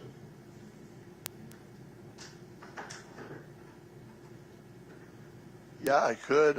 I mean, I can't tell. Every day is different with this pain. It might not even be any at the point of the trial. I don't know.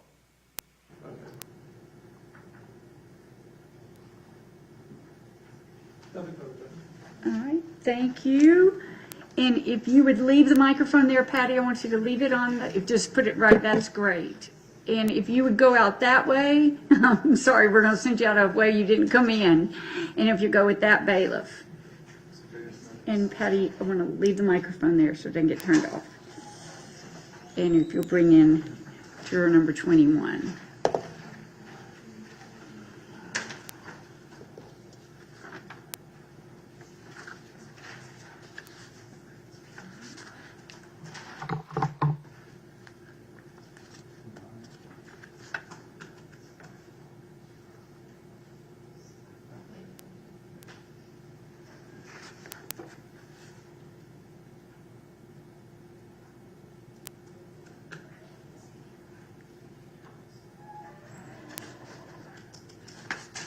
All right, sir. Mr. Sousa, if you'll come right up into the jury box, Patty, and go to the middle chair where you see where the microphone is. If you'll pick up the microphone and have a seat. My court reporter's taking everything down, so if you don't mind speaking into the microphone. You want me to stand up? No, you can be seated. Thank you.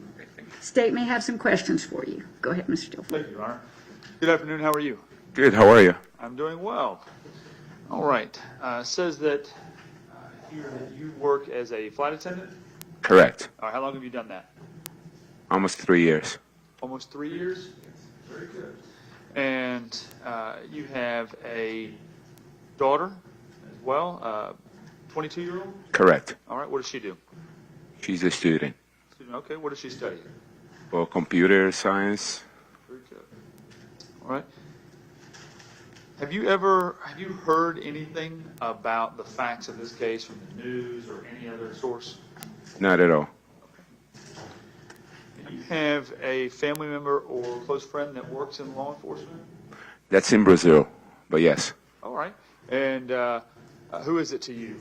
I have a couple uncles, 2 cousins, and my brother-in-law.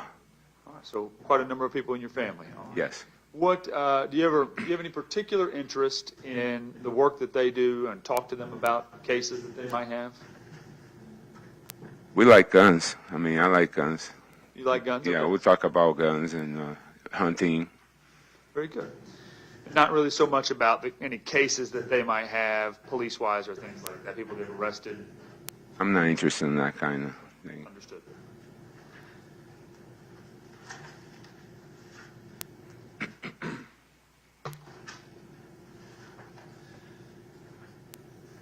Have you or a family member or friend been arrested for a crime? Not for a crime. I've been arrested, but not for a crime. You've been arrested. Yes. Can you tell me about that? I moved from Florida to Georgia, and I got pulled over because my tag was with Florida.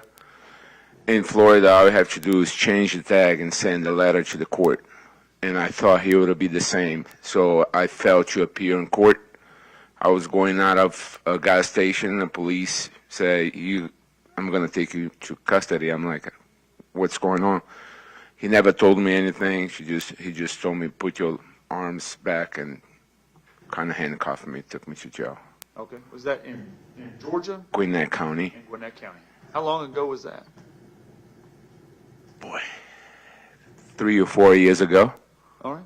And what ultimately happened? I stayed in jail for 13 hours. Now, does that incident affected your opinion of law enforcement in general? Not in law enforcement in general, but that particular policeman, I think he was over the board. I told him I could put my arm back because I have a problem with my shoulder. My shoulder could be dislocated, and he didn't care.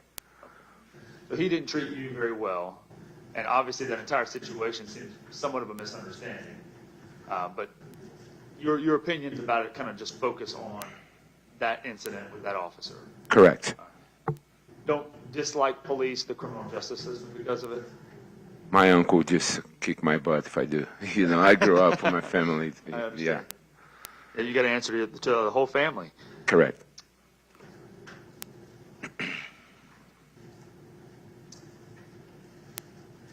Have you ever witnessed a crime?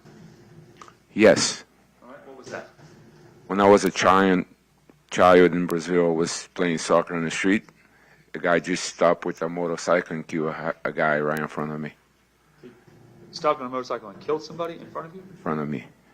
Did you have to speak to the police about that? I was just 14 years old now. So you watched that happen, but you didn't have any involvement with the case or with the police? Not at all. Does it, because you witnessed that, is it kind of ingrained in your memory? No. No? Okay. All right.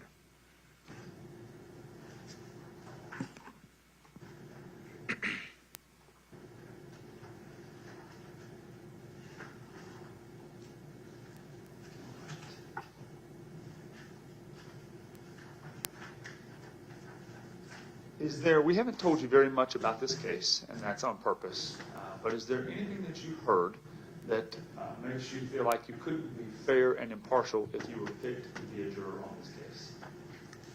I didn't hear anything about the case. I honestly don't watch TV. I'm always all over the world, so I just don't watch the news. All right. So there's nothing, as you sit here today, you haven't made up your mind one way or the other about this case? I did not. All right. Thank you, sir. Thank you, sir. I don't have any other questions. All right. Mr. Sousa, if you'll go that way, you can come right down this way. Either way, we'll go with that. Bailiff and Patty, would you please bring juror number 22?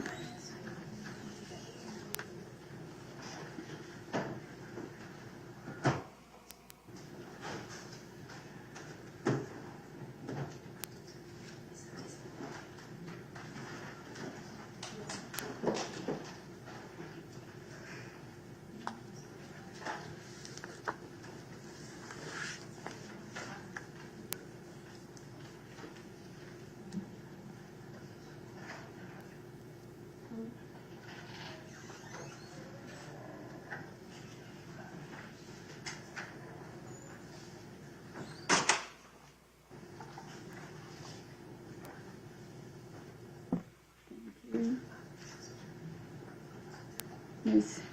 Abdul-Bagal? Abdul-Baki. Okay, sorry, I tried. Thank you. State may have some questions for you. Good afternoon, Juror 22. Good afternoon. You are a doctor? Yes. What kind of medicine do you practice? Family. I'm sorry, I did not hear you, ma'am. Family medicine, yes. And I know you have the mask on. I just need to talk really. I can take it off. Okay. Sorry. Thank you so much. We just need to make sure we can hear you. You work for a facility or have your own practice? It's in a facility, a company. A company? Okay. So doing family medicine, do you work with children and adults? Yes. Okay. Yes. Or what age? 14 and up. 14 and up? Okay. And where's your practice located? I have a few practices. I'm out of the Battery location, Perimeter, and East Cobb. Okay. Have you worked as a doctor in Gwinnett at all? No, north of Gwinnett before. Have you ever done any work in an ER or on trauma? Not since residency. Okay. Where did you do your residency? In Pennsylvania. And have you any experience working as a sexual assault nurse examiner or doing any sexual assault examinations on patients? No, not for, not following a specific incident of assault. Okay. No. But you've had patients who have been assaulted that have spoken to you? Yes. And I believe you also raised your card that you are familiar with strangulation. Yes. That's from your medical training or personal experience as well? Medical. Have you had to treat anyone victims of strangulation? I would say not in my more recent scope, so not probably since residency. Okay. And your residency, you were in an ER setting? We rotate through ER amongst others. Okay. And I believe you also raised your card that you or someone close to you has been a victim of a sexual assault? That's correct. Are you able to tell me if that you or someone else? It's a family member, Can you tell me their relationship to you? sibling. And when that happened to your sibling, were they a child or adult? Adult. And the perpetrator of that assault, was that a family member or a stranger? It was not a family member nor a stranger. It was someone they had an affiliation with. Okay. So a dating situation or Yes. just, okay. Were law enforcement involved for that? No. Have you talked to your sibling about the details of that? So much as they were comfortable with discussing at the time, yes. The judge read the charges to you earlier, and if you were to hear evidence of a sexual assault, would you be able to set aside what happened to your sibling and focus on the evidence in this case? Yes. I believe you also raised your card that someone close to you, a family member or friend, has been arrested. That's correct. Who was that in relation to you? My husband was arrested on a warrant, but it was expunged. Okay. Was that here in Gwinnett or somewhere else? When it occurred, it was downtown. It was out of Gwinnett. Okay. Actually, I think it fell within Gwinnett. I believe it was within Gwinnett. Mhm. Can you tell me what the charges were initially? I think it had to do with, at the time, notarizing some type of fraudulent document. But again, that was expunged. Do you believe that your husband was treated fairly in this situation? I do. Anything about that situation that would prevent you from being fair and impartial on this, if selected for this jury? No.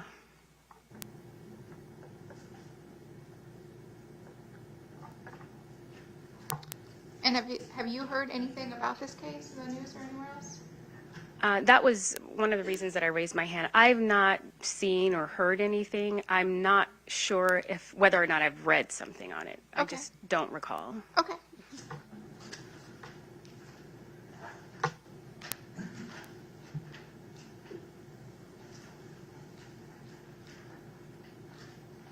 If you are selected, do you think you could set aside anything that you may have heard and be fair and impartial?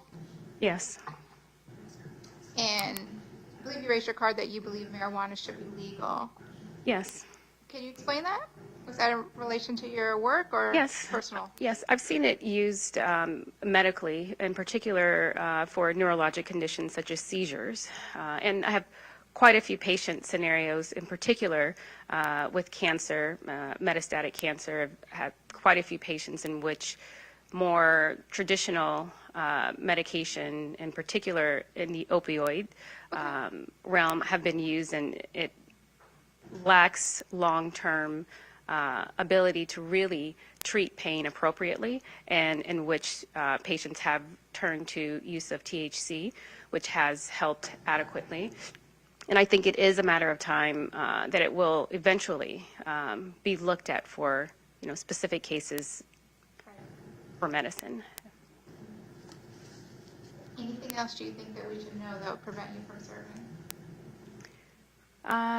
No, I did have one question. I wasn't sure if you mentioned, and you may not have a medical assistant, Kayla Johnson. I thought maybe that was one of the, but I could be wrong, if that was amongst the names that was referenced earlier. Kayla Johnson? Kayla Johnson? No, okay.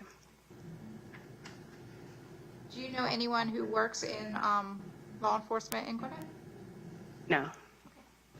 Thank you. Thank you. Does defense have any questions? I don't believe I have anything. Thank you, Doctor. Thank you. All right, if you would just put the microphone there, and if you'll go with my bailiff in the back of the courtroom back to jury assembly, and Patty, if you can bring juror number 23 in. Thank you.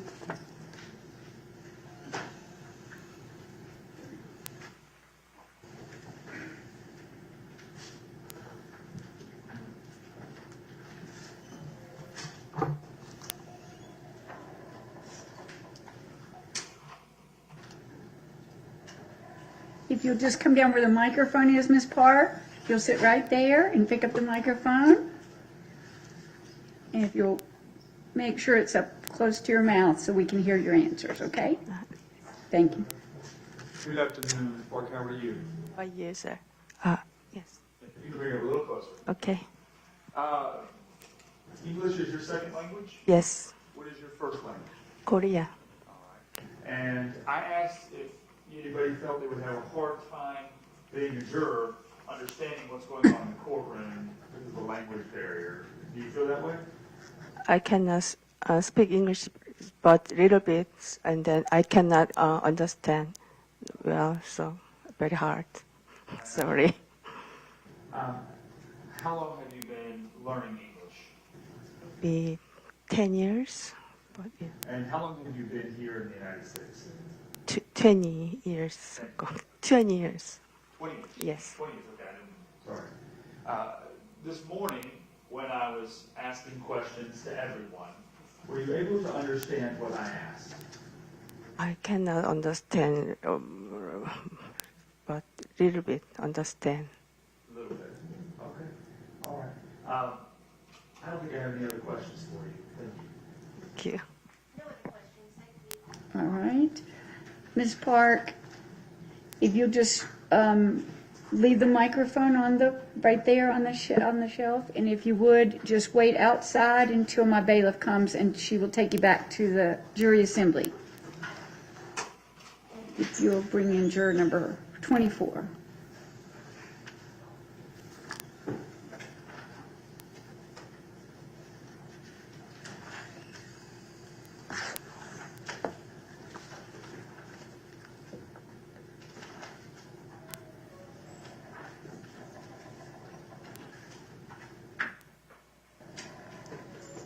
Good afternoon, Ms. Foster. If you would pick up the microphone, and I may have to ask you to pull the mask down. We just need to be able to hear you when you answer, okay? Hi, Juror 24. Hello. Hello. Do you work for a living? Yes, I do. What do you do? Substitute teaching. Okay.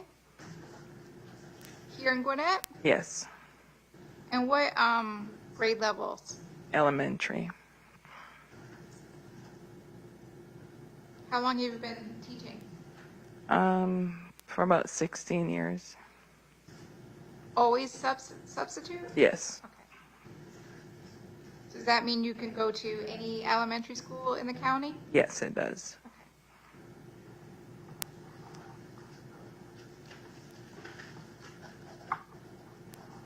And I believe you raised your card that you may have some religious reasons or moral reasons that you are concerned about serving as a jury. Can you tell me about that?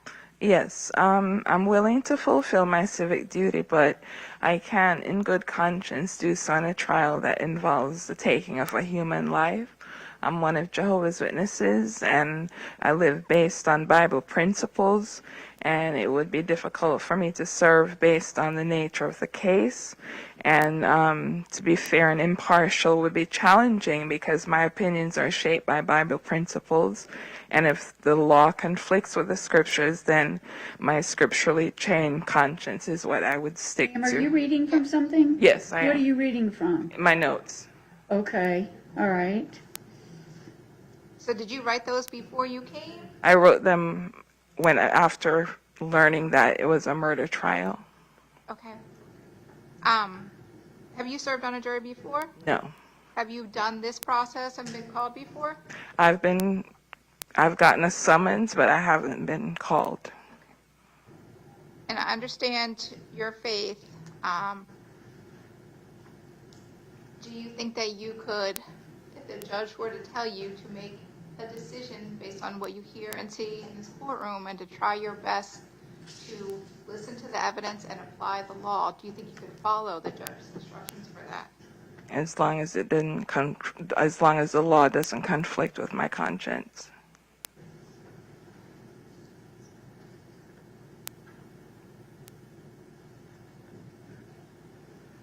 The law conflicting with your conscience, if the judge were to tell you that you are to make a decision based on the law that she gives you, which is the law of Georgia, could you follow her instructions? If it did not conflict with my conscience. And you said that you heard the charges read this morning, and do you believe that those charges conflict with your conscience? Well, I'm kind of wary of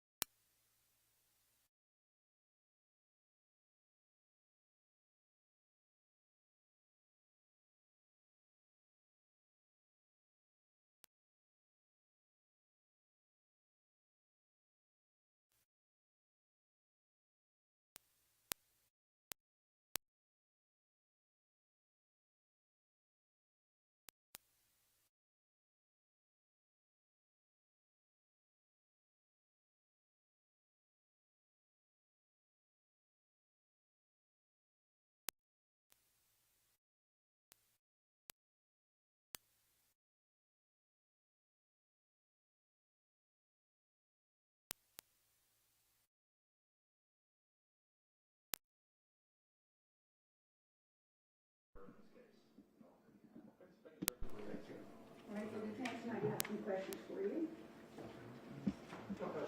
No questions, okay. Sir, if you could put the microphone on the ledge and you'll go with my bailiff right there, she'll take that very seriously. Thank you. Thank you.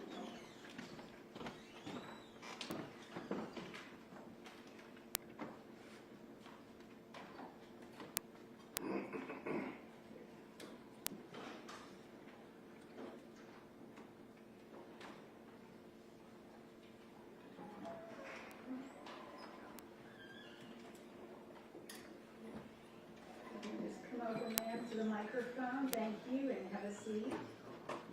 The state may have some questions for you. Hi, Juror 26. Hi. You work at Lowe's? Yes. What do you do there? I'm a merchandising service team. I work in the plant department. Okay. How long have you worked there? About 8-9 months now. Okay. Where did you work before? Before that, I worked at Smoothie King in Buford.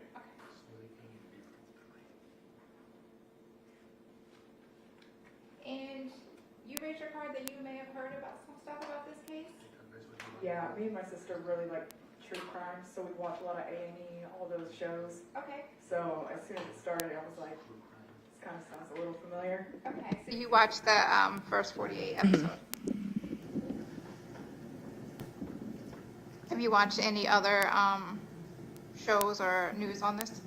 No. If the judge were to instruct you to the best of your ability to set aside what you have heard and seen on First 48 and any other true crime shows or podcasts, do you think you could follow that instruction and make a decision based on what you see and hear in this courtroom only? Yeah.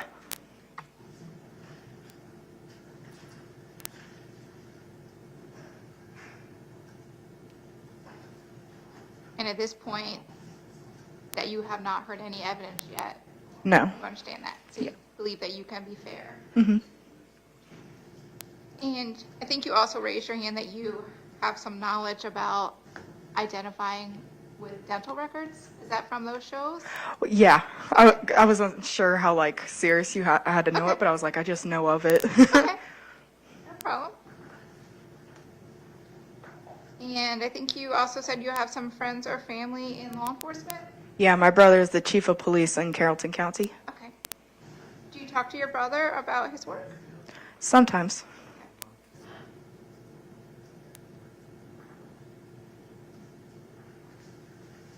Have you yourself ever worked in law enforcement? No. And you also know of that area and the apartment complex over at Singleton and Indian Trail? I live 4 minutes away from there. I pass it every day from work. Okay. Do you have any friends or family that live in that apartment complex? No. Have you ever gone there other than just driving by it for Just work? drive by. Okay.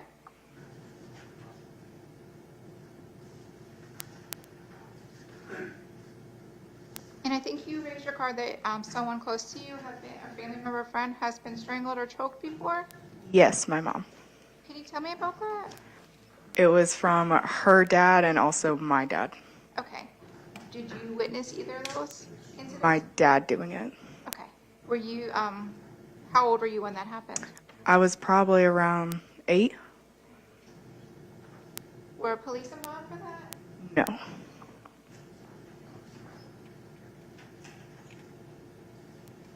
And if you were to hear evidence in this case, if selected for the jury of strangulation, do you think you could set aside anything that you saw and experienced with your mom? Yeah.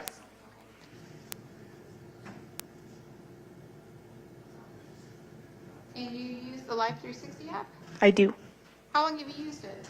I've used it I used it a long time ago when it first came out, and then in the last 4 years I've had it again for my Smoothie King job. Okay.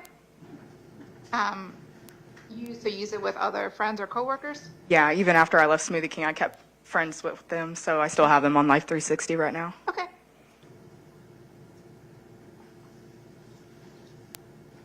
And is that just for safety reasons or? Yeah, just like friends reason, like just to see where everybody's at. And I have one with my sister and her husband just to be like, where's everybody at? Okay. Just fun. Okay.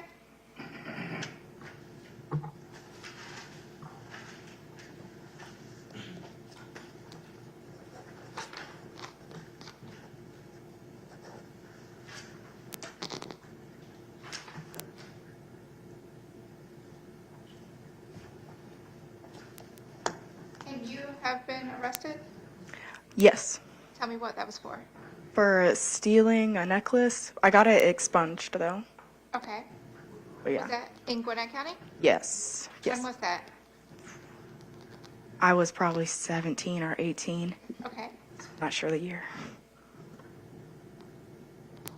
And did you go to court for that? No, I just got it. I saw a lawyer and got it expunged, and then left. You did something. Service. Pretrial diversion? No, sorry, this is a long time ago. I did. It was just like, here's papers of community service to do, and that's what I did. Do you feel that your case was handled fairly by the court system and police? Yeah. Okay.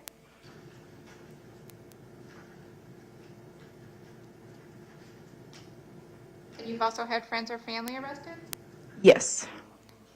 Tell me who they are in relationship to you that was arrested. My cousins, they do a lot of drugs and bad choices, so. Okay. Do they, they're arrested, are they in Gwinnett or somewhere else? I don't think they're in Gwinnett anymore. I think they recently moved. Did you go to court for your cousin's case? No. Do you know if your cousins were handled fairly by law enforcement? I'm sure they would say no. Okay. But you're not sure? Yeah, I'm not sure at all. Okay, no worries.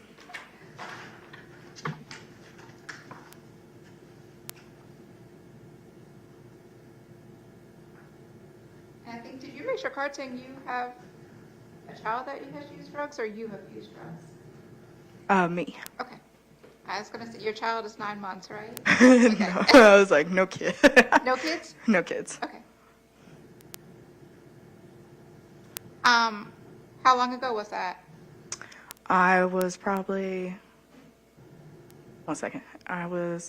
21 to 23. Okay.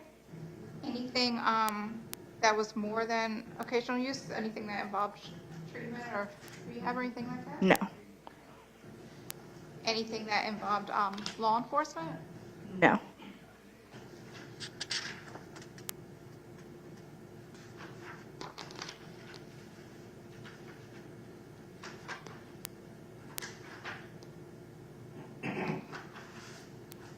And I believe you also said that you or someone close to you has been a victim of sexual abuse or sexual assault? Yes. Can you tell me about that?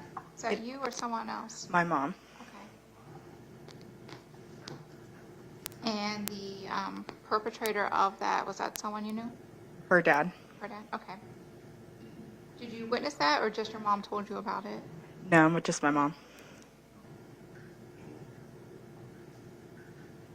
And do you know if police were involved with that? They were not. Given that, if you were to hear evidence of a sexual assault in this case, do you think you could be fair and impartial and set aside what happened to your mom? Yes.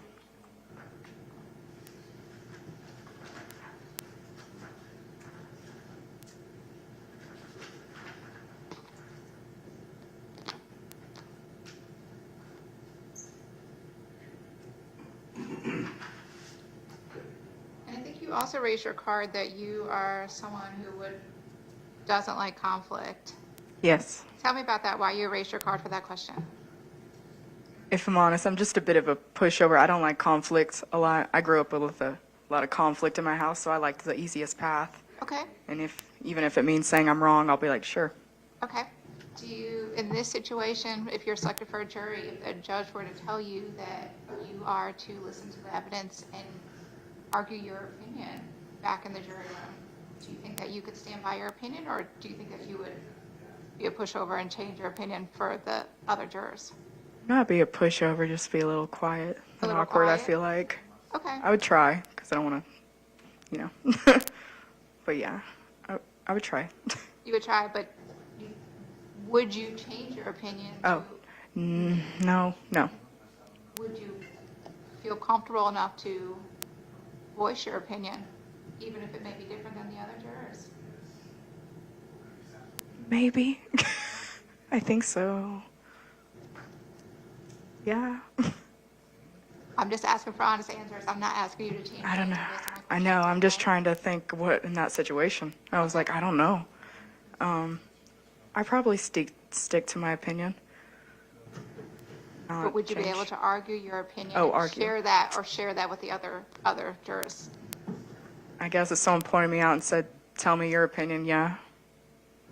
Okay. Have you ever been on jury before? No. If you understand, because you watch these shows, you understand the importance of a jury. Yes. Correct? Okay. And you understand that it's important, and we're going through this long process to make sure we get people who can be fair and fight for their opinions based on the evidence in this courtroom. Do you think you could do that job? Yes. Thank you, ma'am. Mr. Vance, have any questions? Yes, I just have a few follow-up. Hi, how are you? Hi. I had 48 hours on Blue Corporation files. Me so too. I understand. Did you watch the whole episode? No, it was like mostly pieces. I just remember my sister sending it because she was like, that's near your area. Check it out. Okay, so you just watched like maybe 5 or 10 minutes? Yeah, like throughout. I was cleaning while it was like kind of on. Without really going into anything specific, do you remember specifics or just in general? I just remember like in general and like one thing they said about a weapon. Okay. And again, I don't want to belabor the point, but I'm going to follow up a little bit on what the state said. You know, in the jury room, we would like to think that everybody is nice and cordial, but sometimes that may not happen. Yeah. Some people may be even louder than me, and I'm really loud. And I understand that you're not going to argue with someone, but if it comes down to it and you have a differing opinion, now unless they change your mind legitimately, would you maintain that opinion? I would. Okay, thank you. All right, ma'am, if you could put the microphone down on the ledge, and if you'll go with my bailiff that way, and you're okay. That you can put it on the chair. That might be a better place for it. It's all right, you can come that way. Either way, it doesn't matter. And Patty, would you, you can leave it right there. Yeah, thank you very much. If you'll bring juror number 27 in.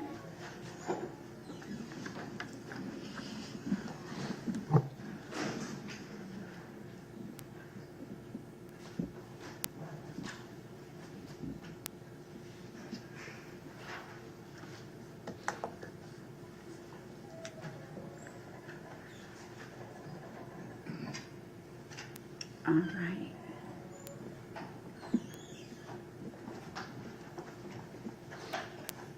And there is a microphone, ma'am. We're going to ask you to pretend like you're on American Idol. You don't have to sing. We just need to make sure you speak into the microphone when you answer questions so my court reporter can take down what you said. Okay? Thank you. Good afternoon, how are you? I'm well, thank you. How are you? I'm good. Yeah, it's good. You got to get ready for prime time with the microphone. There we go. There was a question, I believe Judge Atkins asked it, I might have asked it, I don't recall, about whether anybody had any medical conditions or things like that that might cause trouble during the trial. Can you tell me, I marked down that you raised your card for that. Can you tell me what's going on? Sure. I, excuse me, I just really went to my doctor Friday. I have serious back issues, and he gave me an injection and referred me to a pain specialist because I've really been dealing with a lot of pain in my back, but that's pretty much what that is. So that's an ongoing condition you're seeking treatment for? That is correct. Now, I think Judge Atkins also brought this up. We do our best to take regular breaks for everybody for comfort reasons and just be able to walk around and about every 90 minutes, an hour and a half or so. Given that we would be taking breaks, do you feel that the pain you're experiencing in your back, would you be able to sit here for that period of time, that 90 minutes or so at a time? I think so. And really, I mean, some people just suffer through pain and they get treatment, but it's just there. The real question is, we want to know if you are chosen to be a juror, is your pain and what you're experiencing to such a significant level that you are not going to be able to pay attention to what's going on here in the courtroom and listen to the witnesses? No, So you can't. I will be able to listen. And that's not to belittle anything you have going on. We No. just, you need to understand that. Would you feel comfortable letting me know if you were in pain and needed to take a break? Yes, and I would say if I could just kind of just get up, stretch, move around a little bit, have that liberty, then I should be okay. Okay, thank you. And several of your other jurors may have the same things. You can all just walk around a little bit. I'm just playing. Yeah, not too much longer than that, though. Yes, ma'am. Have you heard stuff about this case? Have I heard anything about it? Anything about this case, the fact of this case on the news or otherwise? Yes. Okay. Where have you heard stuff from? Just television, the news, a little bit from the news. That's about it. Okay.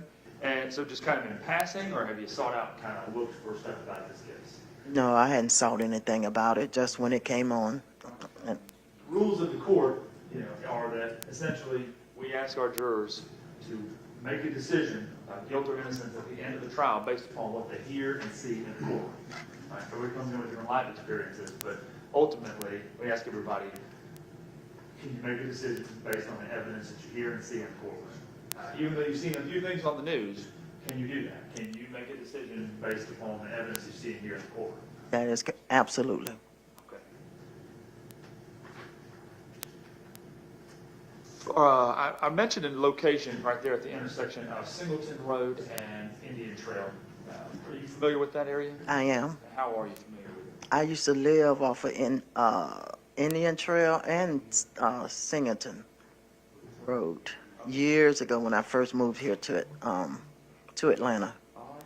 Do you still frequent that location now? Not a lot. I live in Grayson now, so. That's a little bit of a ways. There. Yeah. Okay.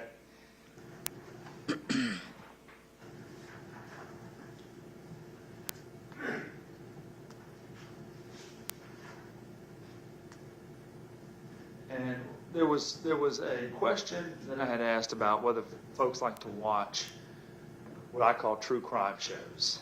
Is that you? You like to watch the true crime shows? I didn't like that word "like" because it's not that I like it. I just found myself starting to look at them.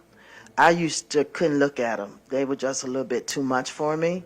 But from just what you call scrolling through the TV and just stopping and looking at a little bit, and then I could not look at much, and then I'll start looking at a little more. And I found that it's like knowledgeable. It's something that I kind of was dreading to look at, but as I started looking at it more, then I realized this is information you need to know about. This is reality. This is stuff that's really happening. And so for that reason, I took a somewhat interest in it, but not like a liking. I understand. Educational? More educational, that is correct. Okay.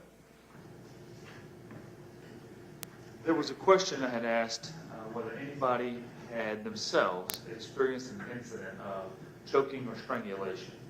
And I think you had raised your card. Can you tell me about that? Well, it wasn't, I would say really harmful to me, but it was more like in a relationship, and it was just kind of a gesture made, and I didn't like it, and I haven't had that done anymore because I stressed that no, I don't like it regardless. Okay. And how long ago was that? I say about 15 years maybe or so ago, if not longer. So it didn't escalate to anything that you would describe as very serious. No. But something that you, obviously is memorable. Oh yeah. And that you did not like it. No, I didn't like it. Have you had family members or friends arrested before? That is correct. Can you tell me who? It was my son and my daughter, really, both. So it looks like on your questionnaire, they give us a copy of the questionnaires that you filled out. You have a 43-year-old son and a 41-year-old daughter. All right, so what were they arrested for? My daughter might have been, now, I don't know all the details because they were handling that on their own. I I don't think I even went to the hearing or court or anything. They were out on their own at that time, from home. So, I don't want to say exactly because I don't know exactly, but it was maybe kind of hard to remember exactly. And it's okay if you don't recall. I can't really recall exactly what it was about. That's all right. They kept that from Mom a lot of times. I can understand. Do you recall what your son was charged with, arrested for? No, not exactly. Let me ask, do you recall one way or the other after talking to your children about this, if you did, any thoughts about whether they were treated fairly, treated unfairly, involved in these incidents? Well, I just know that they got legal counsel and advice and paid attorneys and all, so they came out pretty good. That's about all I know. And they, in terms of their issues, since you don't recall exactly what the charges were, do you remember they were, anytime somebody's arrested, it's serious, but in terms of serious charges or kind of more minor things? Do you recall? They were arrested, and I would say it was serious enough, but nothing major. Okay. Nothing major. All right. Any lasting opinions you have about the police, the criminal justice system as a result of that? No.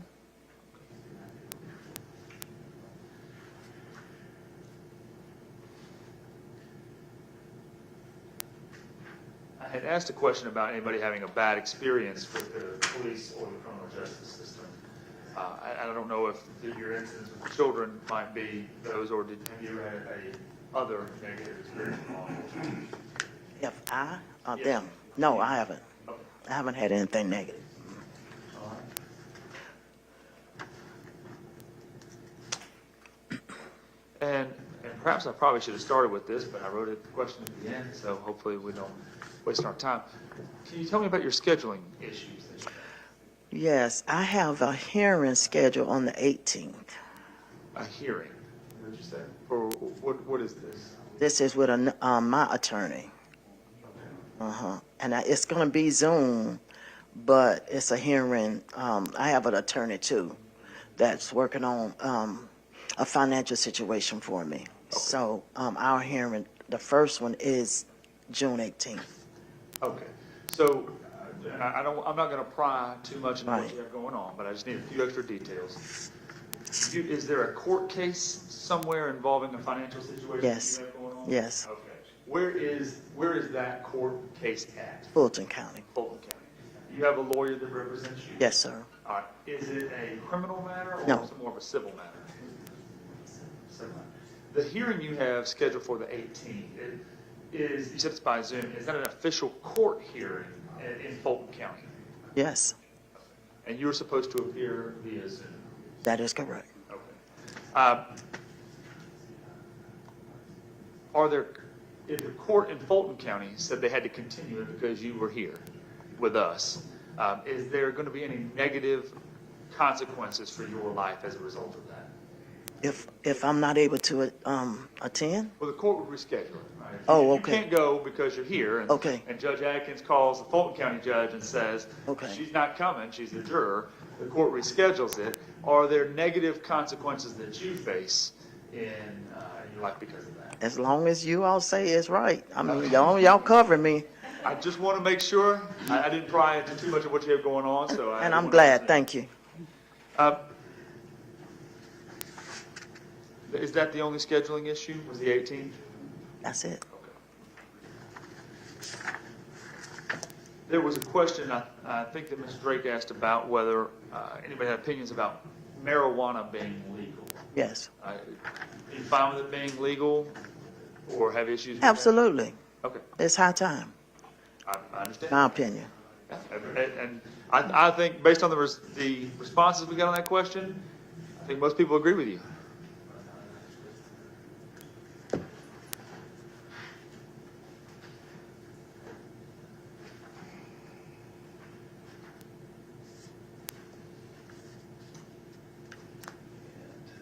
It says that you're a retired real estate professional.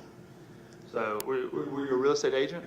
Well, I'm retired from Southern Bell South and AT&T, and I'm a real estate professional now. So I don't say really totally retired, semi-retired, because I never sat down. I never quit working. Just went from one career to the next. There's a difference between retiring and stopping working. That is correct. So you work for Bell South AT&T. Southern What did you Bell. do for them? Oh, goodness. I started out as a service order typist. I never was an operator, but I came in on an E3 level, service order typist. Then I got promoted to service representative. Then I got promoted to testing technician, so I retired as a testing technician. And I did managerial duties, too, along the way. But So now you are spending part-time doing real estate. no, it ain't part-time. It's full-time. So you just went from one job to another. That's what I didn't did. retire from anything. No, really. I got you. All right. Is there anything you've heard today that makes you feel like you couldn't be fair and impartial if you're picked to be a juror? No. Thank you, ma'am. All right, the defense may have some questions for you, ma'am. I don't have any questions. Okay. All right, ma'am, if you would go with my deputy there, you can give the microphone to Patty. Thank you. And Patty, if you'll bring juror 28.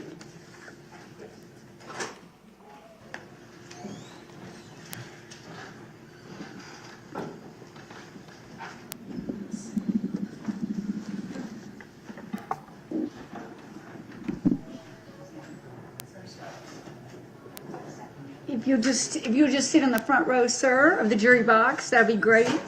And there's a microphone. There you go. Hi, Juror 28. I'm just going to ask you a few questions, okay, sir? You have, You can, if you'll put it up to your mouth. Yes, yes, this is your chance to be on American Idol. But you just don't have to sing. You don't have to sing. sir, you have teenagers living in your house? My nieces and nephews that come by the house. Okay. How old are your nieces and nephews? 13, 1 15, 1 16. Okay. You see them every day? Okay. And what do you do for a living? Oh, custodian at CSL Plasma. At what? CSL Plasma, custodian. Plasma. Yeah, I work at CSL Plasma. Where is that located? Riverside. Okay. We're going to ask you to put the microphone closer to your mouth, just so we can hear everything that you say. People that caught me off guard. It's all good. Thank you, sir. And so I believe you said that a family member or friend has been arrested before? Yes. Tell me about who that person is to you. Oh, he's a close friend. Close friend? He just got out. You just got out? Okay. What was he charged with? A lot of stuff. Oh. I can't handle the charges back when, but he just got out. He did like 5 years. 5 years? Was that here in Georgia? Yeah. Did he get arrested in Gwinnett? Yes, ma'am. Okay. Did you go to jail to see him, court? Yeah, a couple times, yeah. Okay. I know you said you don't know the details of the charges. Something serious? Yeah, something serious. But he was sentenced to 5 years? Yes. Okay. Do you know if he was, do you believe that he was treated fairly by experience? I think so, yeah. Okay. You also raised your card that you know someone who may have been falsely accused of a crime? Yes. Is that someone else? Yeah, someone else. Okay. Who was that person to you? A friend. Another friend? Okay. And can you tell me what they were accused of? See, I don't know the charges, but he told me details, but I don't know the exact details. But I don't know, I can believe what he's told me. I can't believe everything he said. Okay. I can see he false. Okay. So other than what your friend told you, do you have any other knowledge that you went to court or were there when he got arrested or anything like that? We're asking these questions because we anticipate that some of the witnesses you'll hear from, if selected for this jury, are police officers. So I want to make sure that you're able to be fair and impartial and listen to police officers as well as all the other witnesses if you're selected. Do you think you could do that? Yeah. So do you think you could set aside what happened to your two friends and listen to the evidence? Yeah. Okay. And I think you also said that you or someone close to you has had a bad experience with law enforcement. Is that yourself? No, my sister. Your sister? Okay. And again, was that Gwinnett County Police? Tell me what happened with your sister. What was kids? Police officer was pulling down my sister because we were playing pellet guns when we was young. And I'm sorry, I need you to move that microphone to your My mouth. sister was playing pellet guns when we were little kids. Okay. And some kids said that pointed a real gun at them. The police officer draw down on my sister. Okay. Did your sister get charged for that? No, we were little kids. You were kids. It wasn't true. That's the problem. Okay. Okay. Were you there when that happened? Okay. How old were you guys? Little kids, probably like 13, probably 10. Okay.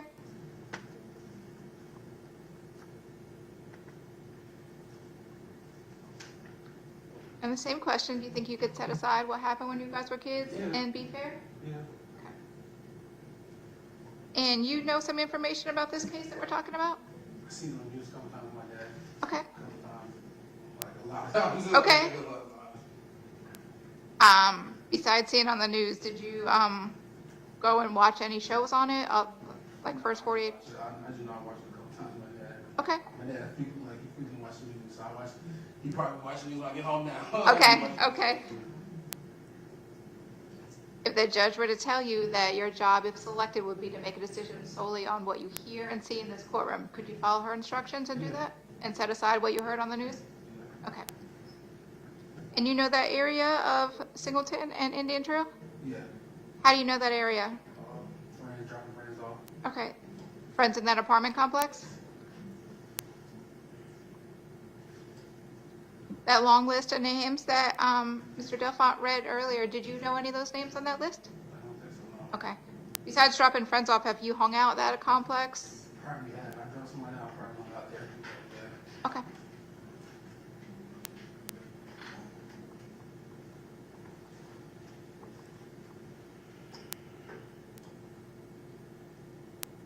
When's the last time you went to the complex? Last time, probably like 2-3 years ago. Okay.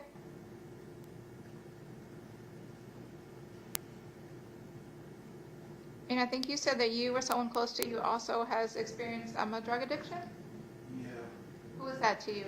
A friend just got out. A friend who just got out? Okay. So you think that friend's charges were drug related? He was, I think he was. I think he was. And you said you also know someone who overdosed?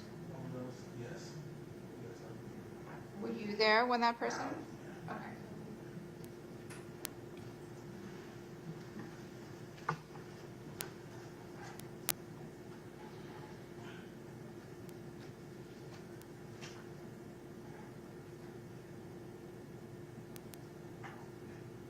And so you carry a firearm? Yes, ma'am. Is that for just personal safety? Personal safety. You ever taken any gun classes? Yes. I think so, yeah. Yeah, they teach us now, right? They watch the video, yeah. Okay, at the gun range? Yeah. Okay. You go to the range a lot? Sometimes, yeah. Okay. You ever served on a jury before? No, ma'am. You think that you could be fair if selected? Yes. Anything else you think we should know? Okay. Thank you, sir. And when you go home tonight and your dad has the news on, what are you going to do? I'm going crazy. I don't know what's going on. I'm not going to sit and talk to him.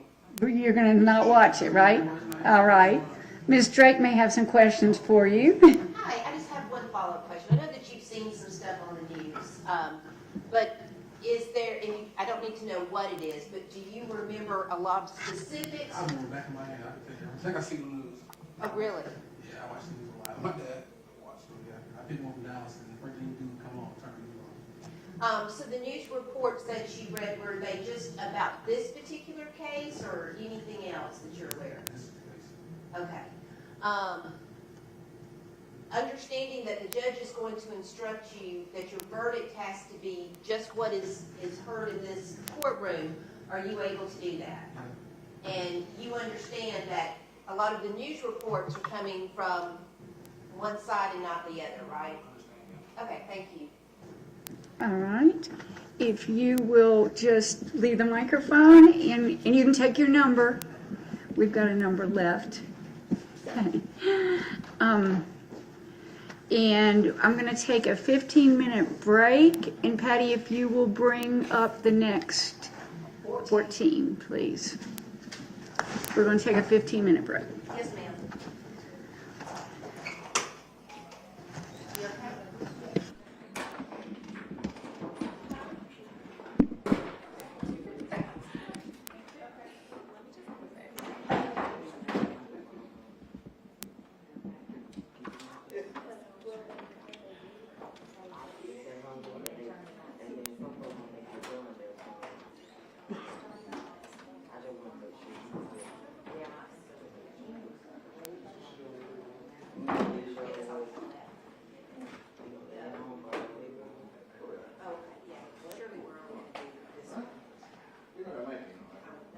I just told her that.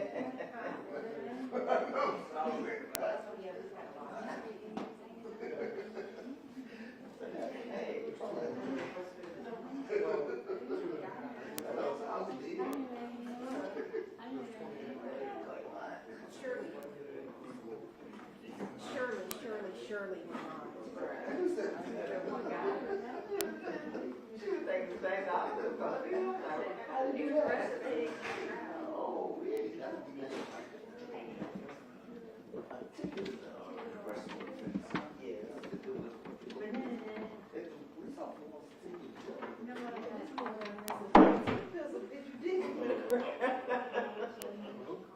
Oh my God.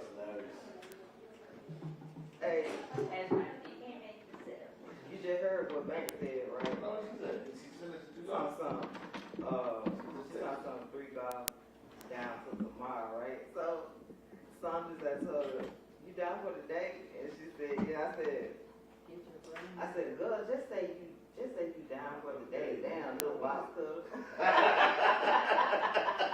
That's what I said this morning, right? She said, I forgot what to say. Tell them now we're done. Tell them we got a long way, buddy.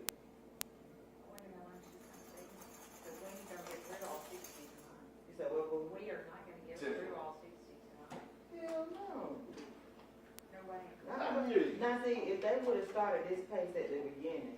Oh, yeah, I think Tracy knows, because. Of course she knows. No, but Tracy's got stuff to do. Yeah. That third week. Yeah. Me too. Me too.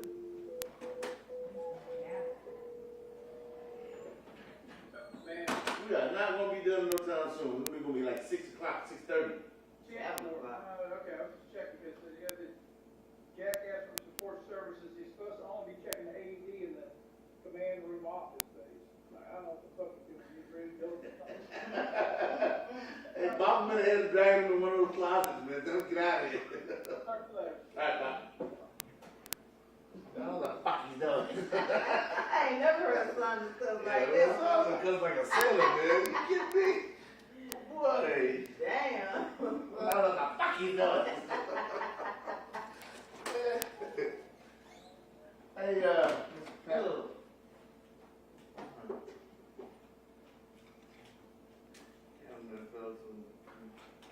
Oh, man, are you serious, man? I'm glad I win. Oh, did it die? No, but I wanted to be sure I had. That last guy didn't have his mic on. No. I was trying to get you. Yeah, we was like. I'm sorry. And then he kept going in and out. Oh, really? Yeah. Well, I'm gonna change them, because we got another group coming. Yeah, we've got another group coming in. Let's see. You gotta see that. You give it to them, make sure the green light's on. Well, That's on now. See, well, what it was, I think they And hold then tight that's to like it. low. I think they hold tight to it, because when I picked it up out of that seat, Yeah. to see, it was green. Yeah. See, I looked at it, and I think what they do, they hold on to it, and that's what, and I just, so I'm. Oh, they probably try to turn it on when they grab it. And that could be. Yeah. Get rid of this one. Put this one. No. There we go. Let it over.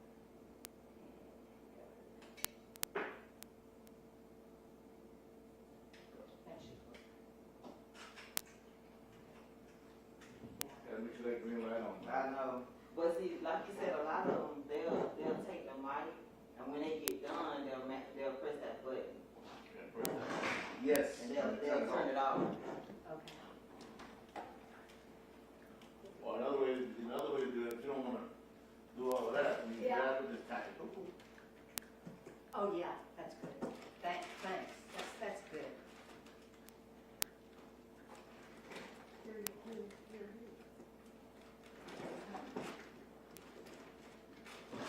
He's not using this guy, thing. So we can tell him something. Hey, who's that? Who's Susana? That's first ADA. So, did you have any advice on the last panel? I had a couple. Yes. I'm gonna do this water. I'm gonna do the back over quick. Oh, yeah. I was gonna say the lead one. The one that was invisible. The one with the desk. You can ask me anything, I did not think This it is, was. this is. What about? Oh, we the want one to sit that on it? We may end up getting some additional. Yeah, I can see that coming. I can't. Go on with the. No, The seminar? I'm not gonna consent, I mean, Okay, what, the one that was invisible. Because he take said that. he could take another class, didn't he? yeah, I get He it. has to go take one in 3 different states. You know, Yeah. And then 23? Try. I think that was We gotta know this. the Korean lady. Oh, the Korean Yeah, lady. you just stopped asking The Korean questions. lady can't understand a word I said. So we have 18 and 23 That's what you're asking for, 18? and 23. That's the herniated disc guy. He was invisible pain though some of the time. Cannot stay focused because of the pain. He said absolutely, he can't stay focused, so I'm fine with that one. Okay, 18 and 23, and I may just mention 19 for the record. That's fine. Striking. You gotta use your perimeter strike on enough. Well, I mean, she. As they sit here and realize they're missing out on life with their client, such a piece of garbage. So. Now only hold it against. They can still find him a piece of garbage and come back with what I want. So they said, she said since they're live streaming, she's gonna Yeah. stop calling the jurors' names out, because she didn't know they were gonna live stream, she just thought they were. Oh, yeah, I could have told y'all this live stream. We had, so I'm not real thrilled about it. It's, and Jury selection. it's happening now. So, When I looked, it was on private. I thought, yeah, Nah, it's she supposed just to be. texted me instead. I was to be turned off, and she's not. I know. Development. Yeah, tell her. He like you please. Oh, good, okay. Tom's like, I got sugar.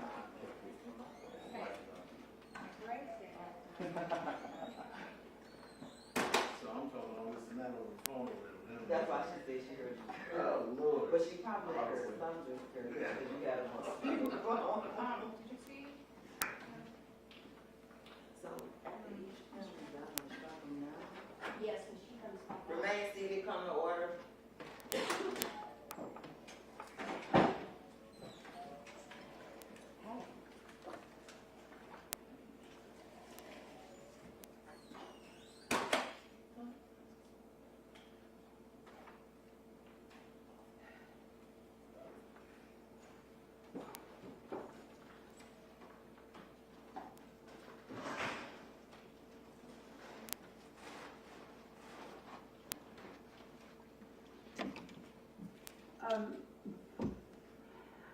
You cannot film when I'm not on the bench, so it'll have to be turned off when I leave the bench, so that nothing is filmed in the courtroom.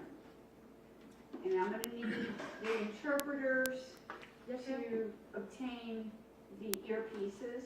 Okay, we need to go to third floor, I guess. I don't know, but I need you to have earpieces because it's interfering with the Where do you tape. want us, because we'll still be, like, do you want us to stay here or be in a different location with the earpiece? The back row is fine, but you just, it needs to be especially, your voice carries. yeah, Yeah, we're gonna have to, we just need to keep it quiet. I totally understand, I'll go ahead and get those right now. Yeah. Armando, is everyone in that needs to come in? Yeah, so 2 people in the restroom. Okay,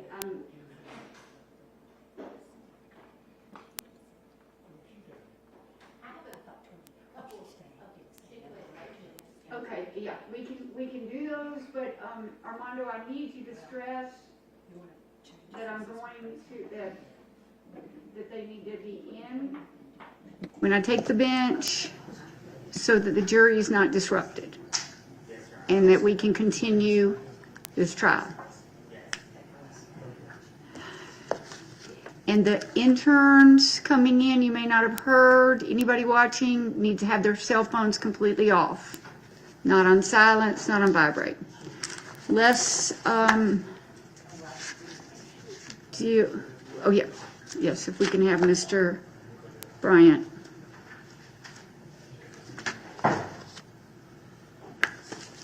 Okay, jurors, oh no, sorry.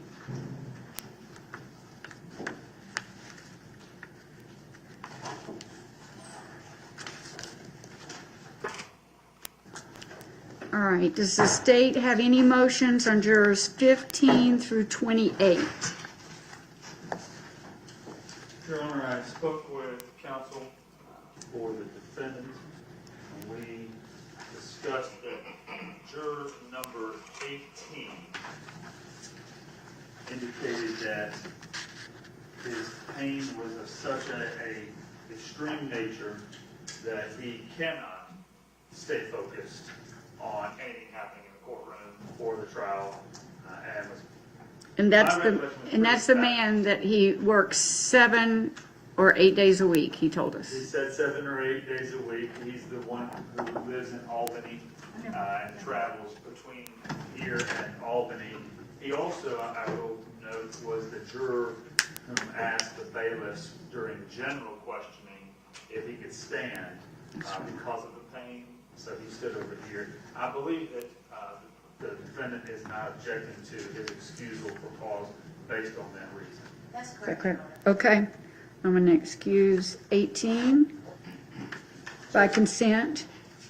The other individuals that we discussed, Ms. Drake and I, is juror number 23.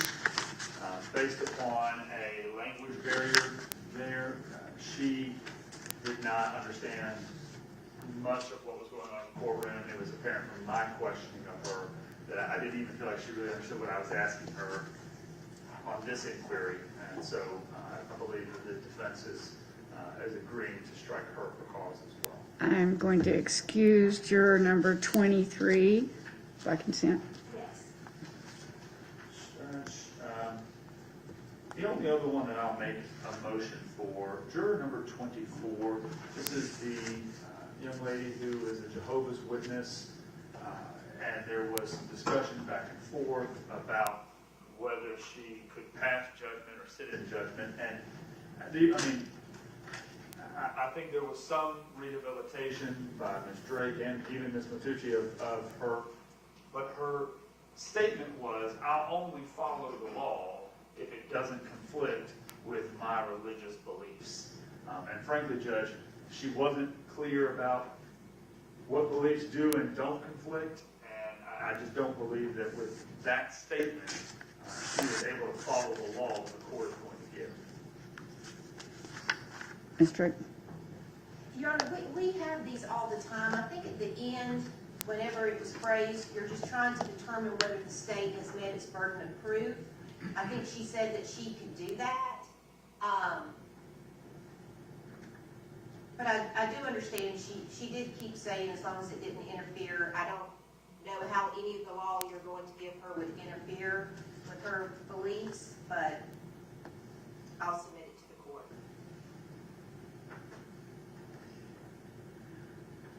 I'm going to grant the state's request and strike juror number 24.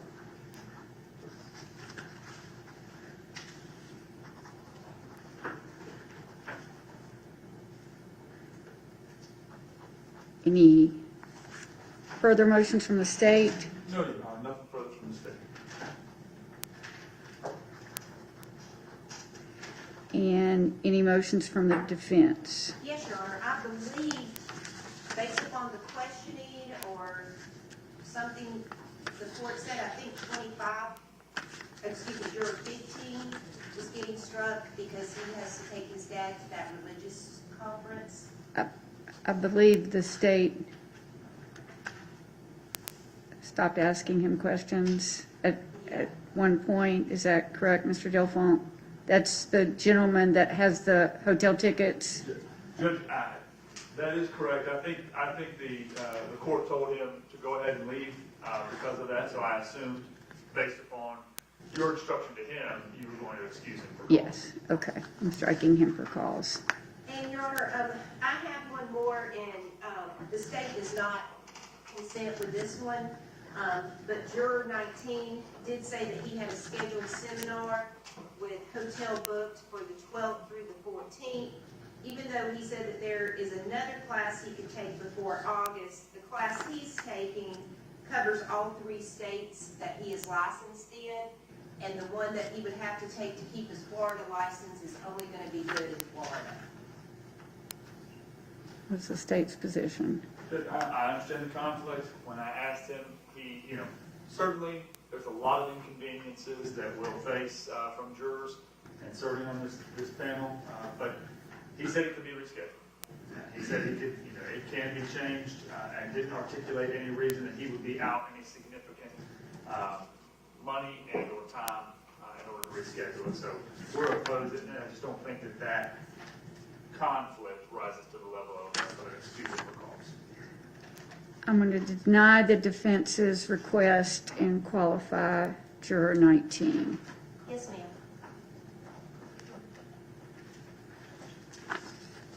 All right, anything else we need to take up about jurors 15 through 28? Not from the bench, Your Honor. No. Okay. Your Honor, Yes. there is a note coming forward from 22. She said she needed to add something to her, what she had to say, and I had the other bailiff to have her to write a note, but I haven't received it yet. Okay. All right. When we get that, we will address it. State ready to go forward on, what here? I am, Judge. Just pure scheduling timing issue.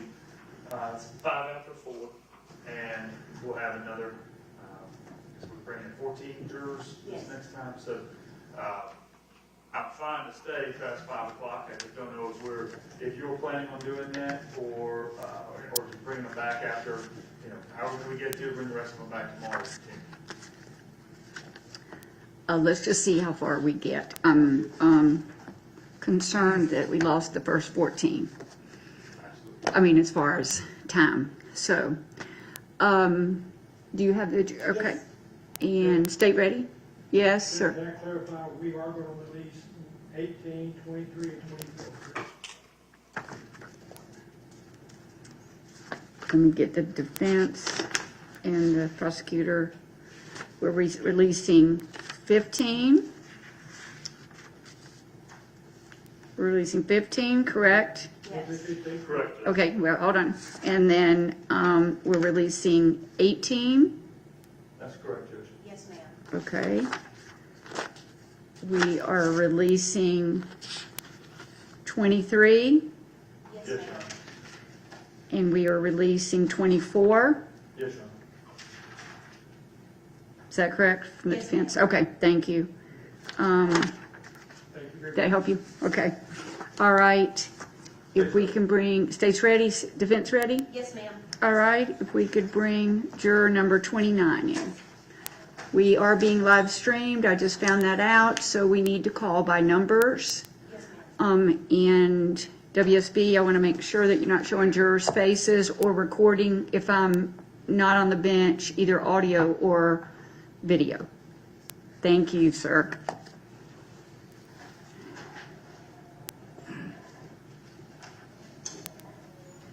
Good afternoon. If you'll just sit in that middle chair and grab the microphone.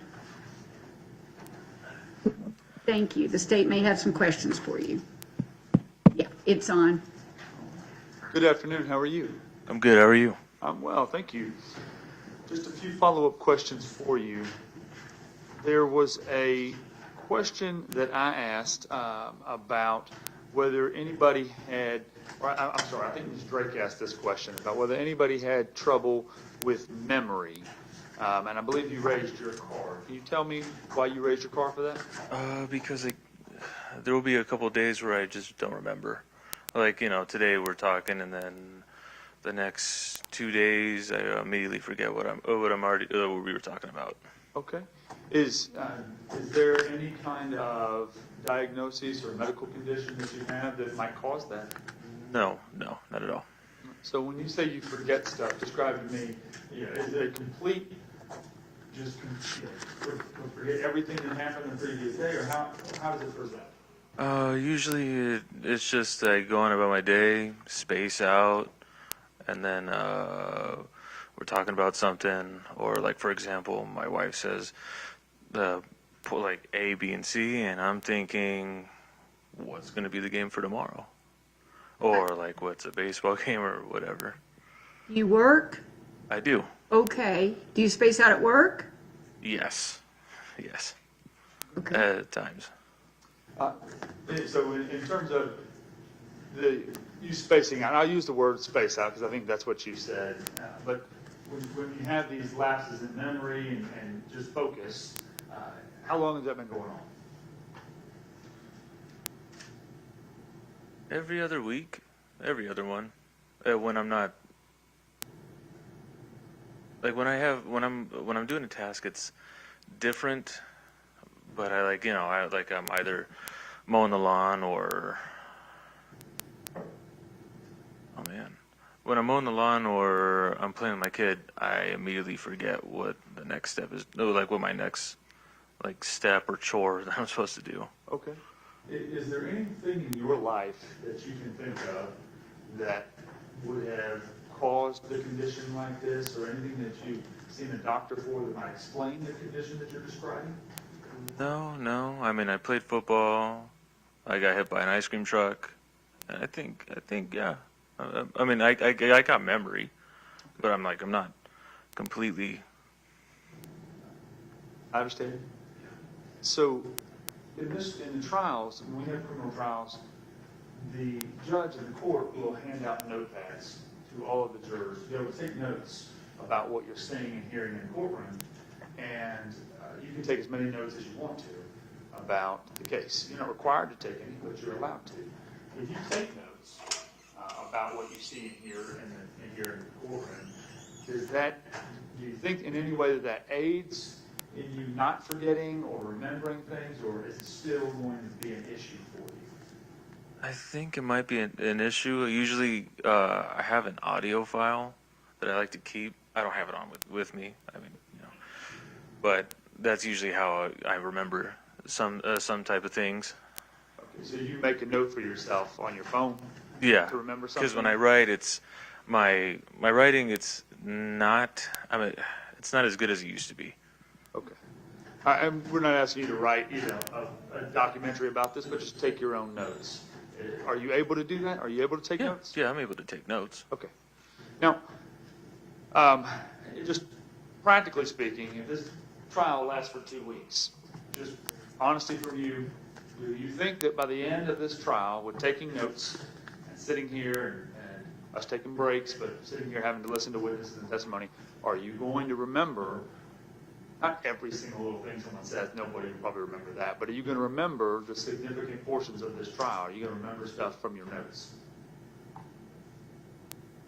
No, maybe not. Okay. There was a question the judge asked about scheduling conflicts, and so tell me what that is for you. I work, and I'm the only one that makes income in my family, so they depend on me, and I just want to make sure that I don't lose my job. Okay. What do you do for work? I'm an Amazon driver.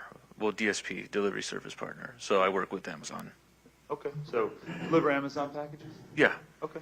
And now you said that you are married. What does your wife do? She's a stay-at-home mom. She takes care of 2 kids. All right. So I see here on your paper that shows you have one daughter that's 1 year old. Yes. All right. You said there are 2 kids. So who's the child? Well, she lives in Brazil, and we're trying to bring her over to the U.S. so she can spend time with her mom since she's been away for this is actually her 6th year. Yeah. Okay. Is your wife her mother? This girl in Brazil? Yes. Okay. Is your wife here or in Brazil? My wife is here. Your wife is here. So y'all are trying to bring your wife's daughter to the United States from Brazil? Yes. Okay. Is she your daughter or your wife's daughter? She's my wife's daughter, but I like to think she's mine. And I understand that. So you said she takes care of your daughter, and then she'll take care of this other child if and when you can bring the child from Brazil. Yes. Okay. If you are not working for the next 10 business days because you are here with us, tell me what kind of financial impact that's going to have on your family. Significantly. I would probably have to be. I would be a little bit tight on rent. Okay. That's my biggest concern. Okay. Is there a way to make that up so that you're not evicted from your home or dispossessed there? You can pay me more? I'm sure they could. Is there additional hours that you can sign up for after this is over with to try and make up the difference is what I'm asking? No, I don't think so. No, Amazon, the company's very strict on the 12-hour policy. Okay. Have you heard anything about this case? No, only from this morning. Are you familiar with the apartment complex, the Sterling Glen Apartments, and that intersection of Singleton Road and Indian Trail? Yes. How so? I worked for a previous company maintained the property. Okay. So you worked for a company that did like maintenance and there at the apartment complex? Yeah. Did you assist them and work there doing maintenance at that apartment complex? No, my former coworkers have. Have you ever visited there? Once, yeah. On a what do you call them? It's like a busboy route or like a tradesman thing, like learning drywall and sheetrock. Okay. All right.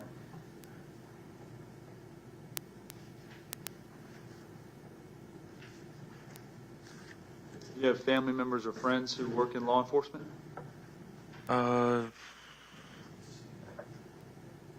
I have, yeah, actually. Well, my best friend works at. He works at the Navy. He's a navalman. He's in the Navy? Yeah, he's okay. in the Navy. So you have a friend who's in the Navy? Yeah, I don't know if that's law enforcement or is military or. It is military for sure. Yep, absolutely. And I did ask a question about anybody serving in the military, but you have not served in the military. No. Okay. Are you familiar with cellular tower mapping? My father is. Your father is? Yeah. Okay. Do you have any knowledge about it yourself? No. Okay. And how do you know that your father is?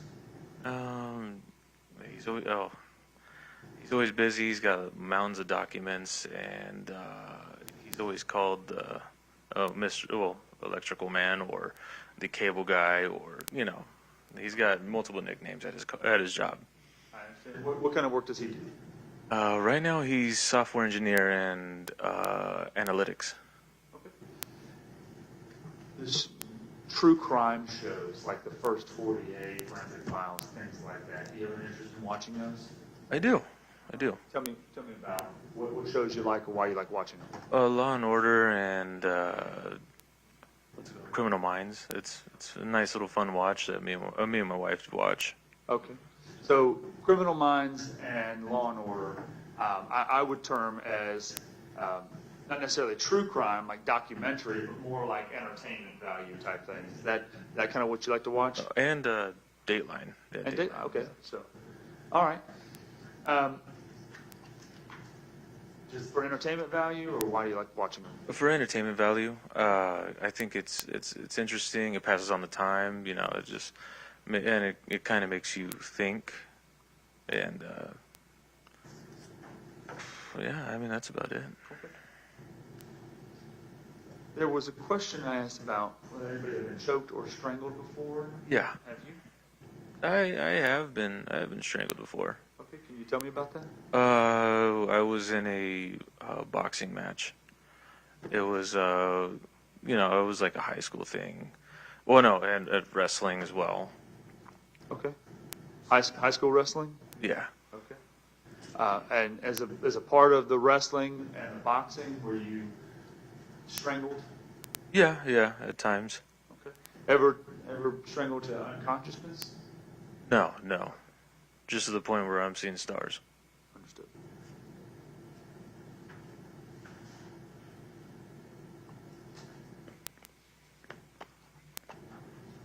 You've also had family members or friends that have been strangled?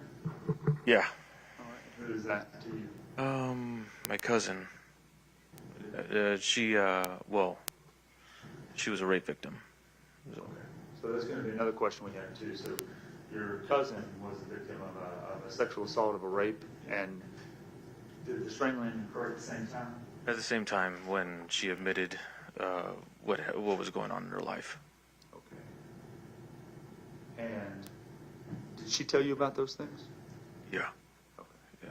How long ago? When I was 13 years old.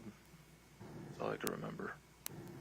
All right. Was she was the perpetrator, the person who did that to her, was that person known to her? Was until he fled to Mexico, and then, well, we don't know what happened after that. The police involved? The police was involved. She made her statement.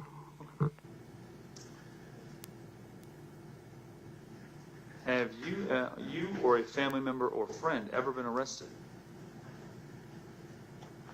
My aunt got arrested a lot. Yeah, my aunt, my oldest brother, my second oldest.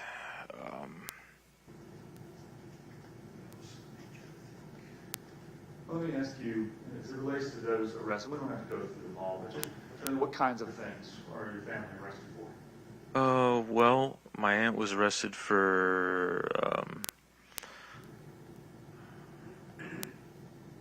drugs, loitering, or even a false claim where she assaulted an officer. So she was arrested for assaulting an officer, but you're saying that was a false accusation? That's what she claims, yes. Okay. Let me ask, when you have the family members that have had arrests and even the false accusation by the police officer, according to your aunt, do you have any opinions because of that about law enforcement in general or the criminal justice system? Well, when it came to requesting a body cam footage of my aunt doing something wrong, they ended up deleting the footage, or not the footage. He ended up not releasing the footage. Okay. So. And how's that impacted you? Well, I mean, not very much. Sometimes I think my aunt had it coming. Okay. That she had it coming with. I believe she is guilty in a lot of ways, and I don't believe she's a good woman. She's a good woman? I don't believe she's a good woman. No.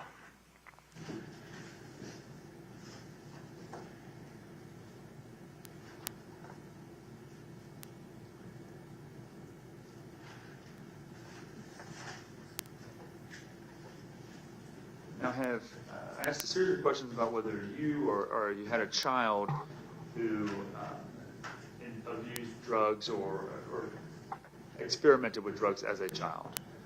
Have you ever experimented with drugs as a child? Yes, I have. Okay, what kinds?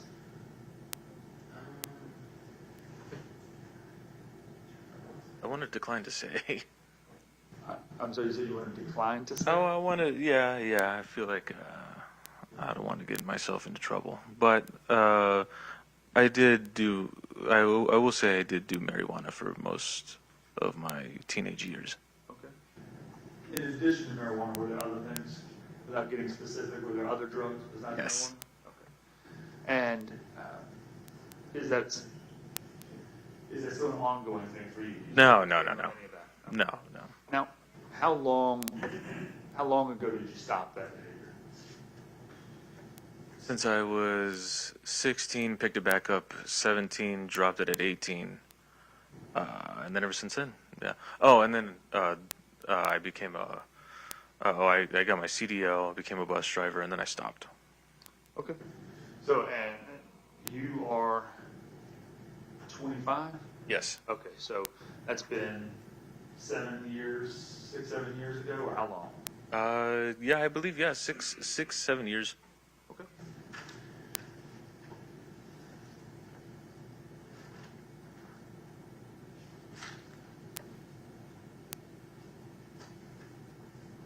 You've been a witness to a crime? Yeah, when I was a kid, I witnessed a shooting happened. A shooting, okay. Here or somewhere else? No, in California. And so what, did you end up having to call the police, or be a witness? No, my mom did that. Me and my little brother, we were trying to pick up my second oldest brother, and two guys were fighting outside school. Guy pulls out a revolver and shoots the man 5 times directly at close range. Okay. And did you have any involvement in terms of giving statements to the police, testifying, anything like that? I did give a statement to the police. I did. Okay. There was also a question that we asked about whether there was any reason somebody had trouble passing judgment or couldn't pass judgment or sit in judgment of somebody, and you had raised your card for that. Yeah. At the very beginning, I was a little uneasy about I heard rape and a murder charge, and that was kind of an uneasy thing. And in my head, I immediately thought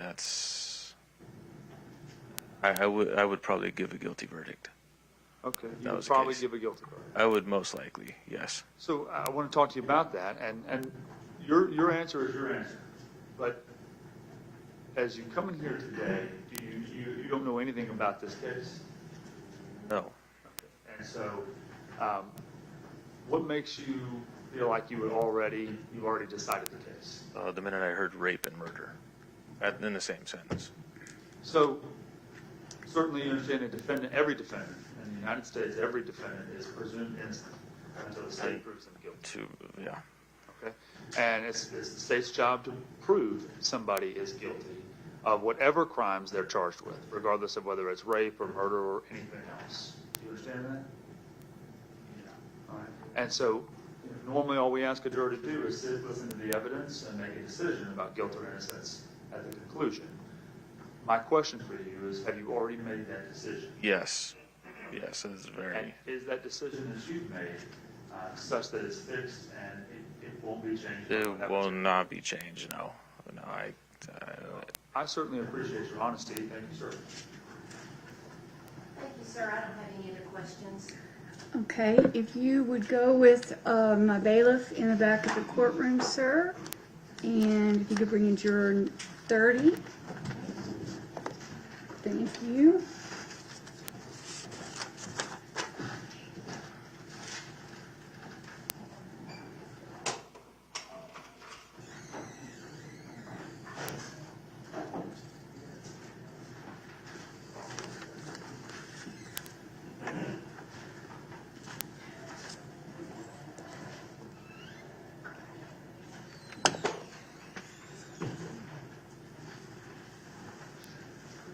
Good afternoon, sir. If you would just sit right there, yes, anywhere, and just grab that microphone.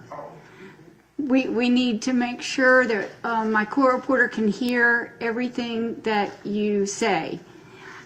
Okay. The state may have some questions for you, okay?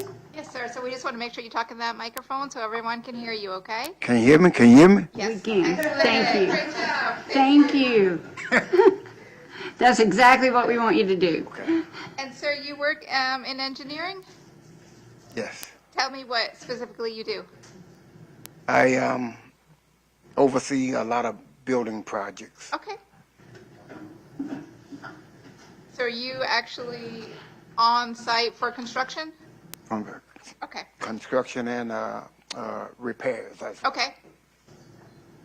And you served in the military? Yes. Thank you for your service. Welcome. What branch did you serve in? Army. And what was your job in the Army? Supply sergeant. Okay.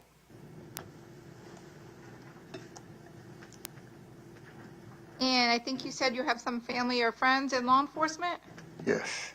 Tell me who they are as far as the relationship to you. Now, when you asked that question, you didn't say in the state of Georgia. You say in my family. That's okay. Okay. I just wanted to make sure I understood that right. Yeah.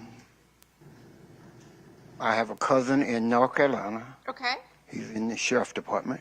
okay, I had an uncle in the sheriff department in my hometown of Florence, South Carolina. okay. And do you talk to either your cousin or your uncle about the cases they work? No. Okay. And you, I think, said that you've been arrested before? Yes. What were you charged with, sir? DUI. Okay. How long ago was that?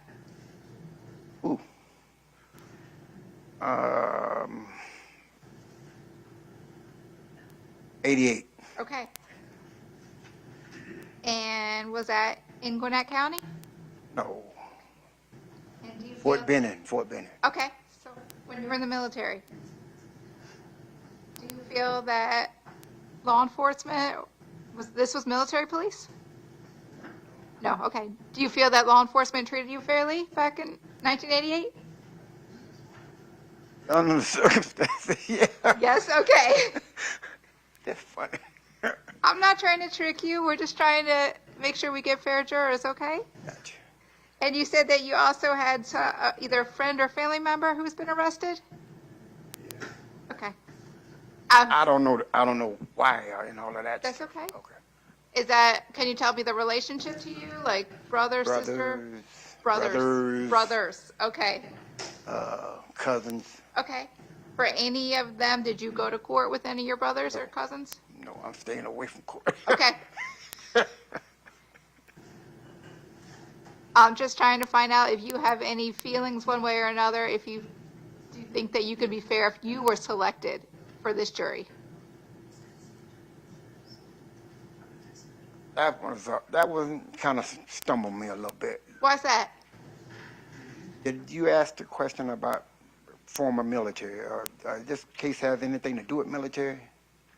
No, sir. No. Oh, okay. I thought maybe I was just, I don't know. But I think I could do. I could. But military, if it's military, then that's when I thought, because when I thought I heard it, that's when I think that No, we just want to know about your it experience. would be a little tough for me. Okay.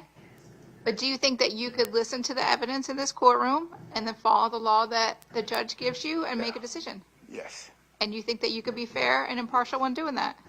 Yes. Okay. Is there anything that we didn't ask that you think we should know about? Nope. And I'm not sure I completely understood your answer. The defendant was a member of the National Guard of the Army. That, I think maybe that's the question that you were asking me about. I thought I heard something along. Would that affect your ability to listen to the evidence in this court? Truthfully? Everything needs to be truthfully. That might. Okay. Why does that change your opinion? I'm real partial toward the military. I'm real partial toward the military. I've seen a lot of bad stuff in the military. Okay. And pertaining to military, and so. Yes. Okay, so if you were to hear that someone was in the military, you believe that you could not be fair? I don't. Could I be fair?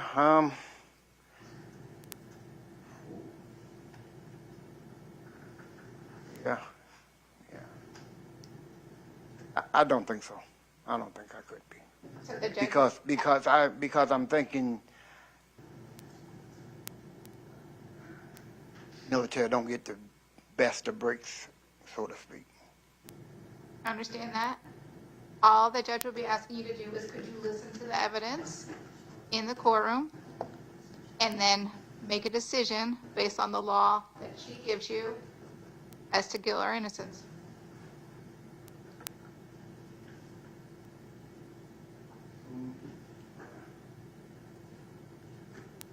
I don't want to sit here and lie. All right, so I'm saying no because I don't want to lie. Okay. I'm serious. I don't. We don't want you to lie. All right. Thank you, sir. Does the defense have any questions? Mr. President, Judge. Good afternoon. So, this case does not have anything to do with the military. My client was in the National Guard at the time that this alleged incident occurred. Just the fact that he was in the National Guard and not the facts in this case, do you still believe that you would be able to be unfair and apply the laws as the judge gives it to determine guilt or innocence in this case?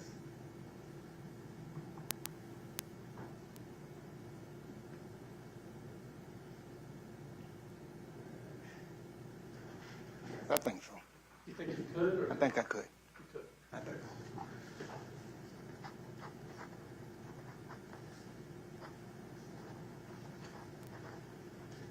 You indicated on your questionnaire that you've lived in Gwinnett for a little over 2 years, is that correct? Right. Where'd you live before that? Sandy Springs. Have you always lived in Georgia? Where'd you live before Georgia? United States Army. Okay. Overseas. So how long have you been here in Georgia? Back. I moved here in '92 when I left the military. All right. That's all I have. Thank you. Thank you. All right, sir, if you would put the microphone down and if you'll go with my bailiff that way. And Patty, if you'll bring...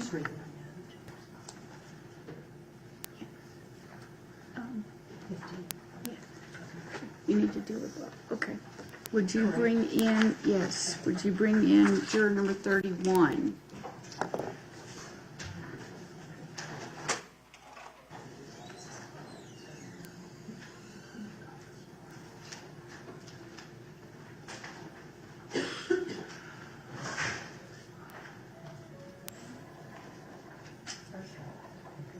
Hello, sir.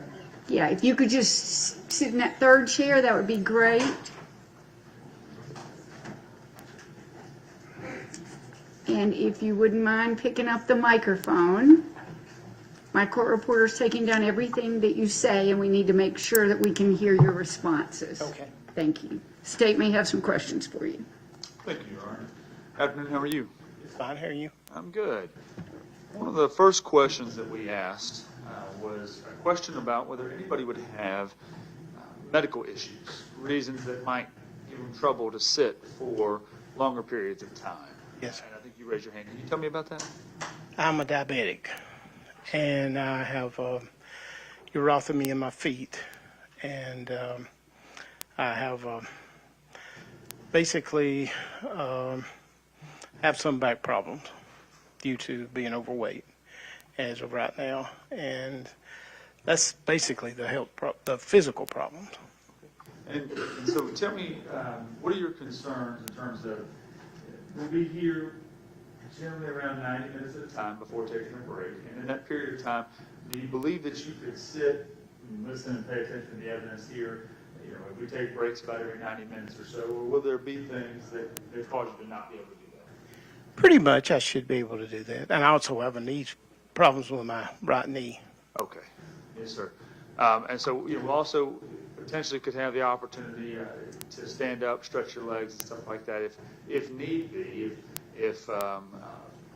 while evidence is being presented. Would you feel comfortable with going ahead and letting the judge know you need to stand up for a second if that becomes necessary? Yes. Okay. There was just a general question I asked about anybody know anything about this case? Yes. Do you know anything about this case? I saw a program, 48 Hours. I viewed it at my home. I'm just trying to think, and maybe a year ago or so. I'm not exactly sure when. And I saw this exact case on there. Yes, sir. So the instructions from the judge, the job of a juror, is essentially to be selected to make a decision about guilt or innocence based upon only the evidence that's presented here in the courtroom. Right? And things outside of the courtroom that you may have seen or heard, obviously those are in your mind, but you have to make a decision based upon what you hear here. Is that something you're able to do? Well, when I watched the show, I came to the opinion that the person, the defendant, looked like he was very guilty. Okay. And based upon the show that was presented? Yes, yes. Now, you understand, in Georgia and pretty much every state in the United States, a defendant is innocent until proven guilty. Yes. And every defendant, in every criminal case, the state has a burden of proving beyond a reasonable doubt that the defendant is guilty. Do you understand that? Yes. All right. Now, your job as a juror, if you're selected, is to hold the state to that burden. Right? To convict only if you feel the state has met its burden beyond a reasonable doubt. Yes. Do you agree with that? Yes. Okay. Now, in making that determination, have I met my burden? You are allowed to consider the evidence presented here, testimony, witnesses, evidence is presented here in court, and only that. Are you able to do that?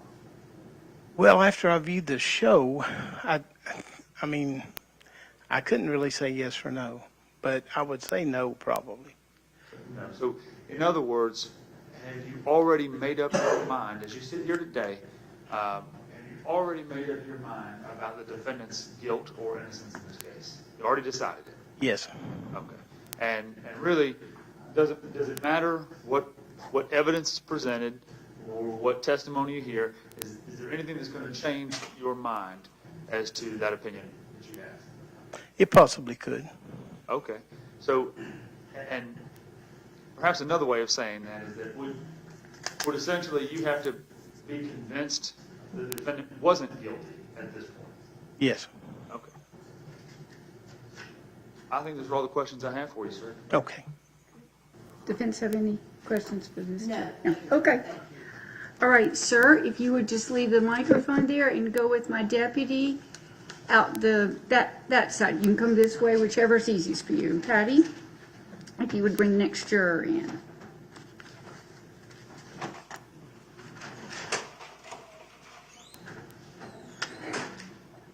Thank you, sir.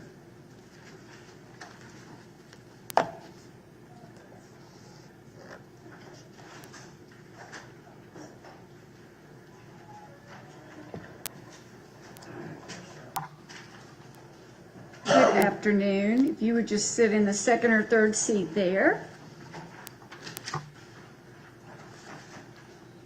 Hi, Juror 32. I had a few questions for you, okay?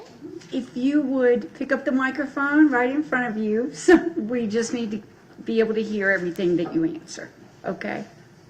And Juror 32, you said you've served on a grand jury before? I have. When was that? 2019 to the beginning of 2020. And was that in Gwinnett? It was.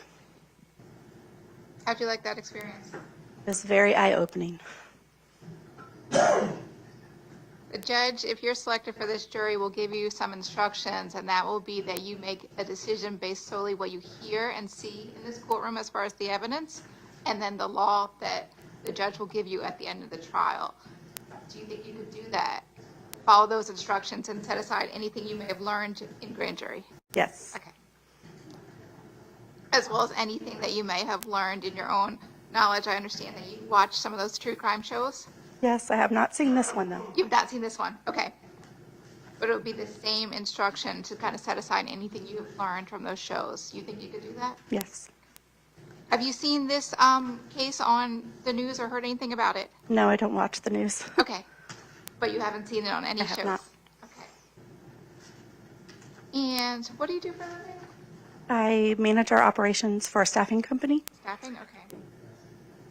So you do have the opportunity to hire and fire employees? I do. Have you had to fire someone before? Yes. How do you make a decision to terminate someone then? how do I make a decision? I usually, we're in staffing, so it's provided from our customers, feedback from them, and then it's working with the associate that we put on an assignment and then releasing them, and whether or not it's a full termination or just from that particular customer. And then internally, it's completely different. We follow a set of SOPs as far as, what's considered a fireable offense. And I think you raised your hand that you have had someone close to you suffer from an overdose death. Tell me who that person was in relation to Jimmy. Stepsister. Okay. And how long ago was that? Probably 15 years. Okay. Were you there when your sister passed? No. Were you living with her while she was going through the addiction? No. Okay. Did you have any involvement closely with her while? No, because my dad and my stepmother married after I left high school, and so I was distant. Okay. I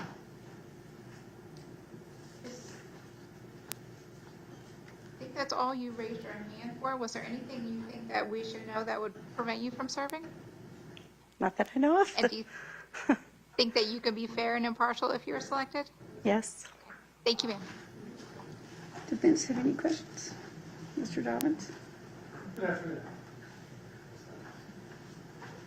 So you stated when the state talked to you about the grand jury that it was eye-opening. Tell me a little bit about that. How was it eye-opening? I think more about the types of cases that we have within Gwinnett County. Again, I don't watch the news, and I guess maybe I've just lived a sheltered life, and I don't know, it was just interesting, like all the different types of cases that we came across. And so things that maybe I didn't know, like gangs, for example, didn't really know that Gwinnett County had things like that, but just variations. So if you were to be instructed that the burden of proof in this case as a juror would be different than the burden of proof as a grand juror, would you be able to understand that difference in burden and hold the state to that burden being beyond a reasonable doubt? Yeah, I mean, I think at least at the time that I served, and I know, the DA and what the parts that they went through before cases came to grand jury, they're doing their own vetting in the process, and so we only got a glimpse of it, and I completely understand that what we heard is not in its entirety. It's just a piece of what's being put forth, and then it would come to court for, the full execution and hearing that. So I don't think that they're the same. I know that one is a beginning stage, and then the next one is, obviously where it would, fully lie. Okay. Is there anything as of right now that you've heard through this process that has caused you to form an opinion as to my client's guilt or innocence? I don't know anything about the case at hand.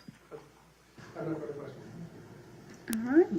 Ma'am, if you would just leave the microphone on the ledge, and if you will follow Bob out. And Patty, if you'll bring in the next juror.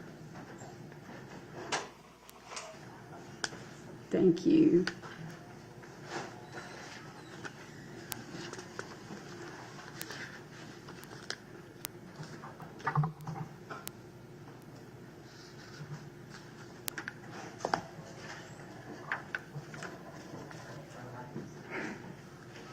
Good afternoon. If you would just sit in the second or third seat. Okay, that's fine. That's fine. And ma'am, if you could pick up the microphone, or Patty, if you could hand that to her. If you would just talk into the microphone so my court reporter can hear your answers, okay? All right. How are you today? I'm fine. Good. Fine. If you can put that microphone just a little bit closer to your mouth. There we go. Thank you. Fantastic. So just want to go over a few questions with you from earlier this morning. Have you previously served on a jury? Yes. All right. And was that here or somewhere else? It was here. How long ago? It's been at least 15, 20 years ago. Do you recall if it was a criminal case or a civil case? It was a civil case. All right. And what did you think of the process? long, It's fair? Long process? but it was fair, yeah. Okay. And you were not the foreperson? Okay. No. Let's see, other questions I wanted to ask you. You have family members or friends who work in law enforcement? I have a friend. Okay. Who is that person to you? It's a neighbor. I'm best friends with his wife. Gotcha, okay. And where does he work at? He works he's a fugitive on the Fugitive Task Force of Gwinnett. Does he ever talk to you about his cases? Or you have any Never. particular interest in that? I'm not really interested. I understand. Have you ever called 911 before? No. Okay. Actually, I think I answered it in the opposite way. That's right. So you've not ever called 911? No. That's right. Tell me about any knowledge you have, medical aspects of strangulation. I was a respiratory therapist. I'm retired. Okay. So I imagine we're dealing with breathing, respiratory stuff. That is obviously part of your job. Do you have medical training that talks about strangulations and things like that? I've seen victims of strangulation. It was usually self-inflicted. Okay.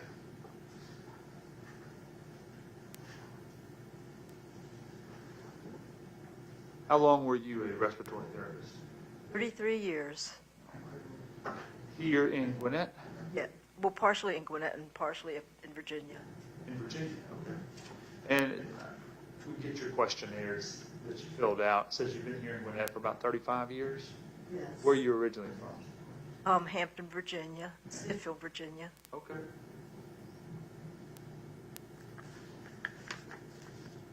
Do you have any opinion about whether marijuana should be legalized? Medical marijuana. Okay. What about recreational? How do you feel about that? I don't know enough about marijuana to say more. Okay. And you described yourself, I think, when Ms. Drake asked, as an analytical thinker. Pretty much so. What does that mean to you? That I analyze something before I decide on it. Okay.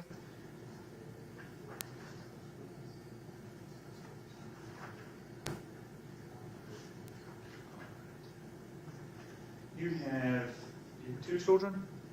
Yes, they're grown. Yep. And what kind of work do they do? Well, my daughter is a vet technician, and my son is a trained railroad engineer. Oh, very good.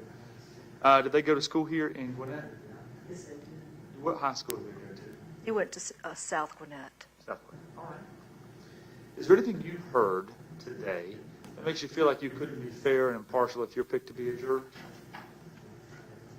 No, I haven't watched TV or done anything. I've never had a parking ticket. Very good. Well, thank you so much. All right, the state might have some the defense may have some questions for you. I just have one follow-up question. You indicated that as a general rule, you consider yourself a follower? I'm a follower. Okay. Is that all the time, or is it specific to the situation? Or? It's preferable, but I've been put in situations where I had to be the leader. Okay. And I know that sometimes jurors are always, thinking, why in the world are they asking these crazy questions? In the jury room, if you were to have an opinion about the case, and there was someone with a much stronger personality, maybe a loud voice or a very big presence, that intimidated you, would you be able to maintain your opinion, or would you acquiesce? Of course, I would maintain my opinion. Just not argue with them about it? No, I would argue. Oh, okay. All right. I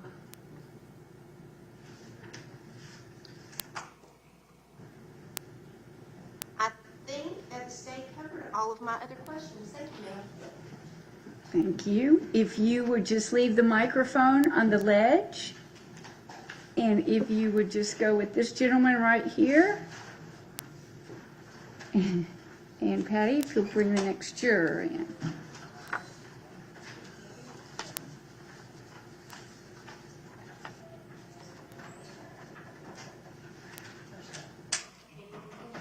if the third or fourth chair, thank you. And if you will be seated and pick up that microphone right in front of you. Thank you. Hi, Juror 34. We just need to be able to hear your answer, so Perfect. sometimes. Is that good? Yes. Okay. Thank you. Juror 34, what do you do for a living? I work in education. I was a teacher, but now I am an instructional technology trainer of teachers. What school did you teach at before? Lilburn, well, Starling Elementary before, and now I'm at Lilburn Elementary. How long have you been working for the school system? I've been at Gwinnett County Schools. This is my 8th year. I've been in education for 18 years. And I think you also said you have some friends in law enforcement? I have a family member by marriage, formerly in law enforcement. My brother-in-law was in law enforcement in South Carolina. Okay. Did you talk to your brother-in-law about any of his work? No. Do you know any Gwinnett County officers? No. Do you know Detective Carter? Or anyone sitting in the table? No. At either table, do you know anyone? No? No. Okay. And I think you also raised your card that you had a friend or family member been arrested? Yes. I have a friend who was arrested for felony marijuana. And was that in Gwinnett County? Yes. And do you know how long ago that was? 8 years ago, I'm guessing. Did you go to court with your friend? When they were sentenced, I did attend Okay. for that. Do you feel that your friend was treated fairly by law enforcement in the court system? I do. And I think you also answered the question that you consider yourself more of a follower than a leader. Yes. Explain why you answered that. Sometimes I'll let people who have stronger personalities take the lead if that's something that they're passionate about. There are times that I take the lead, though, when I feel strongly or passionately about something. But if someone is qualified in an area that I'm not, I'm okay with letting them take the lead on that. Have you served on a jury before? No. So if you were selected for the jury in this case, the judge would ask you to listen to the evidence and then make a decision based on the law that she gives you. Do you think you could do that? Absolutely. And do you think that you could voice your opinion when deliberating with the other jurors if you feel strongly? Absolutely. And could you continue to voice your opinion if some of the other jurors disagree with you? Absolutely. And do you think that you could be fair and impartial if you were selected? I do. Have you heard anything about this case on the news or anywhere else? I have not. Okay. And I think you raised your card as to you or someone close to you had some drug use in the past? Yes, the same friend who. The same friend that you The went to- felony. Yeah. Okay.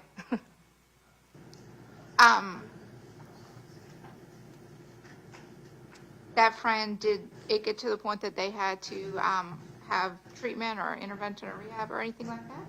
They served a good amount of time. Yes. Okay. But you saw the impact of what drugs did on your friend's life? Yes.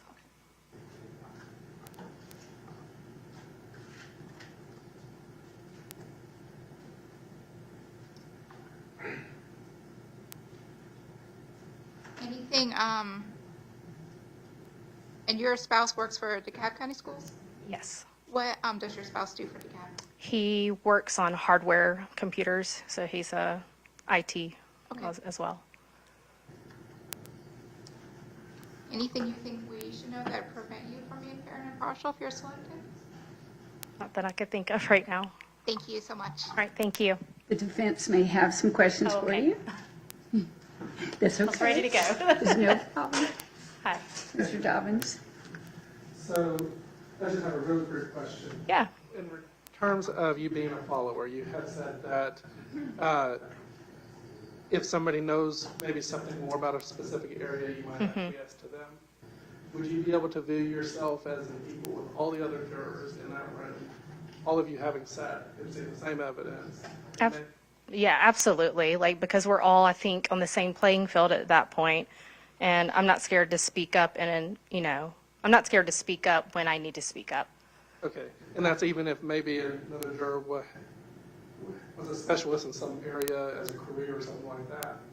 No, I think we're all in the same kind of playing field when it comes to something like this. So I'm not afraid to voice how I feel about the situation. Okay, that was all I had. Thank you. Oh, awesome. Thank you. Is that it? If you would leave the microphone, just leave it right there on the ledge, and if you would go with this gentleman right here, or you can put it on the chair if it's moving. Yeah, I think it's good.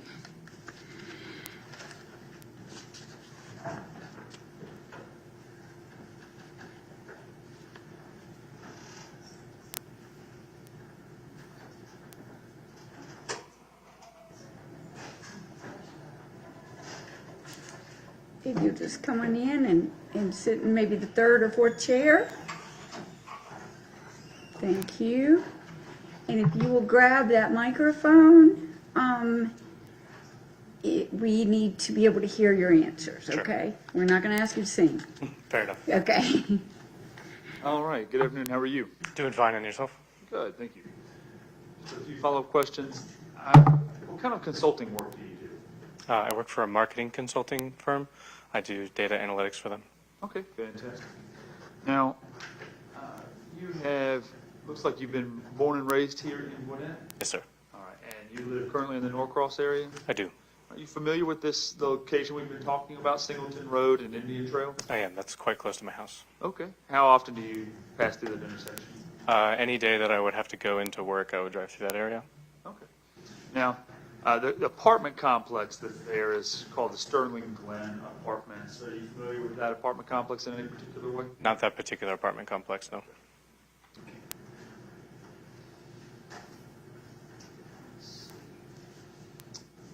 Also, the area out there near Drowning Creek, what's your familiarity with that? Before I lived at the address I live at now, I lived off of Tequila Road and Winder Highway, which is quite close to that area. Okay.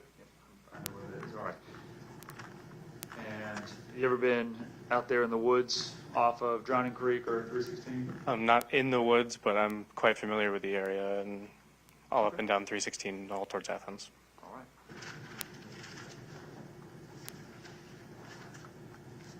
Life 360, do you use that or are you familiar with it? I use it on behalf of my wife for her grandmother. Okay. So her grandmother has it installed because we use it to check on her after her husband passed away. And the family keeps track of her using Life 360 to make sure she's okay. So I know it tracks location and speed and stuff like that. Does it track other things too? You can set it up to track other things, is my understanding. The features that we use are mostly just the movement and phone activity.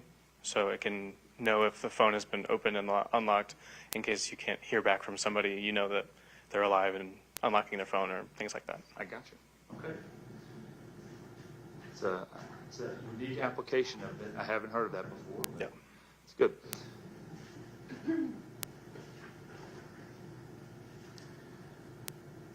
Have you had a family member or friend arrested for a crime? I have. All right, can you tell me about that? I guess there's a couple. The most immediate one is one of my brothers was arrested for DUI. Okay. And without going into everybody else, anything major? Anybody arrested for anything really major? No, sir. Okay. Any of those arrests from your family member or friends that give you a particular frustration with or ill will towards the police? No, sir. Okay. Do you think they were treated fairly in their cases? I believe so.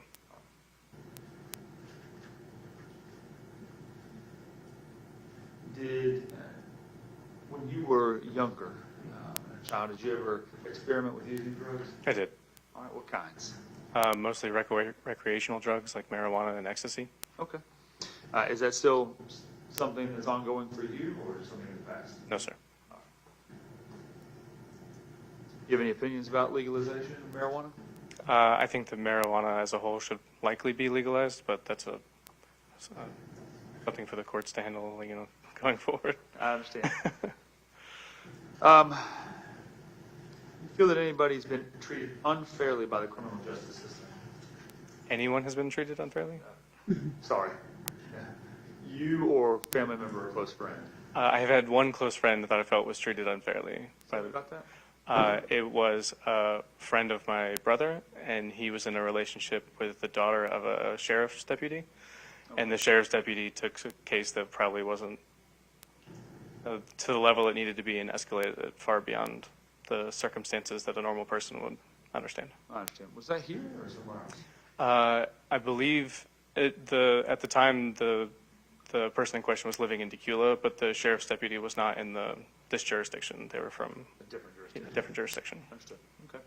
Does that give you any pause or frustration with law enforcement in general, or just that one deputy that's a problem? Yeah, to me it just seemed like it was a single person had an issue, not law enforcement in general.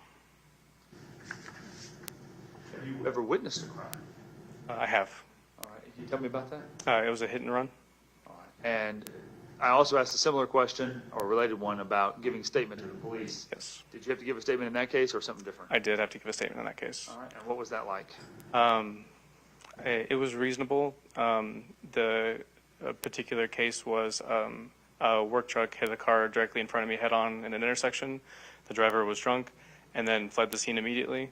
And the person who was hit claimed that they had a gun. And so police, and immediately assessing the situation, were rushing to figure out if they were dealing with an armed suspect or not. And then I didn't end up having to do anything in that case because I provided dash cam footage. Okay. So you have a camera in your car? Correct. Okay.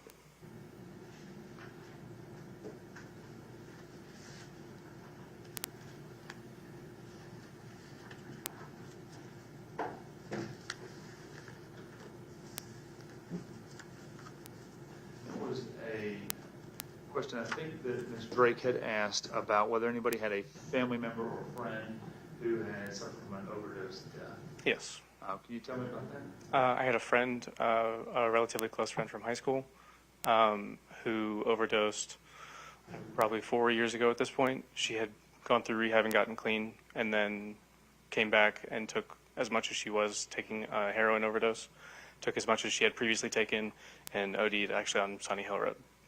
On Sunny Hill Road? Okay. Did you, when she was going through her addiction, did you know about it? I did not until I heard about the news after the fact. Okay. So really, you didn't know about the addiction, and then she going to rehab and coming back until after everything had already passed? Yeah, I knew that she had gone to rehab, but at the time, I and many of her, what we consider to be close friends, thought it was for alcoholism, and didn't know that she was into hard drugs like that until we found out about her accidental death. So she also struggled with alcohol? Correct. Okay. And you saw signs of that? You saw behavior associated with the abuse of alcohol, and now looking back, the abuse of other drugs? Correct. All right. Able to recognize that in somebody? I would like to think so. Is there anything you've heard today that makes you feel like you could be fair and impartial if you were put to be a jury? No, sir. Okay. Thank you. Thank you. May have some questions for you. Thank you, sir. I don't have any other questions. Thank you so much. If you would leave the microphone on the ledge, and if you would go with my bailiff Bob, or you can put it in the chair, if that's easier. Patty, if you'll bring the next juror in.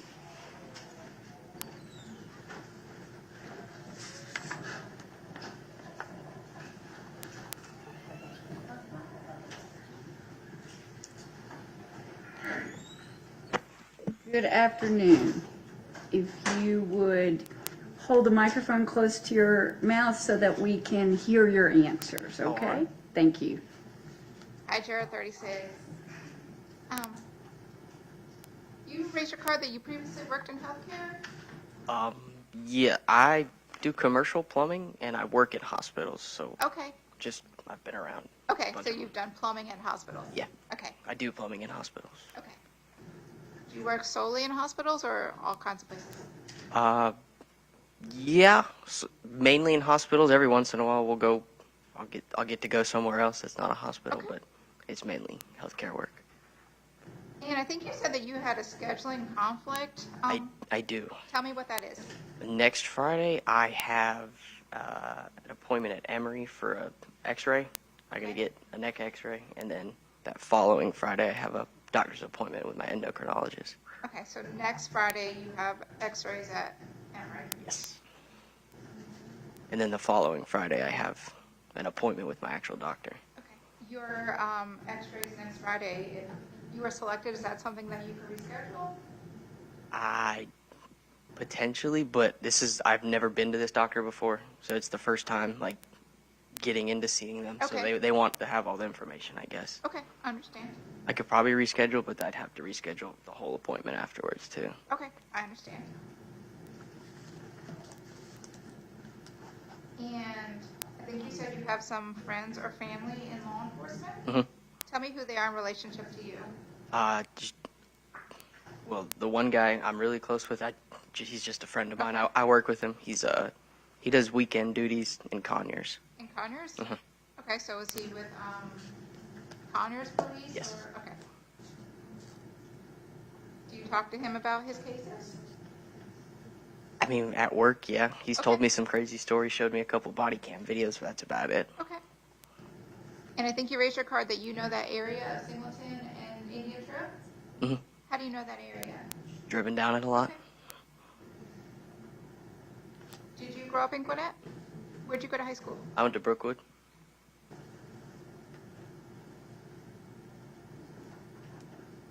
And I think you said that you've been arrested before? Yes, ma'am. Tell me what you were arrested for. Possession, Okay. Marijuana or something else? marijuana. Was that here in Gwinnett? That was in Hart County. Hart? Do you feel that you were treated fairly by law enforcement? Once I got to the jail, yes. Okay.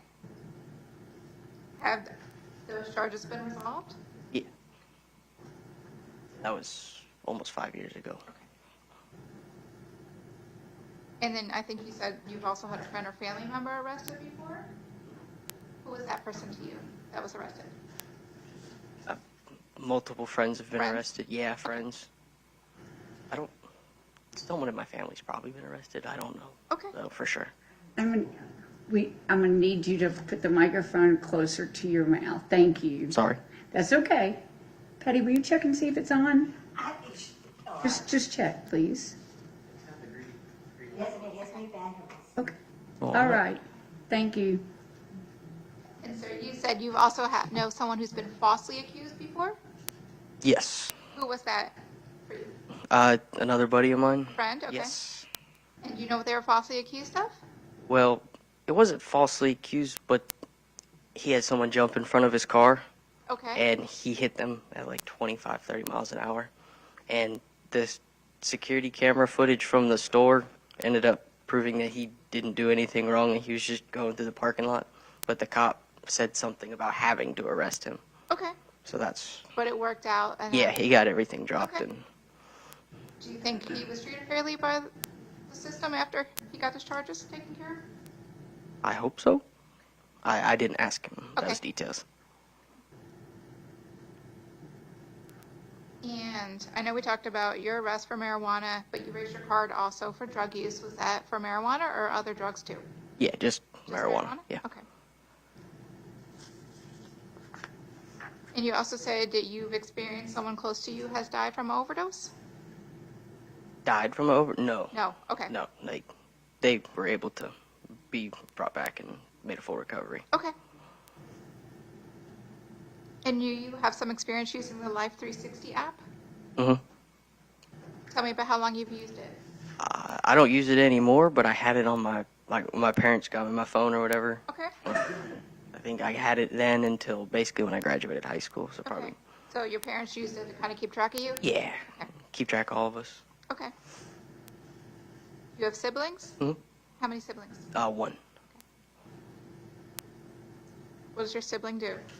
She's a student at Iowa State right now.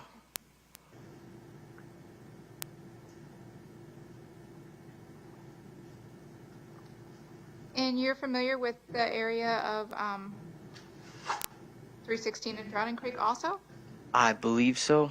I'm more familiar with the other intersection, but I know where Drowning Creek is.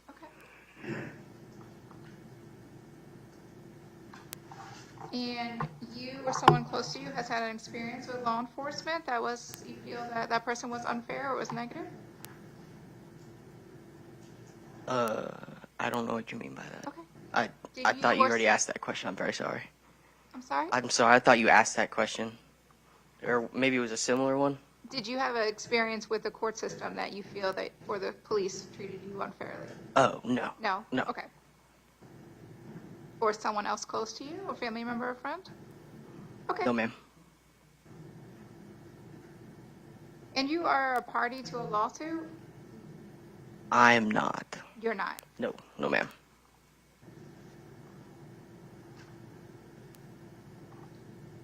If you were selected to serve, do you think that you could be fair and impartial?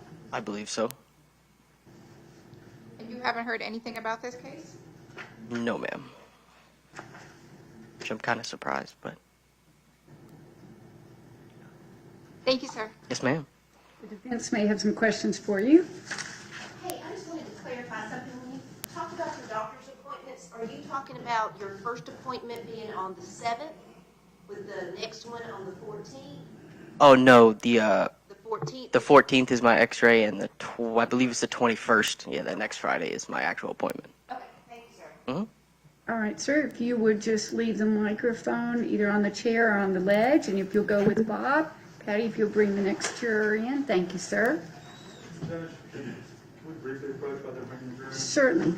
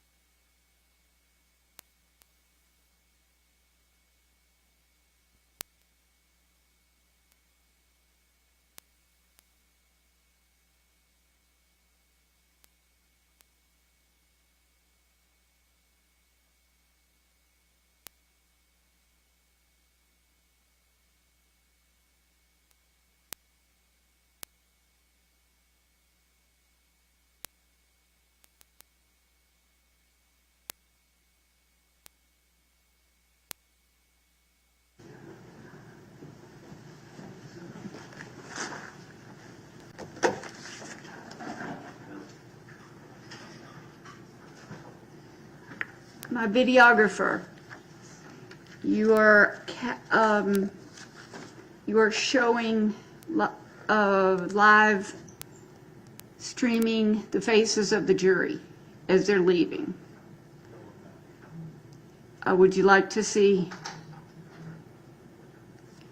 Mr. Delfont? Will you show him?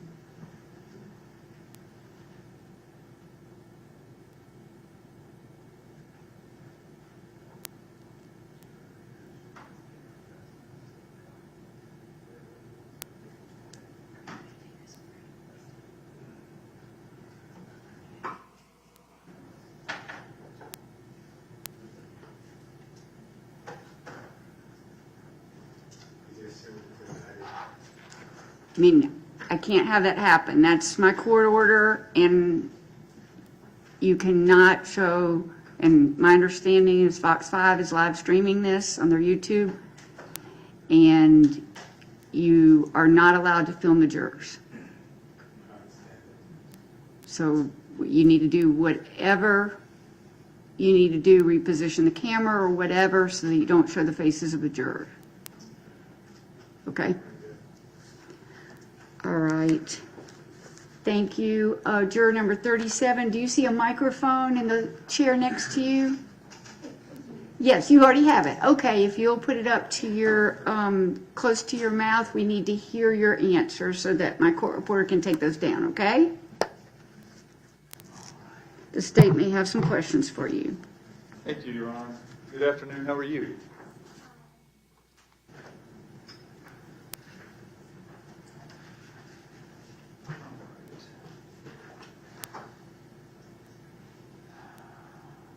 Do you have, is English your second language?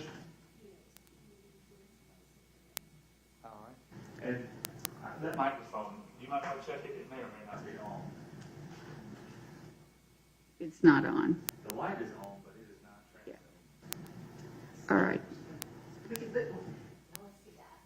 There's 2 more batteries in here. We got them out of a new box. You'll change them again.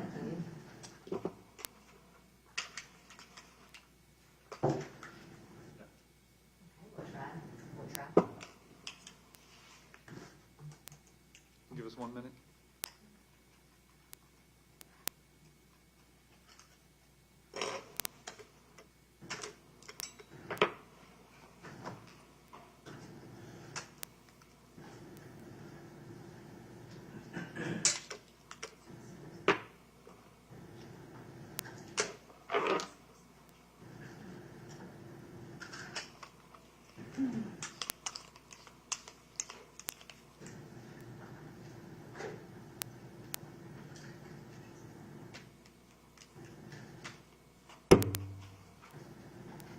I get nothing back.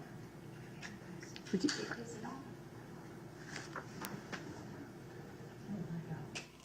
it again. Try now. The batteries might have been, show you it's not even turned on now. Did you push a button? I'll put these back in. All right.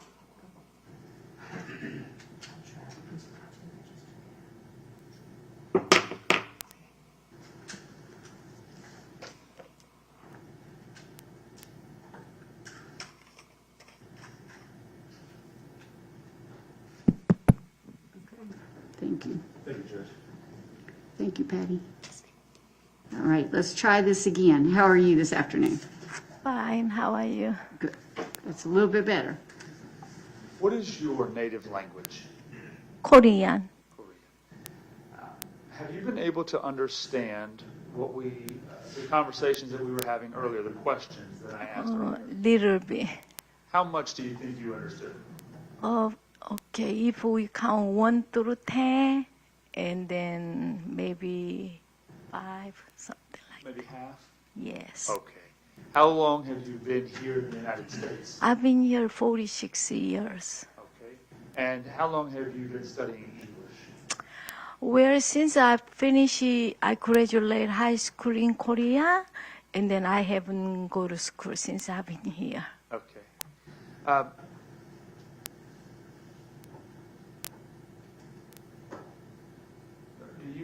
Are you concerned that you may not be able to understand what is happening here in the courtroom if you're picked to be a juror? Yes, not all, because court language like law and hospital language is a little hard, difficult.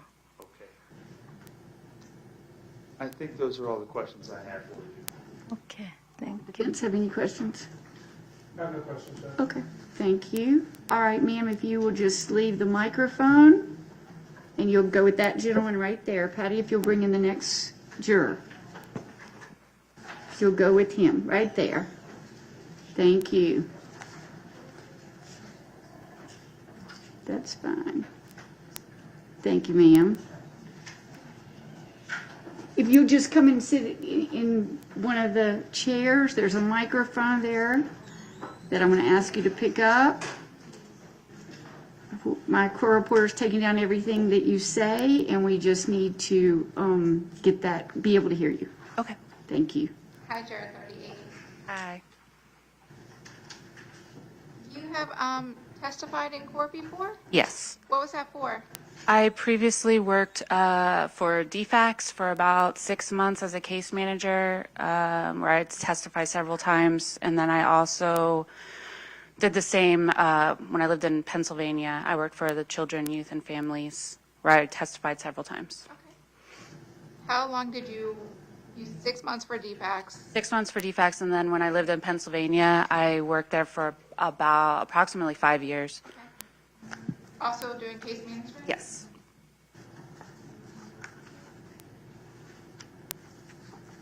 And you currently work as a property manager? Yes, for a property management company, yes. Okay, so what do you do for that? I'm the assistant manager of an apartment community. Okay. And in that capacity, you work with law enforcement? No. Have you haven't had to call police or talk for any? I did have to call 911 for a resident who was having difficulty breathing. Okay.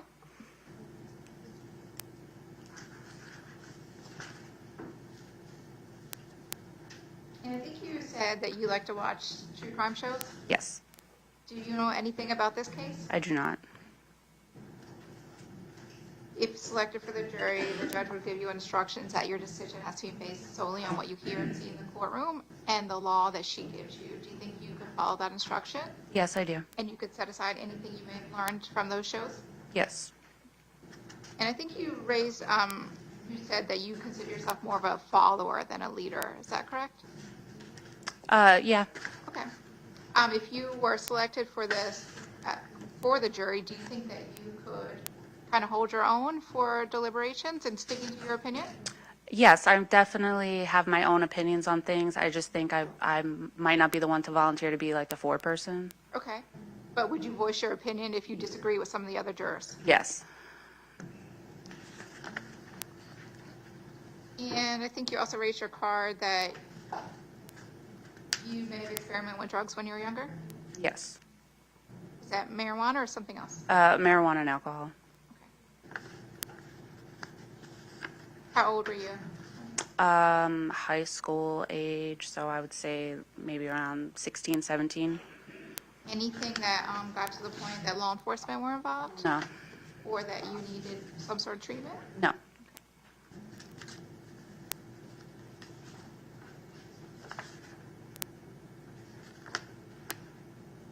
The areas that we talked about, do you know that area of Singleton and Indian Trail? I do not know that specific intersection, or Okay. I don't know. If selected for the jury, do you think you could be fair and impartial? I do. Anything you think that we should know that we didn't ask you? No, I don't think so. Thank you.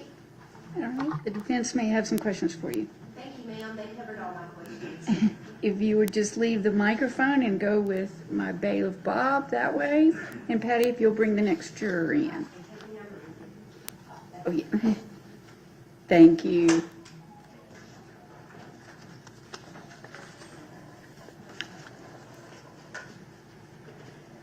All right, if you just come on in and if you'll go a couple seats down, there's a microphone that I'm going to ask you to speak into, but we're not going to ask you to sing.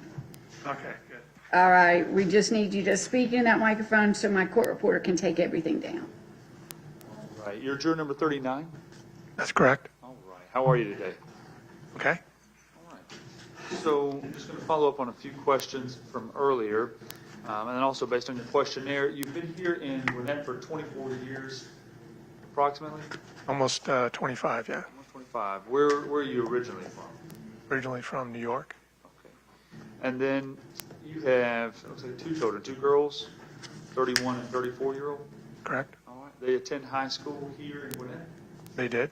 Where do they go to high school at? Went to Mill Creek. Let's see. Have you heard anything about this case at all prior to coming? No, I haven't. And have you served on a jury before? Yes, I have. Now, where was it? It was in Gwinnett County. Do you remember how long ago it was?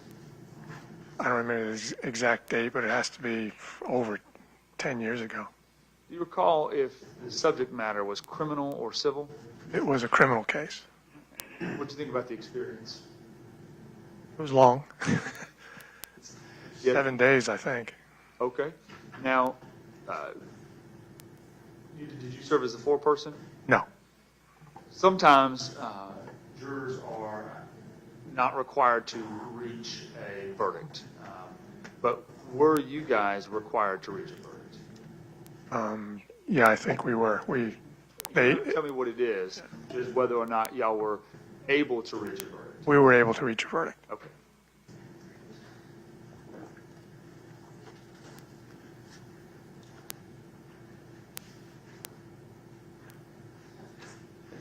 You have not called 911, right?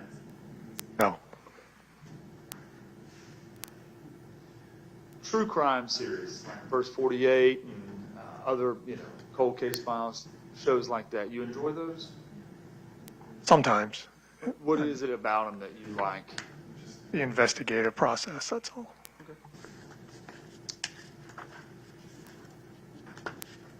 Which one's your favorite? I mean, we watched those Dateline things that had some other ones. I can't remember the names. I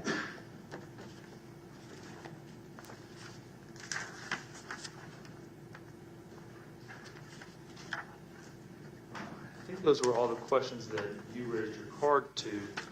You are an engineering manager, is that correct? That's correct. Okay. What kind of industry? We're in refrigeration. And how long have you done that? 37 years. Do you hire and fire anybody? I'm part of the process, but I can't actually fire somebody. It has to go through HR and another process. What part of the process are you in? What role do you Interviewing process for people that are going to work in the department or some other departments if managers need help. But HR is involved in all the whole process. So kind of part of the hiring team, if you will? If there's an opening and it's a technical position. Do you ever get involved in terminations? Sometimes, yeah. How do you make the decision? You're part of the hiring team, so you've got some input there, but how do you give your input about whether to hire somebody or not? Well, first, there's a process you have to go through as a performance improvement plan. So HR, you put that together with the manager of that person, and then after a certain amount of time, if it doesn't work out, then you can let that person go. Okay, so that there's steps. There's steps that have to be taken. It's not, you don't walk into someone's office and say you're fired. And then in the terms of hiring, when you decide to bring somebody on board, how do you determine whether this person's good or not, even though you don't really know them? Well, it depends on the credentials of the resume, and they're screened by HR professionals in the company, and then they bring a group of people to us. Okay. Is there anything you've heard today that makes you feel like if you were picked to be a juror, you couldn't be a fair juror? No, not today, no. Thank you, sir. All right, the defense may have some questions for you, sir. Hello? So, you stated that there's a process with hiring and firing, specifically firing. Are you the first person who makes the decision to start that process? If it's someone in my immediate department, yes. And have you had to do that before? No, I haven't had to do that yet. I don't have any further. Okay. Sir, if you will leave the microphone on the ledge or on the chair and go with my bailiff, Bob.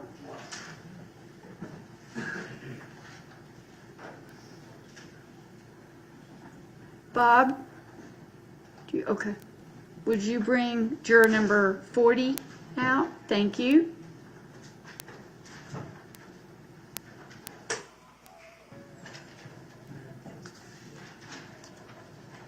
Just for scheduling, I'm going to stop at juror 42.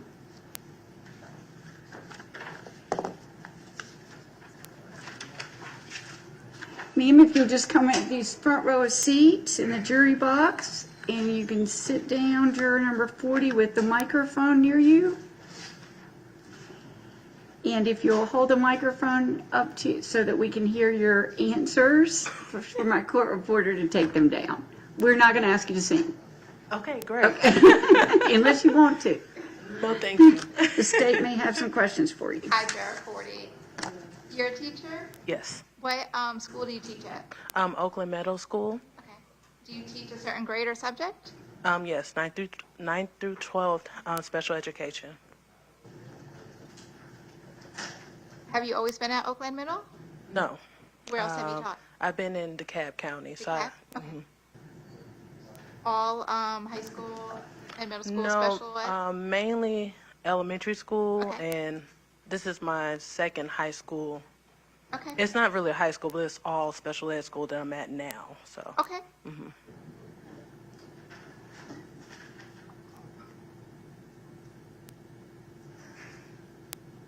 And you indicated on a questionnaire that you or someone close to you was a victim of a crime? Yes. So it's my mom's friend. So it's not someone like directly, but she was murdered. Your mom's friend was murdered. I'm sorry about that. Was that here in Gwinnett?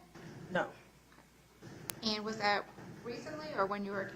that was like before I was even born. Okay. And I think you put on your questionnaire that your mom was robbed? Yeah, when she was in California. Okay. And were you present for that? That was before I was even born. And I think you also raised your card that you or someone close to you has been a victim of a rape or sexual abuse? Yes, my older sister. Okay. The person who did that to your sister, was that a family member or friend or a stranger? My biological father. I'm sorry that your family experienced that. Were police involved with that? Yes. Did you have to talk to police? Well, I was a child. Okay. So she's the oldest, and that wasn't her biological father. So. Okay. But you didn't have to get interviewed by police? No. Or go to court? Anything about that experience with what your sister went through that you think would make it difficult for you to serve as a juror? No, not necessarily. No, yeah. All we're trying to find out if you can be fair and impartial if you were selected. Do you think that you can be fair? Yeah, absolutely. Do you know anything about this case that we've been talking about? No. Okay. And I think you also raised your card that a family member or friend has been arrested? Yes. Who was that in relation to you? My husband. Okay. What was your husband charged with?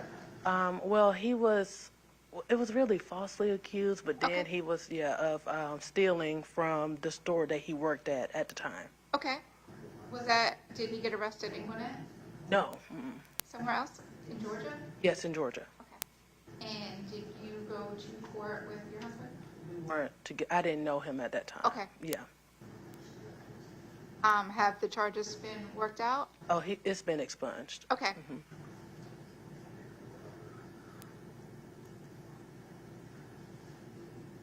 So you weren't together, but he's talked to you about what happened? Okay. Yes. And do you feel that he was treated fairly? I mean, I don't know. I feel like it's, Okay. yeah, I'm not sure I to understand. answer that, yeah.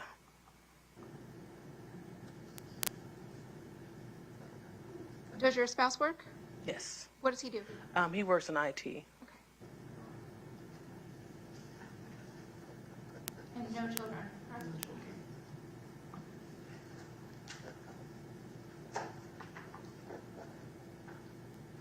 The areas that we talked about in this case, you're familiar with those areas? No. Okay. That's okay.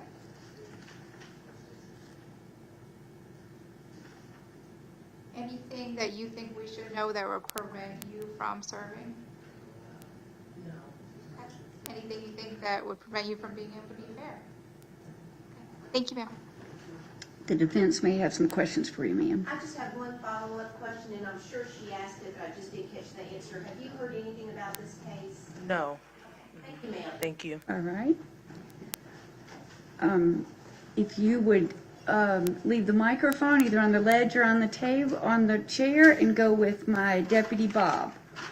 You can go. And Patty, will you bring in juror number 41?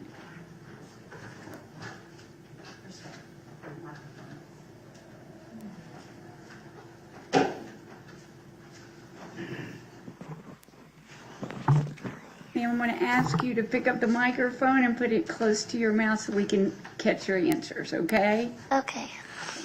Right, how are you doing? Good. How are you? I'm good. I just want to follow up on a few questions that we asked earlier. Okay. But before I get there, I see you have two children, I do. a boy and a girl, Mm-hmm. 7 and 9 years old. Yes. And you have been born and raised here in Gwinnett County? Mm-hmm. Where'd you go to high school? I went to Parkview and then I went to Brookwood. All right. And you live here in Lawrenceville now? I do. Okay. Is that where is Lawrenceville where you grew up? Okay. I was born at Gwinnett Hospital. Okay, very good. So very close by. You work currently as a bartender. I do. All right. And how long have you done that? For about a year. All right. Before that, what kind of work did you do? I waitressed. Very good. And, all right, have you heard anything about this case?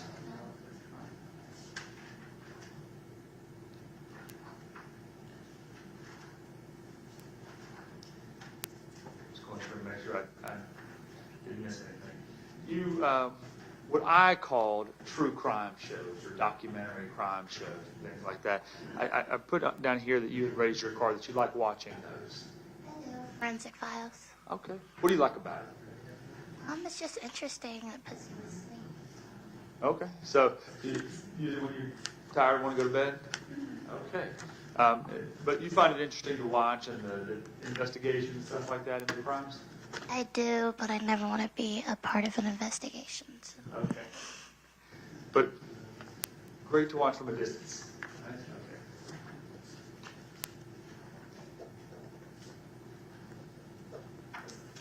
Okay. Now, there was a question I asked about whether, and maybe you raised your card to this, when you were younger, a kid, did you ever run away? Wow, why'd you do that? I was just, I don't know, a hellion, I guess. Okay. 17 years old? I would skip school and all that stuff. Okay. And so when you would run away, would you go far, or obviously you came back home at some point? The police bring you, or did you come back on your own? No, I came back on my own. Okay. How far did you go before you decided to turn around and go back? Wilburn. That's right. And when I use the term run away, would you be going and staying with friends or hanging out with other people, stuff like that? Okay. Let's see.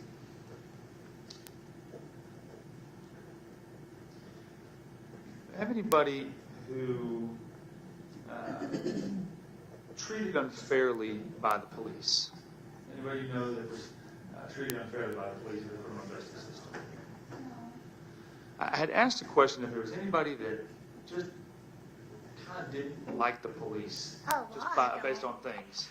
I'm sorry, I don't know anything about the law, and it makes me very uncomfortable to even be in this room. Okay. And I'm sorry. I'm really not trying to make it uncomfortable. I try to make it as comfortable as we can. But can you explain that to me just a little bit? When you say you don't know a lot about the law, so you feel uncomfortable, how does that make you feel? I just don't like police. I don't like any type of situation like this. I already suffer from like anxiety and panic attacks, so I'm just not big on this kind of stuff. And I can understand that. Is there anything specific that you've experienced or that people you know that have experienced with the police that cause you to feel that way? I have to answer that. Some of these questions that you've asked, I really haven't felt really comfortable to answer them. So. And I need to ask a related question to that. Well, why is it that you don't feel comfortable? Because I don't feel like it's anybody's business. Okay. Well, and I can understand that. Are you a private individual? And I can respect that. And I can understand that. The problem that we have here is that for folks who get called to serve as a juror, it's our obligation, the court system's obligation, to ensure that we have a fair and impartial jury, right? People who are not interested in the outcome. And sometimes to determine that, we've got to ask some questions that are a little bit invasive, right? That go into people's private business. We're not trying to do it just to be nosy. We just want to make sure that everybody gets a fair trial. The defendant, the state, everybody. And so I know it's uncomfortable about these things, but it is something that we have to explore and talk about, okay? Well, I don't really feel comfortable in being a part of deciding somebody's fate. Okay. And so I can understand that too. I have kind of a follow-up question about that. If you were selected to be a juror and you had to sit here and listen to all of the evidence, at the conclusion, the judge is going to charge you with the law and tell you that you have to go make a decision about the guilt or innocence of the accused, of the defendant. Right? Essentially, another way of putting that is that you have to determine whether the state met its burden, whether we presented enough evidence to prove beyond a reasonable doubt the charges. And you're going to go into the back and have to discuss that with the other jurors. Is that something you're willing to do? And when you say no, you're going to go back there and not cast a vote? Is that? I just don't feel comfortable being a part of anything like this. It makes me uncomfortable. Well, and I can understand that. And I'm pushing the issue here because I need a clear answer from you, and I'm sorry. But when you say you're uncomfortable by it, does that mean that you won't do it? Or simply it makes you anxious and you don't like it? I won't do it. Well, I certainly can appreciate your honesty, and I'm sorry to have to put you on the spot about these kind of things. It's just part of the process and how things have to work, okay? All right, thank you. Students have any questions? No questions from the defense. Okay. Ma'am, if you'll leave the microphone on the ledge. And if you'll go with my bailiff, Bob. And thank you. And if you'll bring in the next juror number 42.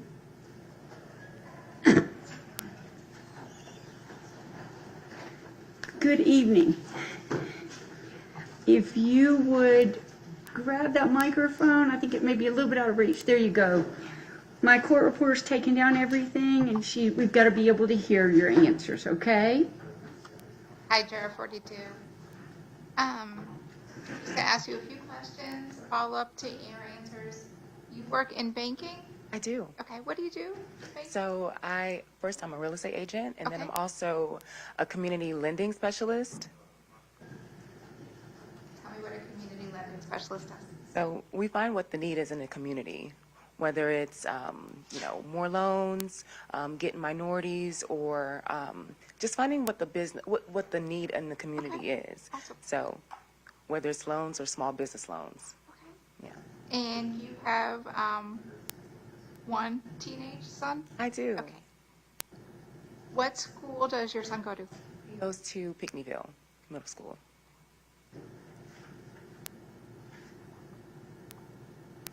And I think you said that you have heard something about this case or have some information about it? I did. I heard about it on the news. Okay. Something that you heard about like once or twice, or you followed up and followed the story? It came on the news station probably about twice. Okay. 2 or 3 times. I didn't do any type of individual research on it. I just thought it was sad. If selected for the jury, the judge would instruct you that you have to make a decision based on solely what you hear and see in this courtroom and set aside what you knew from the news or anywhere else. Do you think you could follow those instructions? I think so, yes. And I think you also raised your hand that you may have run away as a kid? I did. How old were you when you... I was a teenager. Okay. I would say like maybe 15, 16. Like ran away for a couple hours, a couple of nights, or... A couple of nights. A couple nights, okay. Something where you just went to a friend's house, or... A friend's house. Okay. Yeah, just wanted to get away. Okay. So.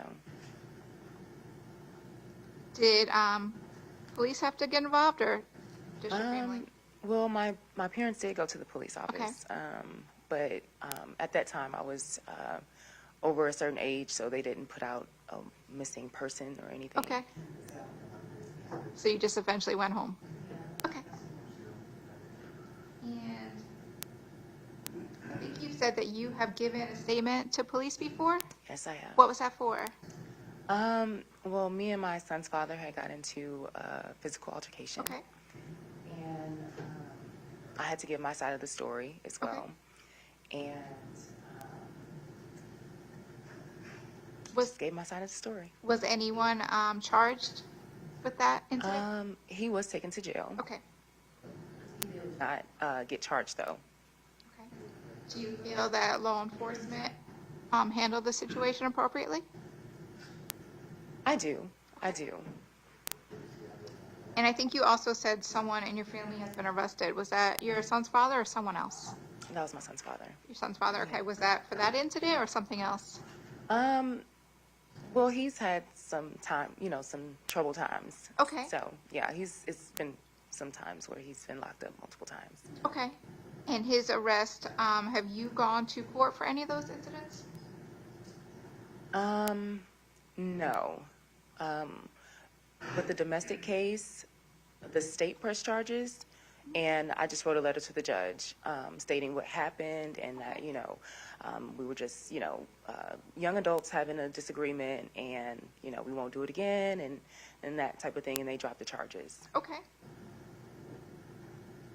His other arrest, do you know what those charges were for? I think it was like drug possession. Okay. Do you feel that he was treated fairly in those incidents? I wasn't there when he was arrested, so I can't speak on that. Okay.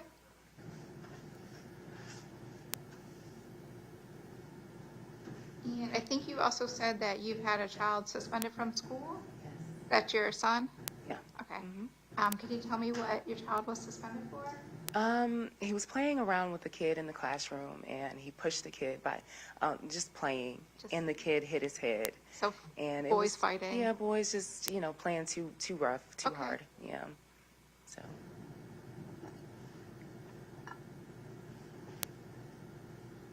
And you also watch true crime shows?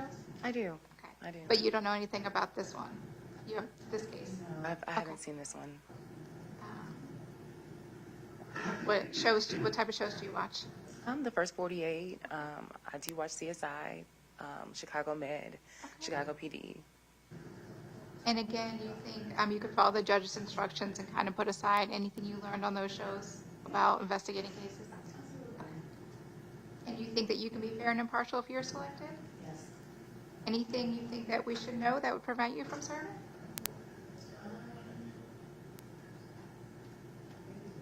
Nights, I can't do late nights, you know, after 5, 6 o'clock. Okay. But that doesn't, Do you have to pick up your child? I do. What time do you have to pick up your child? Okay. But if we get you out of here by 6, you think you're good? Okay. Good. Thank you, ma'am. The defense may have some questions for you. Hi, I just wanted to clarify one thing. You said that you had seen several different news reports on this case. Anything in particular, without going into specifically what it is, that you remember about the case, or are you just talking in general if you know about the case? I just remember it was in Gwinnett County, and you know, it was close to home. So, you know, and he was a police officer. I do know that. Just little things here and there, but it's, you know, it's been quite some time. So yeah, so I don't remember everything. So are you going to be able to separate out what you may recall later on from the news articles and just concentrate on what is presented in this courtroom and render a verdict based upon that? I believe I can. I can focus on the facts. Okay, thank you, ma'am. You're welcome. All right, ma'am, if you will leave the microphone in the chair or on the ledge, that'll be fine. If you'll go with Bob, who is over there.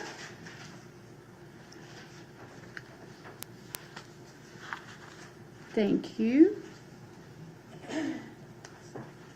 And Bob, could you bring jurors 43 through 60 into the courtroom? Thank you. I'm going to ask everyone in the courtroom to move to the back rows. I've got 20 jurors coming in.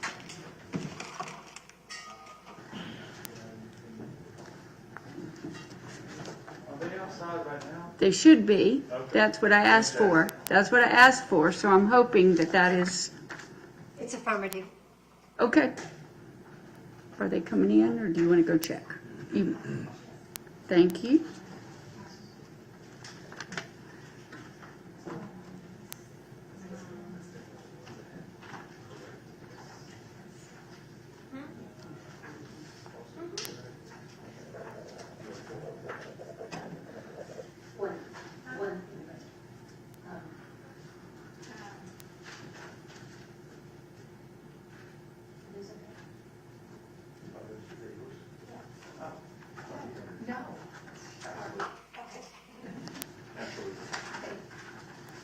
I enjoy it when we can agree on something. Oh, yes.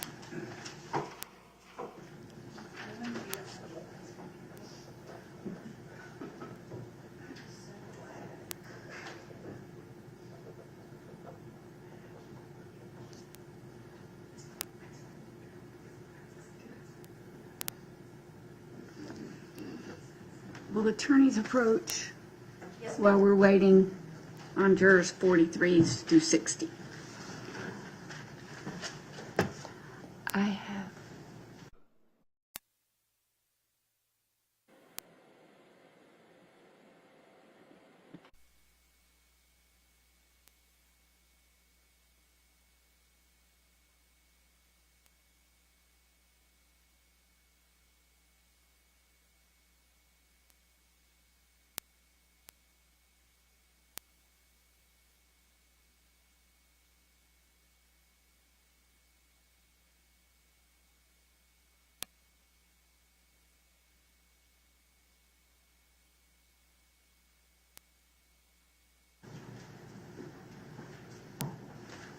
We're ready. Okay, just bring them in. They don't have to be in order.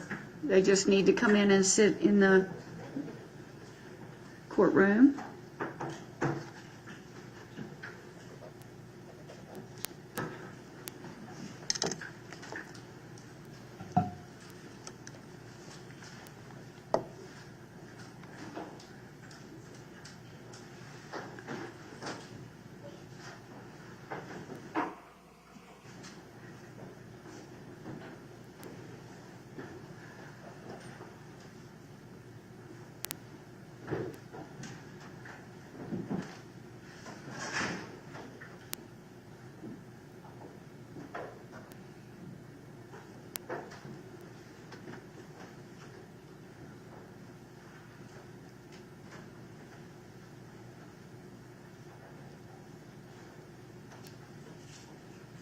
All right, good evening.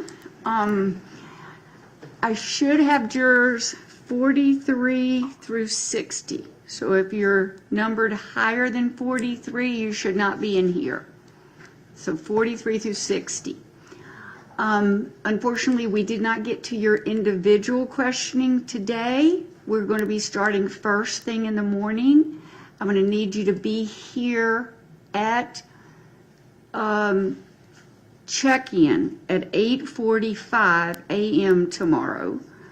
We plan to start right at 9. So please understand that if you're late or you do not show up, you're violating a court order. We can't get started without all of you being here. You are under court order that you are not to look up social media. You're not to look up websites, blogs, internet, or any news about this case. You're not to watch any true crime stories about this case or any news stories about this case. You are not to look up the scene, and you are not to look up, post anything on social media that you are being considered as a juror in this case. So if you go home and you have loved ones who have the news on, you need to be away from it in another room where you cannot hear it and you cannot see it, or it has to be turned off. So I will see you all, need to be here by 8:45. Certainly.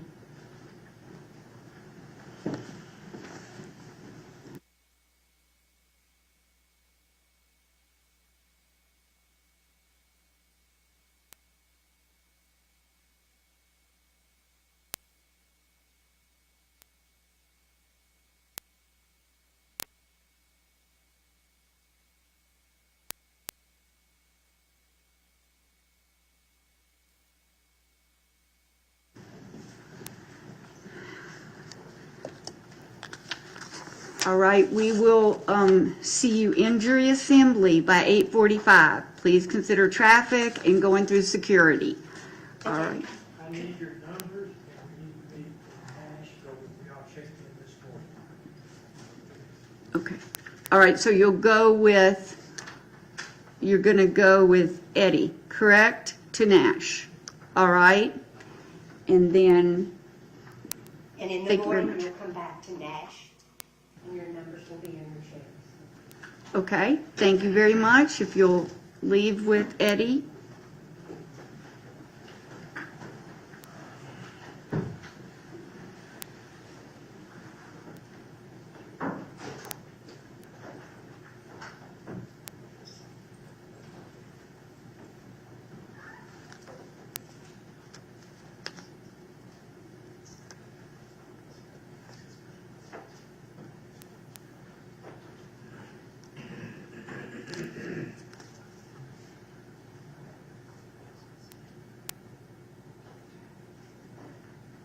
All right, Patty, if you would arrange for jurors 16 through 42 to be brought to the lobby.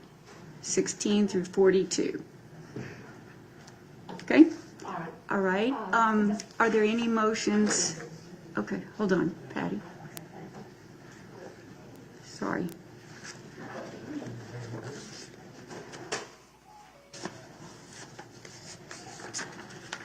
All right. Any motions from the state on jurors 29 through 42? Yes, Your Honor. I previously spoke with counsel for the defendant, Ms. Drake. She and I believe, agree on all four of the motion, the state's motions to strike for cause. The first one, and I'll just make a brief record, number 29, juror number 29, state is moving to strike him for cause. He indicated that he has made up his mind and it cannot be changed. And I believe he said he made up his mind in terms of guilty, but regardless of whichever way he made up his mind, it doesn't make a difference. I will also note that he articulated some significant memory issues and appeared to have, not to be rude, but some cognitive issues during the questioning. All right, So I will strike him for cause. I will strike juror number 29 for cause, and that is a joint motion from state and defense, correct, Ms. Drake? Yes, ma'am. Just for the record, okay? Because the next one, state is moving to strike for cause, juror number 31. He indicated he saw the first 48 episode, that he had thought to himself that the defendant, the guy in there, was guilty, and that he wouldn't change his mind no matter really what happened here in the courtroom. He did waver on that slightly, that maybe some evidence would change his mind, but essentially it was burden shifting in that the defendant had to prove his innocence. So I'm moving to strike for cause, juror number 31. No objection. Okay. And I'm striking juror number 31 for cause. Both the prosecution and the defense agree and concur in that motion. Judge, juror number 37 is the state's next motion, strike for cause. The young lady was originally from Korea and had a very limited understanding of English, I believe, when asked. She gave a 1 to 10 scale and said she understood about 5. Also, just my observation of